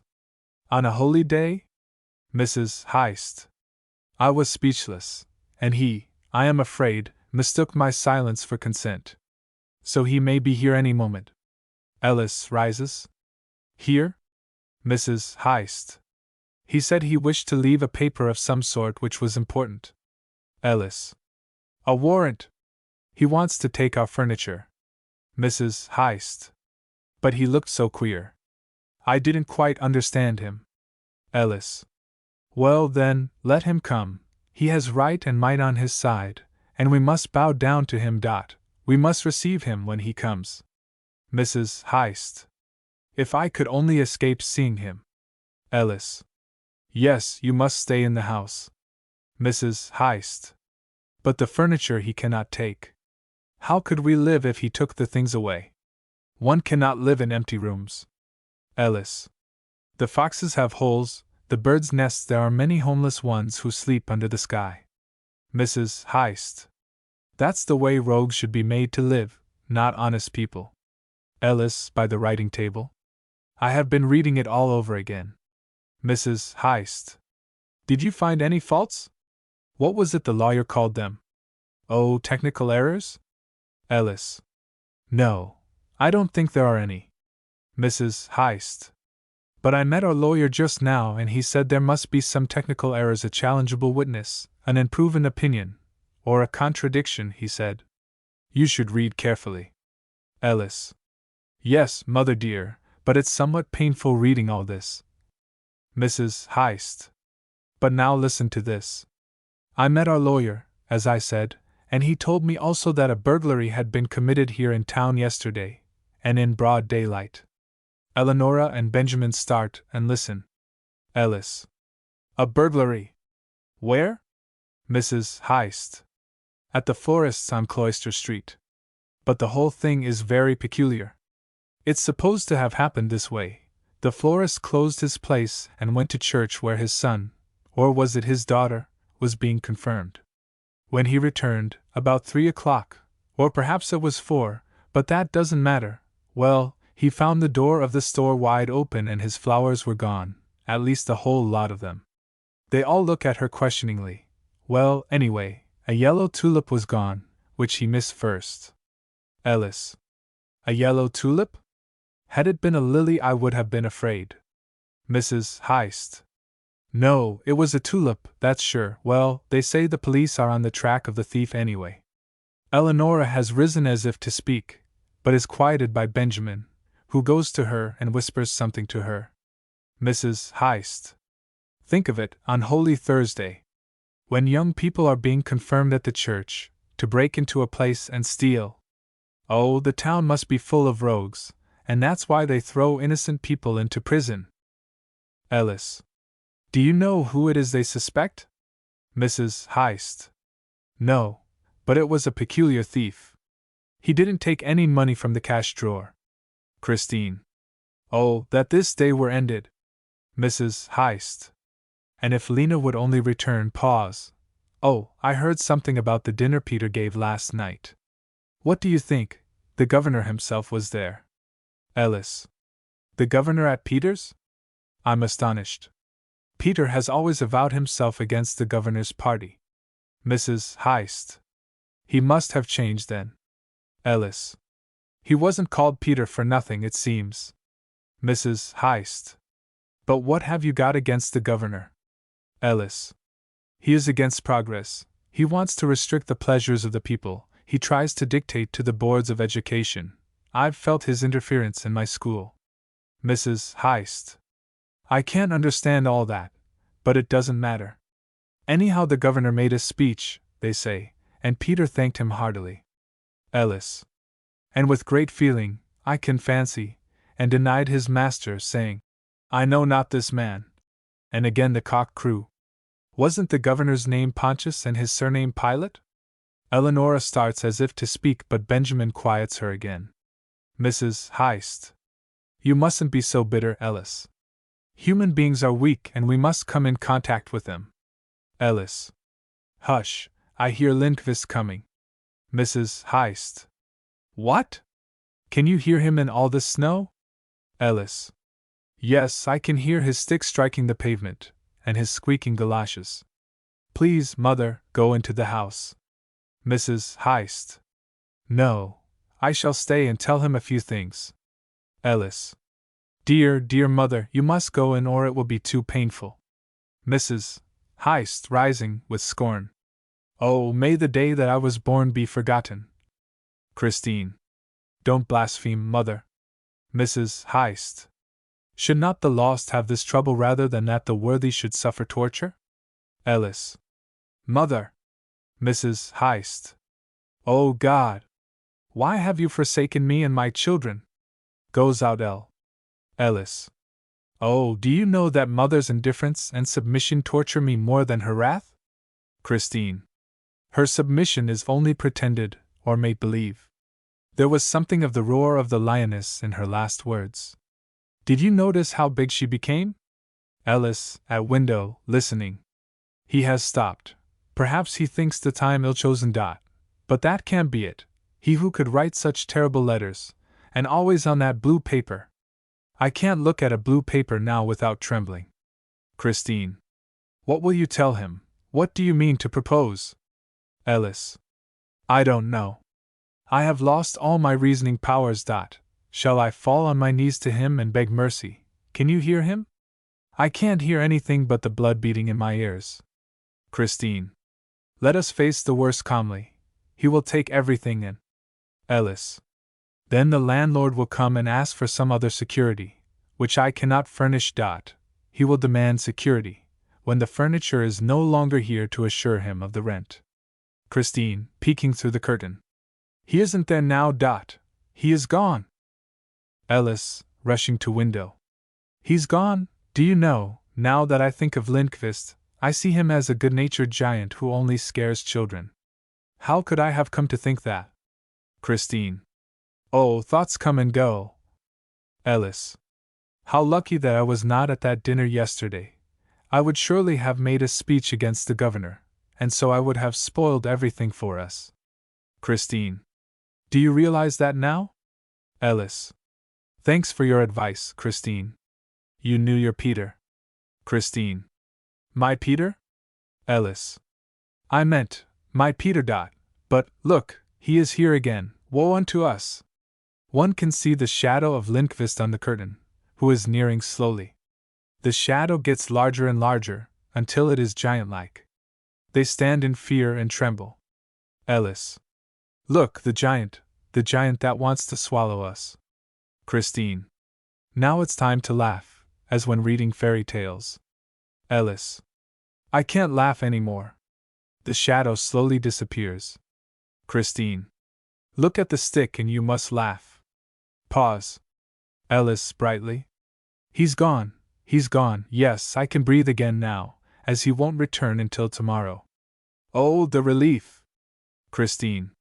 Yes, and tomorrow the sun will be shining, the snow will be gone, and the birds will be singing, eve of the resurrection. Ellis. Yes, tell me more like that. I can see everything you say. Christine.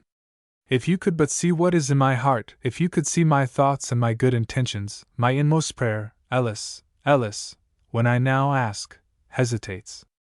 Ellis. What? Tell me. Christine. When I beg you now to. Ellis, alarmed. Tell me. Christine. It's a test. Will you look at it as a test? Ellis. A test? Well then. Christine. Let me, do let me. No, I daren't. Eleonora listens. Ellis. Why do you torture me? Christine. I'll regret it, I know. So be it. Ellis, let me go to the recital this evening. Ellis. What recital? Christine. Haydn's 7 Words on the Cross. At the cathedral. Ellis. With whom? Christine. Alice. Ellis. And? Christine. Peter. Ellis. With Peter? Christine. See, now you frown. I regret telling you, but it's too late now. Ellis. Yes. It is somewhat late now, but explain. Christine. I prepared you, told you that I couldn't explain, and that's the reason I begged your boundless faith. Ellis, mildly. Go. I trust you. But I suffer to know that you seek the company of a traitor. Christine. I realize that, but this is to be a test. Ellis. Which I cannot endure. Christine. You must. Ellis. I would like to, but I cannot. But you must go nevertheless. Christine. Your hand. Ellis, giving his hand. There, the telephone rings. Ellis goes to it. Hello, no answer. Hello, no answer but my own voice. Who is it? That's strange. I only hear the echo of my own words. Christine. That might be possible. Ellis, still at phone. Hello, but this is terrible. Hangs up receiver. Go now, Christine, and without any explanations, without conditions. I shall endure the test. Christine. Yes, do that and all will be well. Ellis. I will. Christine starts. Why do you go that way? Christine. My coat and hat are in there. Goodbye for now. Goes out. Ellis. Goodbye, my friend. Pause forever. He rushes out. Eleonora. God help us, what have I done now? The police are after the guilty one, and if I am discovered, then, with a shriek, they'll send me back there. Pause. But I mustn't be selfish. Oh, poor mother and poor Ellis. Benjamin, childishly. Eleonora, you must tell them that I did it. Eleonora. Could you make another's guilt yours, you child? Benjamin. That's easy, when one knows he's innocent. Eleonora. One should never deceive. Benjamin. No, but let me telephone to the florist and explain to him. Eleonora. No, I did wrong, and I must take the consequences. I have awakened their fear of burglars, and I must be punished. Benjamin. But what if the police come in? Eleonora. That would be dreadful, but what must be, must be. Oh, that this day were ended. Takes clock from table and puts the hands forward. Dear old clock, go a little faster. Tick, tick, tick. The clock strikes 8. Now it's 8. Moves hands again. Tick, tick, tick. Business with clock. Now it's 9, 10, 11, 12 o'clock.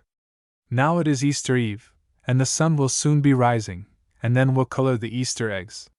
Benjamin. You can make time fly, can't you? Eleonora. Think, Benjamin, of all the anemones and violets that had to stay in the snow all winter and freeze there in the darkness. Benjamin. How they must suffer! Eleonora. Night is hardest for them, they are afraid of the darkness, but they can't run away, and so they must stay there through the long winter night, waiting for spring, which is their dawn. Everybody and everything must suffer, but the flowers suffer most. Yes, and the songbirds, they have returned. Where are they to sleep tonight? Benjamin, childishly. In the hollow trees. Eleonora. There aren't hollow trees enough to hold them all. I have only noticed 2 hollow trees in the orchard, and that's where the owls live, and they kill the song birds. Ellis is heard playing the piano inside. Eleonora and Benjamin listen for a few moments. Poor Ellis, who thinks that Christine has gone from him, but I know that she will return. Benjamin. Why don't you tell him if you know?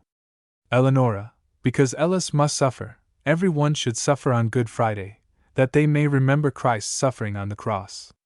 The sound of a policeman's whistle is heard off in the distance. Eleonora starts up. What was that? Benjamin. Don't you know? Eleonora. No. Benjamin. It's the police. Eleonora. Ah, yes, that's the way it sounded when they came to take father away, and then I became ill. And now they are coming to take me. Benjamin, rushing to the door and guarding it. No, no, they must not take you. I shall defend you, Eleonora. Eleonora. That's very beautiful, Benjamin, but you mustn't do that. Benjamin, looking through curtain. There are 2 of them. Eleonora tries to push Benjamin aside. He protests mildly. No, no, not you then. I don't want to live any longer. Eleonora. Benjamin, go and sit down in that chair, child, sit down. Benjamin obeys much against his will. Eleonora peeps through curtain. Oh! Laughs. It's only some boys. Oh, we doubters! Do you think that God would be angry when I didn't do any harm, only acted thoughtlessly? It served me right, I shouldn't have doubted. Benjamin. But tomorrow that man will come and take the things. Eleonora. Let him come.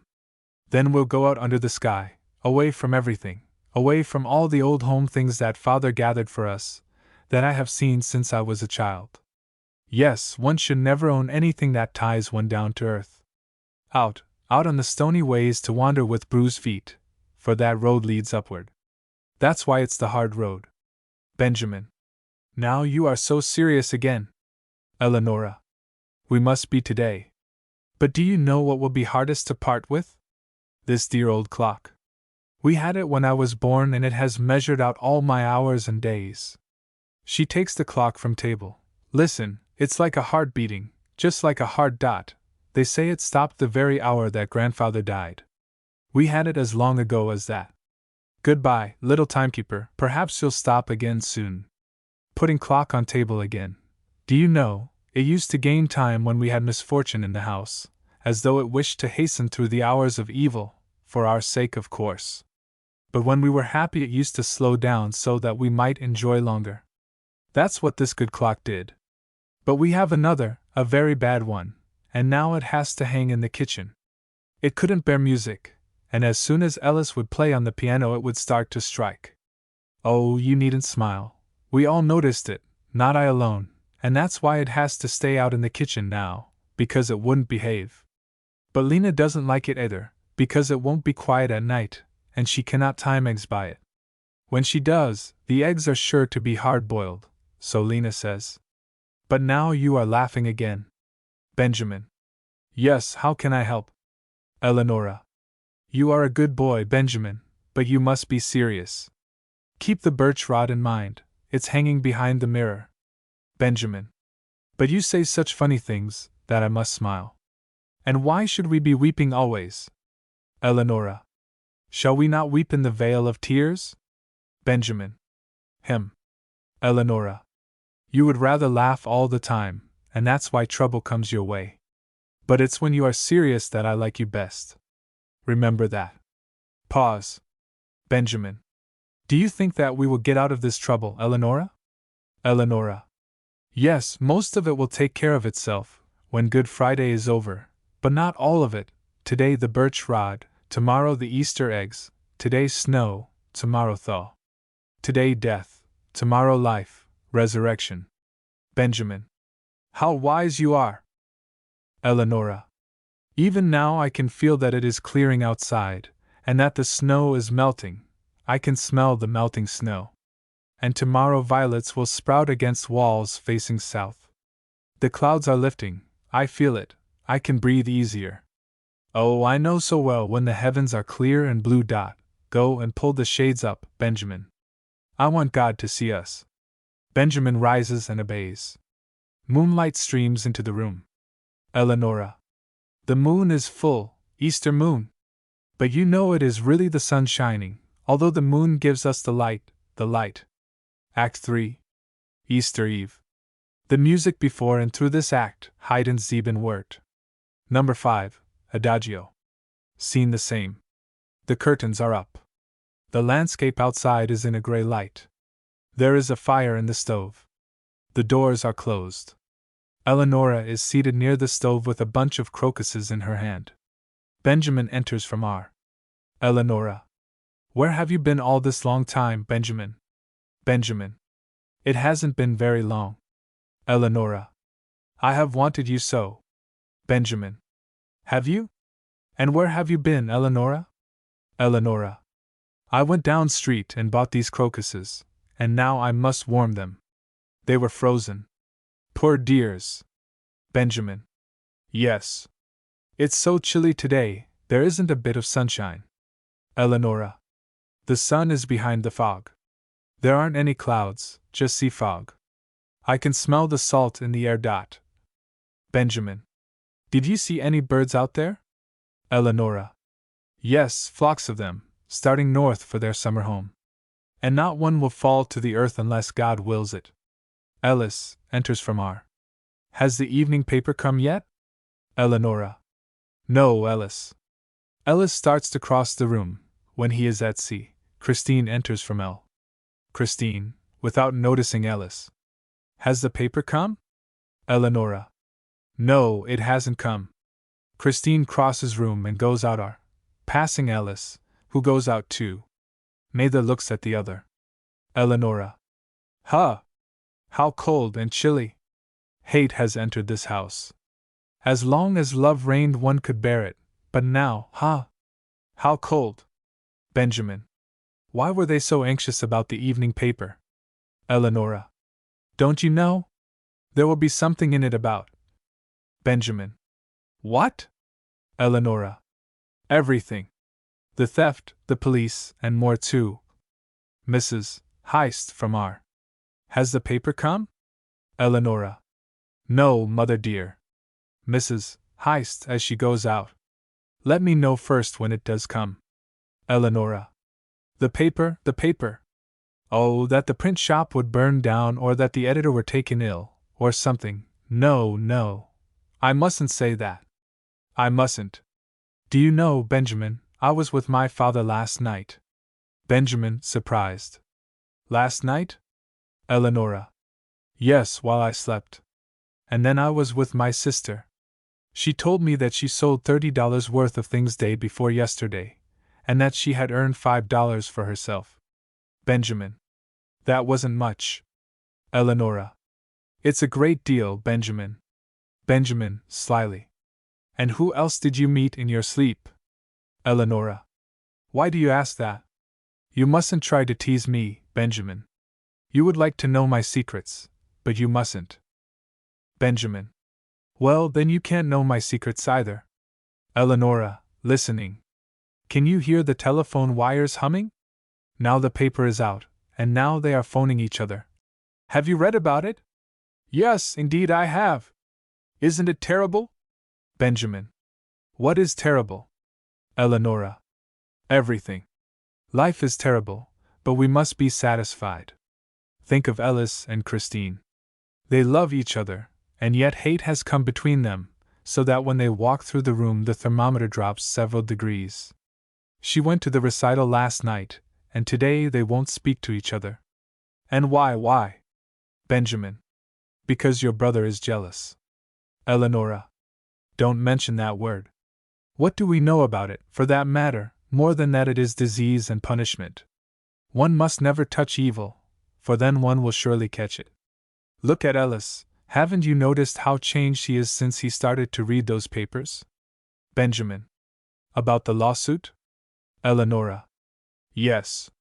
It is as if evil had crept into his soul. It is reflected in his face and eyes.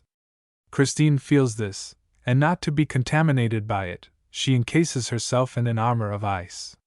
And those papers, if I could only burn them! They are filled with meanness, falsehood, and revenge. Therefore, my child, you must keep away from evil and unclean things, both with your lips and heart. Benjamin. How you understand everything! Eleonora. Do you know something else that I feel? If Ellis and Christine get to know that I bought the Easter lily in that unusual way, they will. Benjamin. What will they do? Eleonora. They will send me back, there. Where I just came from. Where the sun never shines. Where the walls are dark and bare. Where one hears only crying and lamentation. Where I sat away a year of my life. Benjamin. What do you mean? Eleonora. There, where one is tortured more than in prison. Where the unfortunate dwell, where unquiet reigns, where despair never sleeps, and whence no one returns. Benjamin. Worse than prison? How could that be? Eleonora. In prison one is tried and heard, but there in that place no one listens.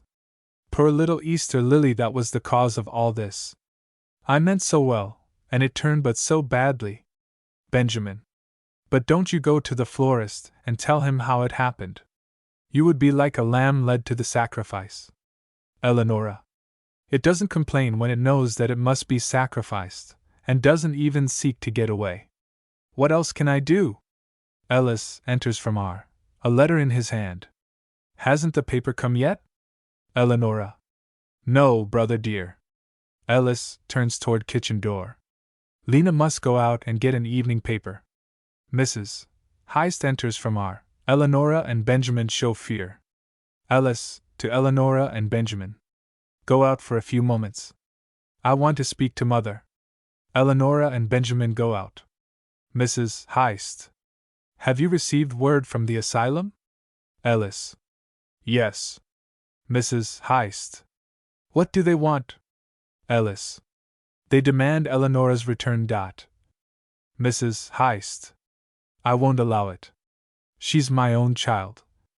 Ellis. And my sister. Mrs. Heist. What do you mean to do? Ellis. I don't know. I can't think any more.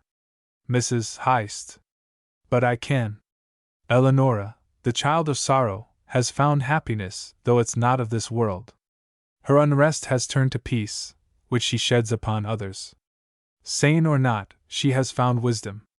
She knows how to carry life's burdens better than I do, better than all of us. Am I sane, for that matter? Was I sane when I thought my husband innocent, although I knew that he was convicted by the evidence, and that he confessed? And you, Ellis, are you sane when you can't see that Christine loves you, when you believe that she hates you? Ellis. How can I be in the wrong? Didn't she go out with my false friend last night? Mrs. Heist. She did, but you knew about it. Why did she go? Well, you should be able to divine the reason. Ellis. No, I cannot. Mrs. Heist. You will not. Very well, then you must take the consequences. The kitchen door opens a little and Lena's hand is seen with evening paper. Mrs. Heist takes paper and gives it to Ellis. Ellis. That was the last misfortune. With Christine. I could carry the other burdens, but now the last support has been pulled away and I am falling. Mrs. Heist. Well, fall then, but land right side up, and then you can start again. Any news worth reading in the paper? Ellis. I don't know. I am afraid to look at it today. Mrs. Heist. Give it to me, then. I am not. Ellis. No, wait a moment. Mrs. Heist. What are you afraid of? Ellis. The worst of all. Mrs. Heist. The worst has happened so many times that it doesn't matter. Oh, my boy, if you knew my life, if you could have seen your father go down to destruction, as I did, and I couldn't warn all those to whom he brought misfortune. I felt like his accomplice when he went down, for, in a way, I knew of the crime, and if the judge hadn't been a man of great feeling, who realized my position as a wife and mother, I too would have been punished. Ellis. What was really the cause of father's fall? I have never been able to understand. Mrs. Heist. pride. Which brings us all down. Ellis. But why should the innocent suffer for his wrongdoing? Mrs. Heist. Hush. No more. She takes paper and reads. Ellis walks up and down, worried and nervous. Ah, what's this? Didn't I say that there was a yellow tulip among the things stolen at the florist's? Ellis. Yes, I remember. Mrs. Heist. But here it says that it was an Easter lily. Ellis, with fear. An Easter lily? Does it say that? They look at each other. A long pause. Mrs. Heist sinking into a chair. It's Eleonora. Oh, God keep us. Ellis. It wasn't the end then. Mrs. Heist. Prison or the asylum. Ellis. But it's impossible. She couldn't have done this. Impossible. Mrs. Heist. And now the family name must be dragged in disgrace again. Ellis. Do they suspect her? Mrs. Heist. They say that suspicion leads in a certain direction. It's pretty plain where. Ellis. I must talk to her. Mrs. Heist. Don't speak harshly to her. I can stand no more. Oh, she is lost, regained but lost again. Speak kindly to her. She goes out. R. Ellis, at door L. Oh, calls Eleonora, come out here. I want to speak to you. Eleonora, coming in, her hair down. I was just putting up my hair. Ellis. Never mind that. Tell me, little sister, where did you get that flower? Eleonora. I took it from. Ellis. Oh, God! Eleonora hangs her head, crushed, with her arms over her breast. Eleonora. But I left money there, beside the. Ellis. You left the money? You paid for it then? Eleonora. Yes and no. It's provoking, but I haven't done anything wrong. I meant well. Do you believe me? Ellis. I believe you, little sister, but the newspapers don't know that you are innocent. Eleonora. Dear me. Then I must suffer for this also. She bends her head forward. Her hair falls over her face. What do they want to do with me now? Let them do what they will. Benjamin enters from L. beside himself. No, you mustn't touch her. She hasn't done any harm, I know it, as it was I. He breaks down. Who did it? Eleonora. Don't believe what he is saying, it was I. Ellis. What shall I believe? Whom shall I believe? Benjamin. Me. Eleonora. Me. Benjamin. Let me go to the police. Ellis. Hush, Benjamin, hush. Eleonora. No, I'll go. Ellis. Quiet, children. Here comes mother. Mrs. Heist enters R. Takes Eleonora in her arms and kisses her tenderly. Mrs. Heist stirred. My dear child. You have come back to your mother, and you shall stay with me. Eleonora. You kiss me, mother? You haven't kissed me in years. Why just now? Mrs. Heist. Why, because the florist is out there and asks pardon for making all this fuss. The money has been found, and your card and. Eleonora springs into the arms of Ellis and kisses him. Then she goes to Benjamin and kisses him quickly on the forehead. Eleonora, to Benjamin. You good child, who wanted to suffer for my sake. Why did you do it? Benjamin. Because I like you so much, Eleonora. Mrs. Heist. Well, my children, put on some things now and go out into the orchard. It's clearing up. Eleonora. Oh, it's clearing, and soon the sun will be shining. She takes Benjamin's hand and they both go out. Ellis. Mother, can't we throw the rod into the fire soon? Mrs. Heist. Not yet. There is still something. Ellis. Is it Lindqvist? Mrs. Heist. Yes. He is out there. But he looks so queer and bent on talking to you. Too bad he talks so much, and always about himself. Ellis. Let him come. Now that I have seen a ray of sunlight, I am not afraid to meet the giant. Let him come, Mrs. Heist. But don't irritate him. Providence has placed our destiny in his hands, and he who humbleth himself shall be exalted, and he who exalteth himself, well, you know what happens to him. Ellis. I know. Listen, the galoshes, squeak, squeak, squeak. Does he mean to come in with them on? And why not? They are his own carpets. There are 3 raps on door. Mrs. Heist. Ellis, think of us all. Ellis. I do, mother. Mrs. Heist opens door. Lindqvist enters. Mrs. Heist goes out. He is an elderly man of serious, almost tragic aspect, with black bushy eyebrows. Round, black-rimmed eyeglasses. He carries a stout stick in his hand. He is dressed in black, with fur coat, and over his shoes wears galoshes that squeak. Lindqvist, after looking at Ellis. My name is Lindqvist. Ellis, reserved. Heist is my name, won't you sit down? Lindqvist sits in chair of sewing table, looks at Ellis with a stern eye. Ellis, after a pause. How can I be of service? Lindqvist, with good humor. Last evening I had the honor to notify you of my intended visit, but thinking it over, and realizing that it was a holy evening, I refrained from coming then, as my visit is not of a social nature, and I don't talk business on a holy evening. Ellis. We are very grateful. Lindqvist. We are not grateful. Pause. However, day before yesterday I made a casual call on the governor. Stops to notice how Ellis takes it. Do you know the governor? Ellis, carelessly. I haven't that honor. Lindqvist. Then you shall have that honor. We spoke about your father. Ellis. No doubt. Lindqvist takes out a paper and lays it down on table. And I got this paper from him, from the governor. Ellis. I've been expecting this for some time, but before you go any further allow me to ask you a question. Lindqvist. Go ahead. Ellis. Why don't you put that warrant in the hands of the executors, so we could escape this long and painful business? Lindqvist. So, my young man. Ellis. Young or not, I ask no mercy, only justice. Lindqvist. Well, no mercy, eh? Do you see this paper that I put here on the corner of the table? Ellis.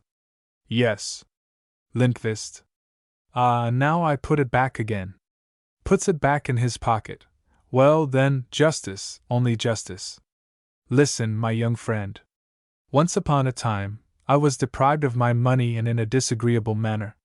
When I wrote you a courteous letter, asking how much time you needed, you saw fit to answer with an uncourteous note, and treated me as if I were a usurer, a plunderer of widows and children, although I was really the one plundered, and you belonged to the plunderer's party. But as I was more judicious, I contented myself with answering your note courteously, but to the point. You know my blue paper, eh? I see you do. And I can put the seals on, too, if I choose, but I don't, not yet. Looks around the room. Ellis. As you please, the things are at your disposal. Lindqvist. I wasn't looking at the furniture. I looked to see if your mother was in the room. She no doubt loves justice as much as you do? Ellis. Let us hope so. Lindqvist. Good. Do you know that if justice, which you value so highly, had its course, your mother, who only knew of your father's criminal act, could have been imprisoned? Ellis. No. Lindqvist. Yes. And it isn't too late even now. Ellis rises. My mother. Lindqvist takes out another paper, also blue, and places it on the table. Lindqvist. See, now I put down another paper, and it's blue too, but as yet, no seals. Ellis. Oh God, my mother! As ye sow, so shall ye reap. Lindqvist. Yes, my young lover of justice. As ye sow, so shall ye reap. That's the way it goes. Now, if I should put this question to myself. You, Joseph Lindqvist, born in poverty and brought up in denial and work, have you the right at your age to deprive yourself and children, mark you, your children, of the support, which you through industry, economy, and denial, mark you, denial, saved penny by penny? What will you do, Joseph Lindqvist, if you want justice?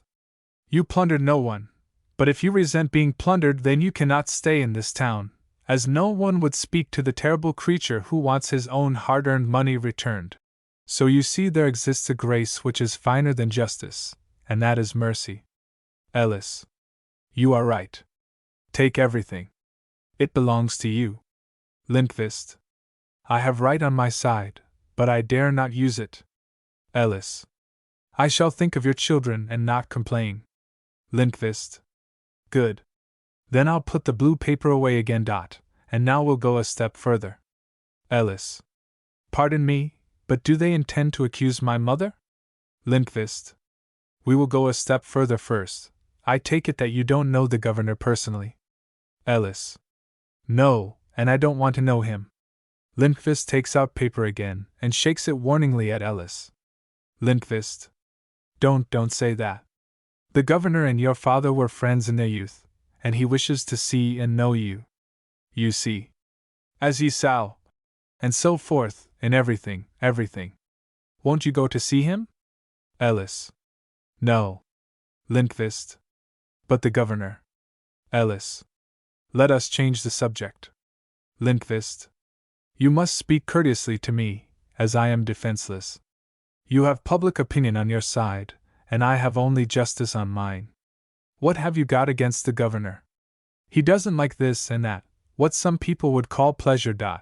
But that belongs to his eccentricities, and we needn't exactly respect his eccentricities, but we can overlook them and hold to fundamental facts as human beings, and in the crises of human life we must swallow each other's skin and hair, as the saying goes. But will you go to see the governor? Ellis. Never. Lindqvist. Are you that sort of creature? Ellis. Yes. Lindqvist rises, walks about waving his blue paper. That's too bad. Well, then I must start from the other end. A revengeful person has threatened to take legal steps against your mother. Ellis. What do you say? Lindqvist. Go to see the governor. Ellis. No. Lindqvist, taking Ellis by the shoulders. Then you are the most miserable being that I have ever met in all my experience. And now I shall go and see your mother. Ellis. No, don't go to her. Lindqvist. Will you go to see the governor then? Ellis. Yes. Lindqvist. Tell me again and louder. Ellis. Yes. Lindqvist, giving Ellis blue paper. Then that matter is over with, and there is an end to that paper, and an end to your troubles on that score. Ellis takes paper without looking at it. Lindqvist. Then we have number 2, that was number 1. Let us sit down. They sit as before. You see, if we only meet each other halfway, it will be so much shorter. Number 2, that is my claim on your home. No illusions, as I cannot and will not give away my family's common property. I must have what is owing me, to the last penny. Ellis. I understand. Lindqvist. So. You understand that? Ellis. I didn't mean to offend you. Lindqvist. No, I gather as much. He lifts his glasses and looks at Ellis. The wolf, the angry wolf, eh? The rod, the giant of the mountains, who does not eat children, only scares them, eh? And I shall scare you, yes, out of your senses. Every piece of furniture must come out, and I have the warrant in my pocket. And if there isn't enough, you'll go to jail, where neither sun nor stars shine. Yes, I can eat children and widows when I am irritated. And as for public opinion? Bah! I'll let that go hang. I have only to move to another city. Ellis is silent. You had a friend who is called Peter. He is a debater and was your student in oratory. But you wanted him to be a sort of prophet. Well, he was faithless. He crowed twice, didn't he? Ellis is silent. Lindqvist. Human nature is as uncertain as things in thought. Peter was faithless. I don't deny it, and I won't defend him, in that. But the heart of mankind is fathomless, and there is always some gold to be found. Peter was a faithless friend, but a friend nevertheless. Ellis. A faithless. Lindqvist. Faithless, yes, but a friend, as I said. This faithless friend has unwittingly done you a great service. Ellis, sneeringly. Even that. Lindqvist. Moving nearer to Ellis. As ye sow, so shall ye reap. Ellis. It's not true of evil. Lindqvist. It's true of everything in life. Do you believe me? Ellis. I must, or else you will torture the life out of me. Lindqvist. Not your life, but pride and malice I will squeeze out of you. Ellis. But to continue. Lindqvist. Peter has done you a service, I said. Ellis. I want no services from him. Lindqvist. Are you there again? Then listen. Through your friend Peter's intervention, the governor was able to protect your mother. Therefore, you must write and thank Peter. Promise me that. Ellis. Any other man in the world, but not him. Lindqvist, nearer to Ellis. Then I must squeeze you again. How much money have you in the bank? Ellis. What has that got to do with it? I cannot be responsible for my father's debts. Lindqvist. Oh, indeed? Weren't you among those who ate and drank when my children's money was spent in this house? Answer. Ellis. I can't deny it. Lindqvist. Well, then, you must sit down immediately and write a check for the balance. You know the sum. Ellis, as in a dream. Even that? Lindqvist. Yes, even that. Be good enough to make it out now. Ellis rises and takes out checkbook and pen. Lindqvist. Make it on yourself or an order. Ellis. Even then it won't be enough. Lindqvist. Then you must go out and borrow the rest. Every penny must be paid. Ellis, handing check to Lindqvist. There, everything I have. That is my summer and my bride. I haven't anything else to give you. Lindqvist. Then you must go out and borrow, as I said. Ellis. I can't do it. Lindqvist. Then you must get security. Ellis. No one would give security to a heist. Lindqvist. So. Then I'll propose an alternative. Thank Peter, or you will have to come up with the whole sum. Ellis. I won't have anything to do with Peter. Lindqvist. Then you are the most miserable creature that I have ever known. You can by a simple courtesy save your mother's dwelling and your fiancé's happiness, and you won't do it. There must be some motive that you won't come out with. Why do you hate Peter? Ellis. Put me to death, but don't torture me any longer. Lindqvist. Are you jealous of him? Ellis shrugs his shoulders. Lindqvist. So, that's the way things stand, rises and walks up and down. Did you read the evening paper? Ellis. Yes, more is the pity. Lindqvist. All of it? Ellis. No, not all. Lindqvist. No? Then you didn't read of Peter's engagement? Ellis. No, that I did not know about. Lindqvist. And to whom do you think? Ellis. To whom? Lindqvist. Why, he is engaged to Miss Alice, and it was made known at a certain recital, where your fiancé helped spread the glad news. Ellis. Why should it have been such a secret? Lindqvist. Haven't two young people the right to keep their heart's secrets from you? Ellis. And on account of their happiness I had to suffer this agony. Lindqvist. Yes, just as others have suffered for your happiness. Your mother, your father, your fiancé, your sister, your friends. Sit down and I'll tell you a little story. Ellis sits, against his will, through this scene and the following. It is clearing outside. Lindqvist. It's about 40 years since I came to this town, as a boy, you understand, alone, unknown, without even one acquaintance, to seek a position. All I owned was $1 silver. The night that I arrived was a dark, rainy one. As I didn't know of any cheap hotel, I asked the passers-by about one, but no one stopped to answer. Took me for a beggar, most likely. When I was at the height of my despair, a young man came up and asked me why I was crying. Evidently I was crying. I told him my need, and he turned from his course and took me to a hotel, and comforted me with friendly words. As I entered the hotel, the glass door of a store next door was thrown open and hit my elbow and was smashed to pieces. The furious owner of the store grabbed me and insisted that I should pay for it, or else he would call the police. Can you imagine my despair? The kindly intentioned unknown man, who was a witness of the affair, protested, and went to the trouble of calling the police himself, explained, and saved me from a night in the street. This man was your father. So you see, as ye sow, so shall ye reap. And for your father's sake, I have foregone what is owed me. Therefore take this paper and keep your check.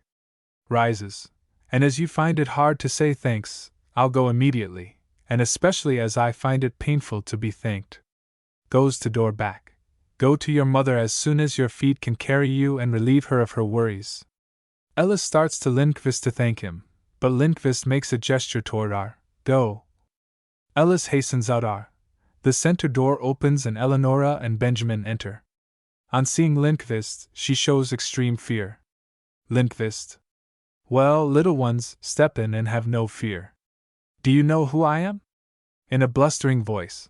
I am the giant of the mountains, and yet I am not dangerous. Come here, Eleonora.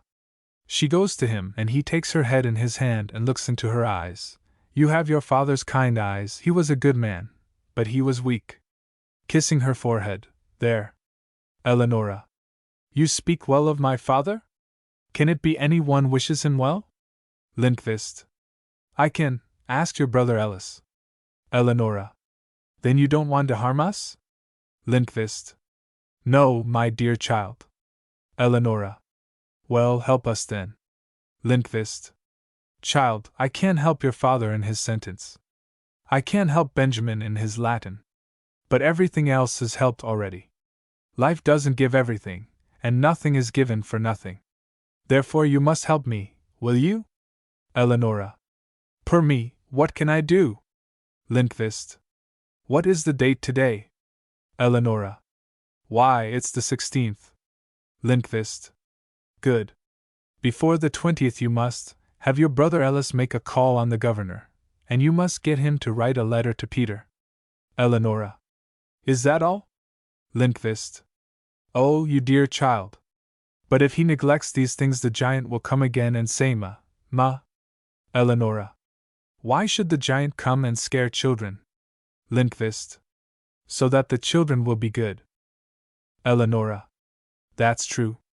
The giant is right. She kisses Lindqvist's coat sleeve. Thanks, dear giant. Lindqvist. You should say Mr. Giant, I should think. Eleonora. Oh, no, that's not your real name. Lindqvist, laughing. Goodbye, children. Now you can throw the rod in the fire. Eleonora. No, we must keep it. Children are so forgetful. Lindqvist. How well you know children, little one. He goes out. Eleonora. We are going to the country, Benjamin. Within 2 months. Oh, if the time would only pass quickly. She takes calendar and tears the pages off one by one. April, May, June, and the sun is shining on them all. Now you must thank God, who helped us to the country. Benjamin, bashfully. Can I say my thanks in silence? Eleonora. Yes, you can say it in silence, for now the clouds are gone, and it can be heard up there. Christine has entered from L. and stopped. Ellis and Mrs. Heiss from R. Christine and Ellis start to meet each other with loving smiles. Before they meet,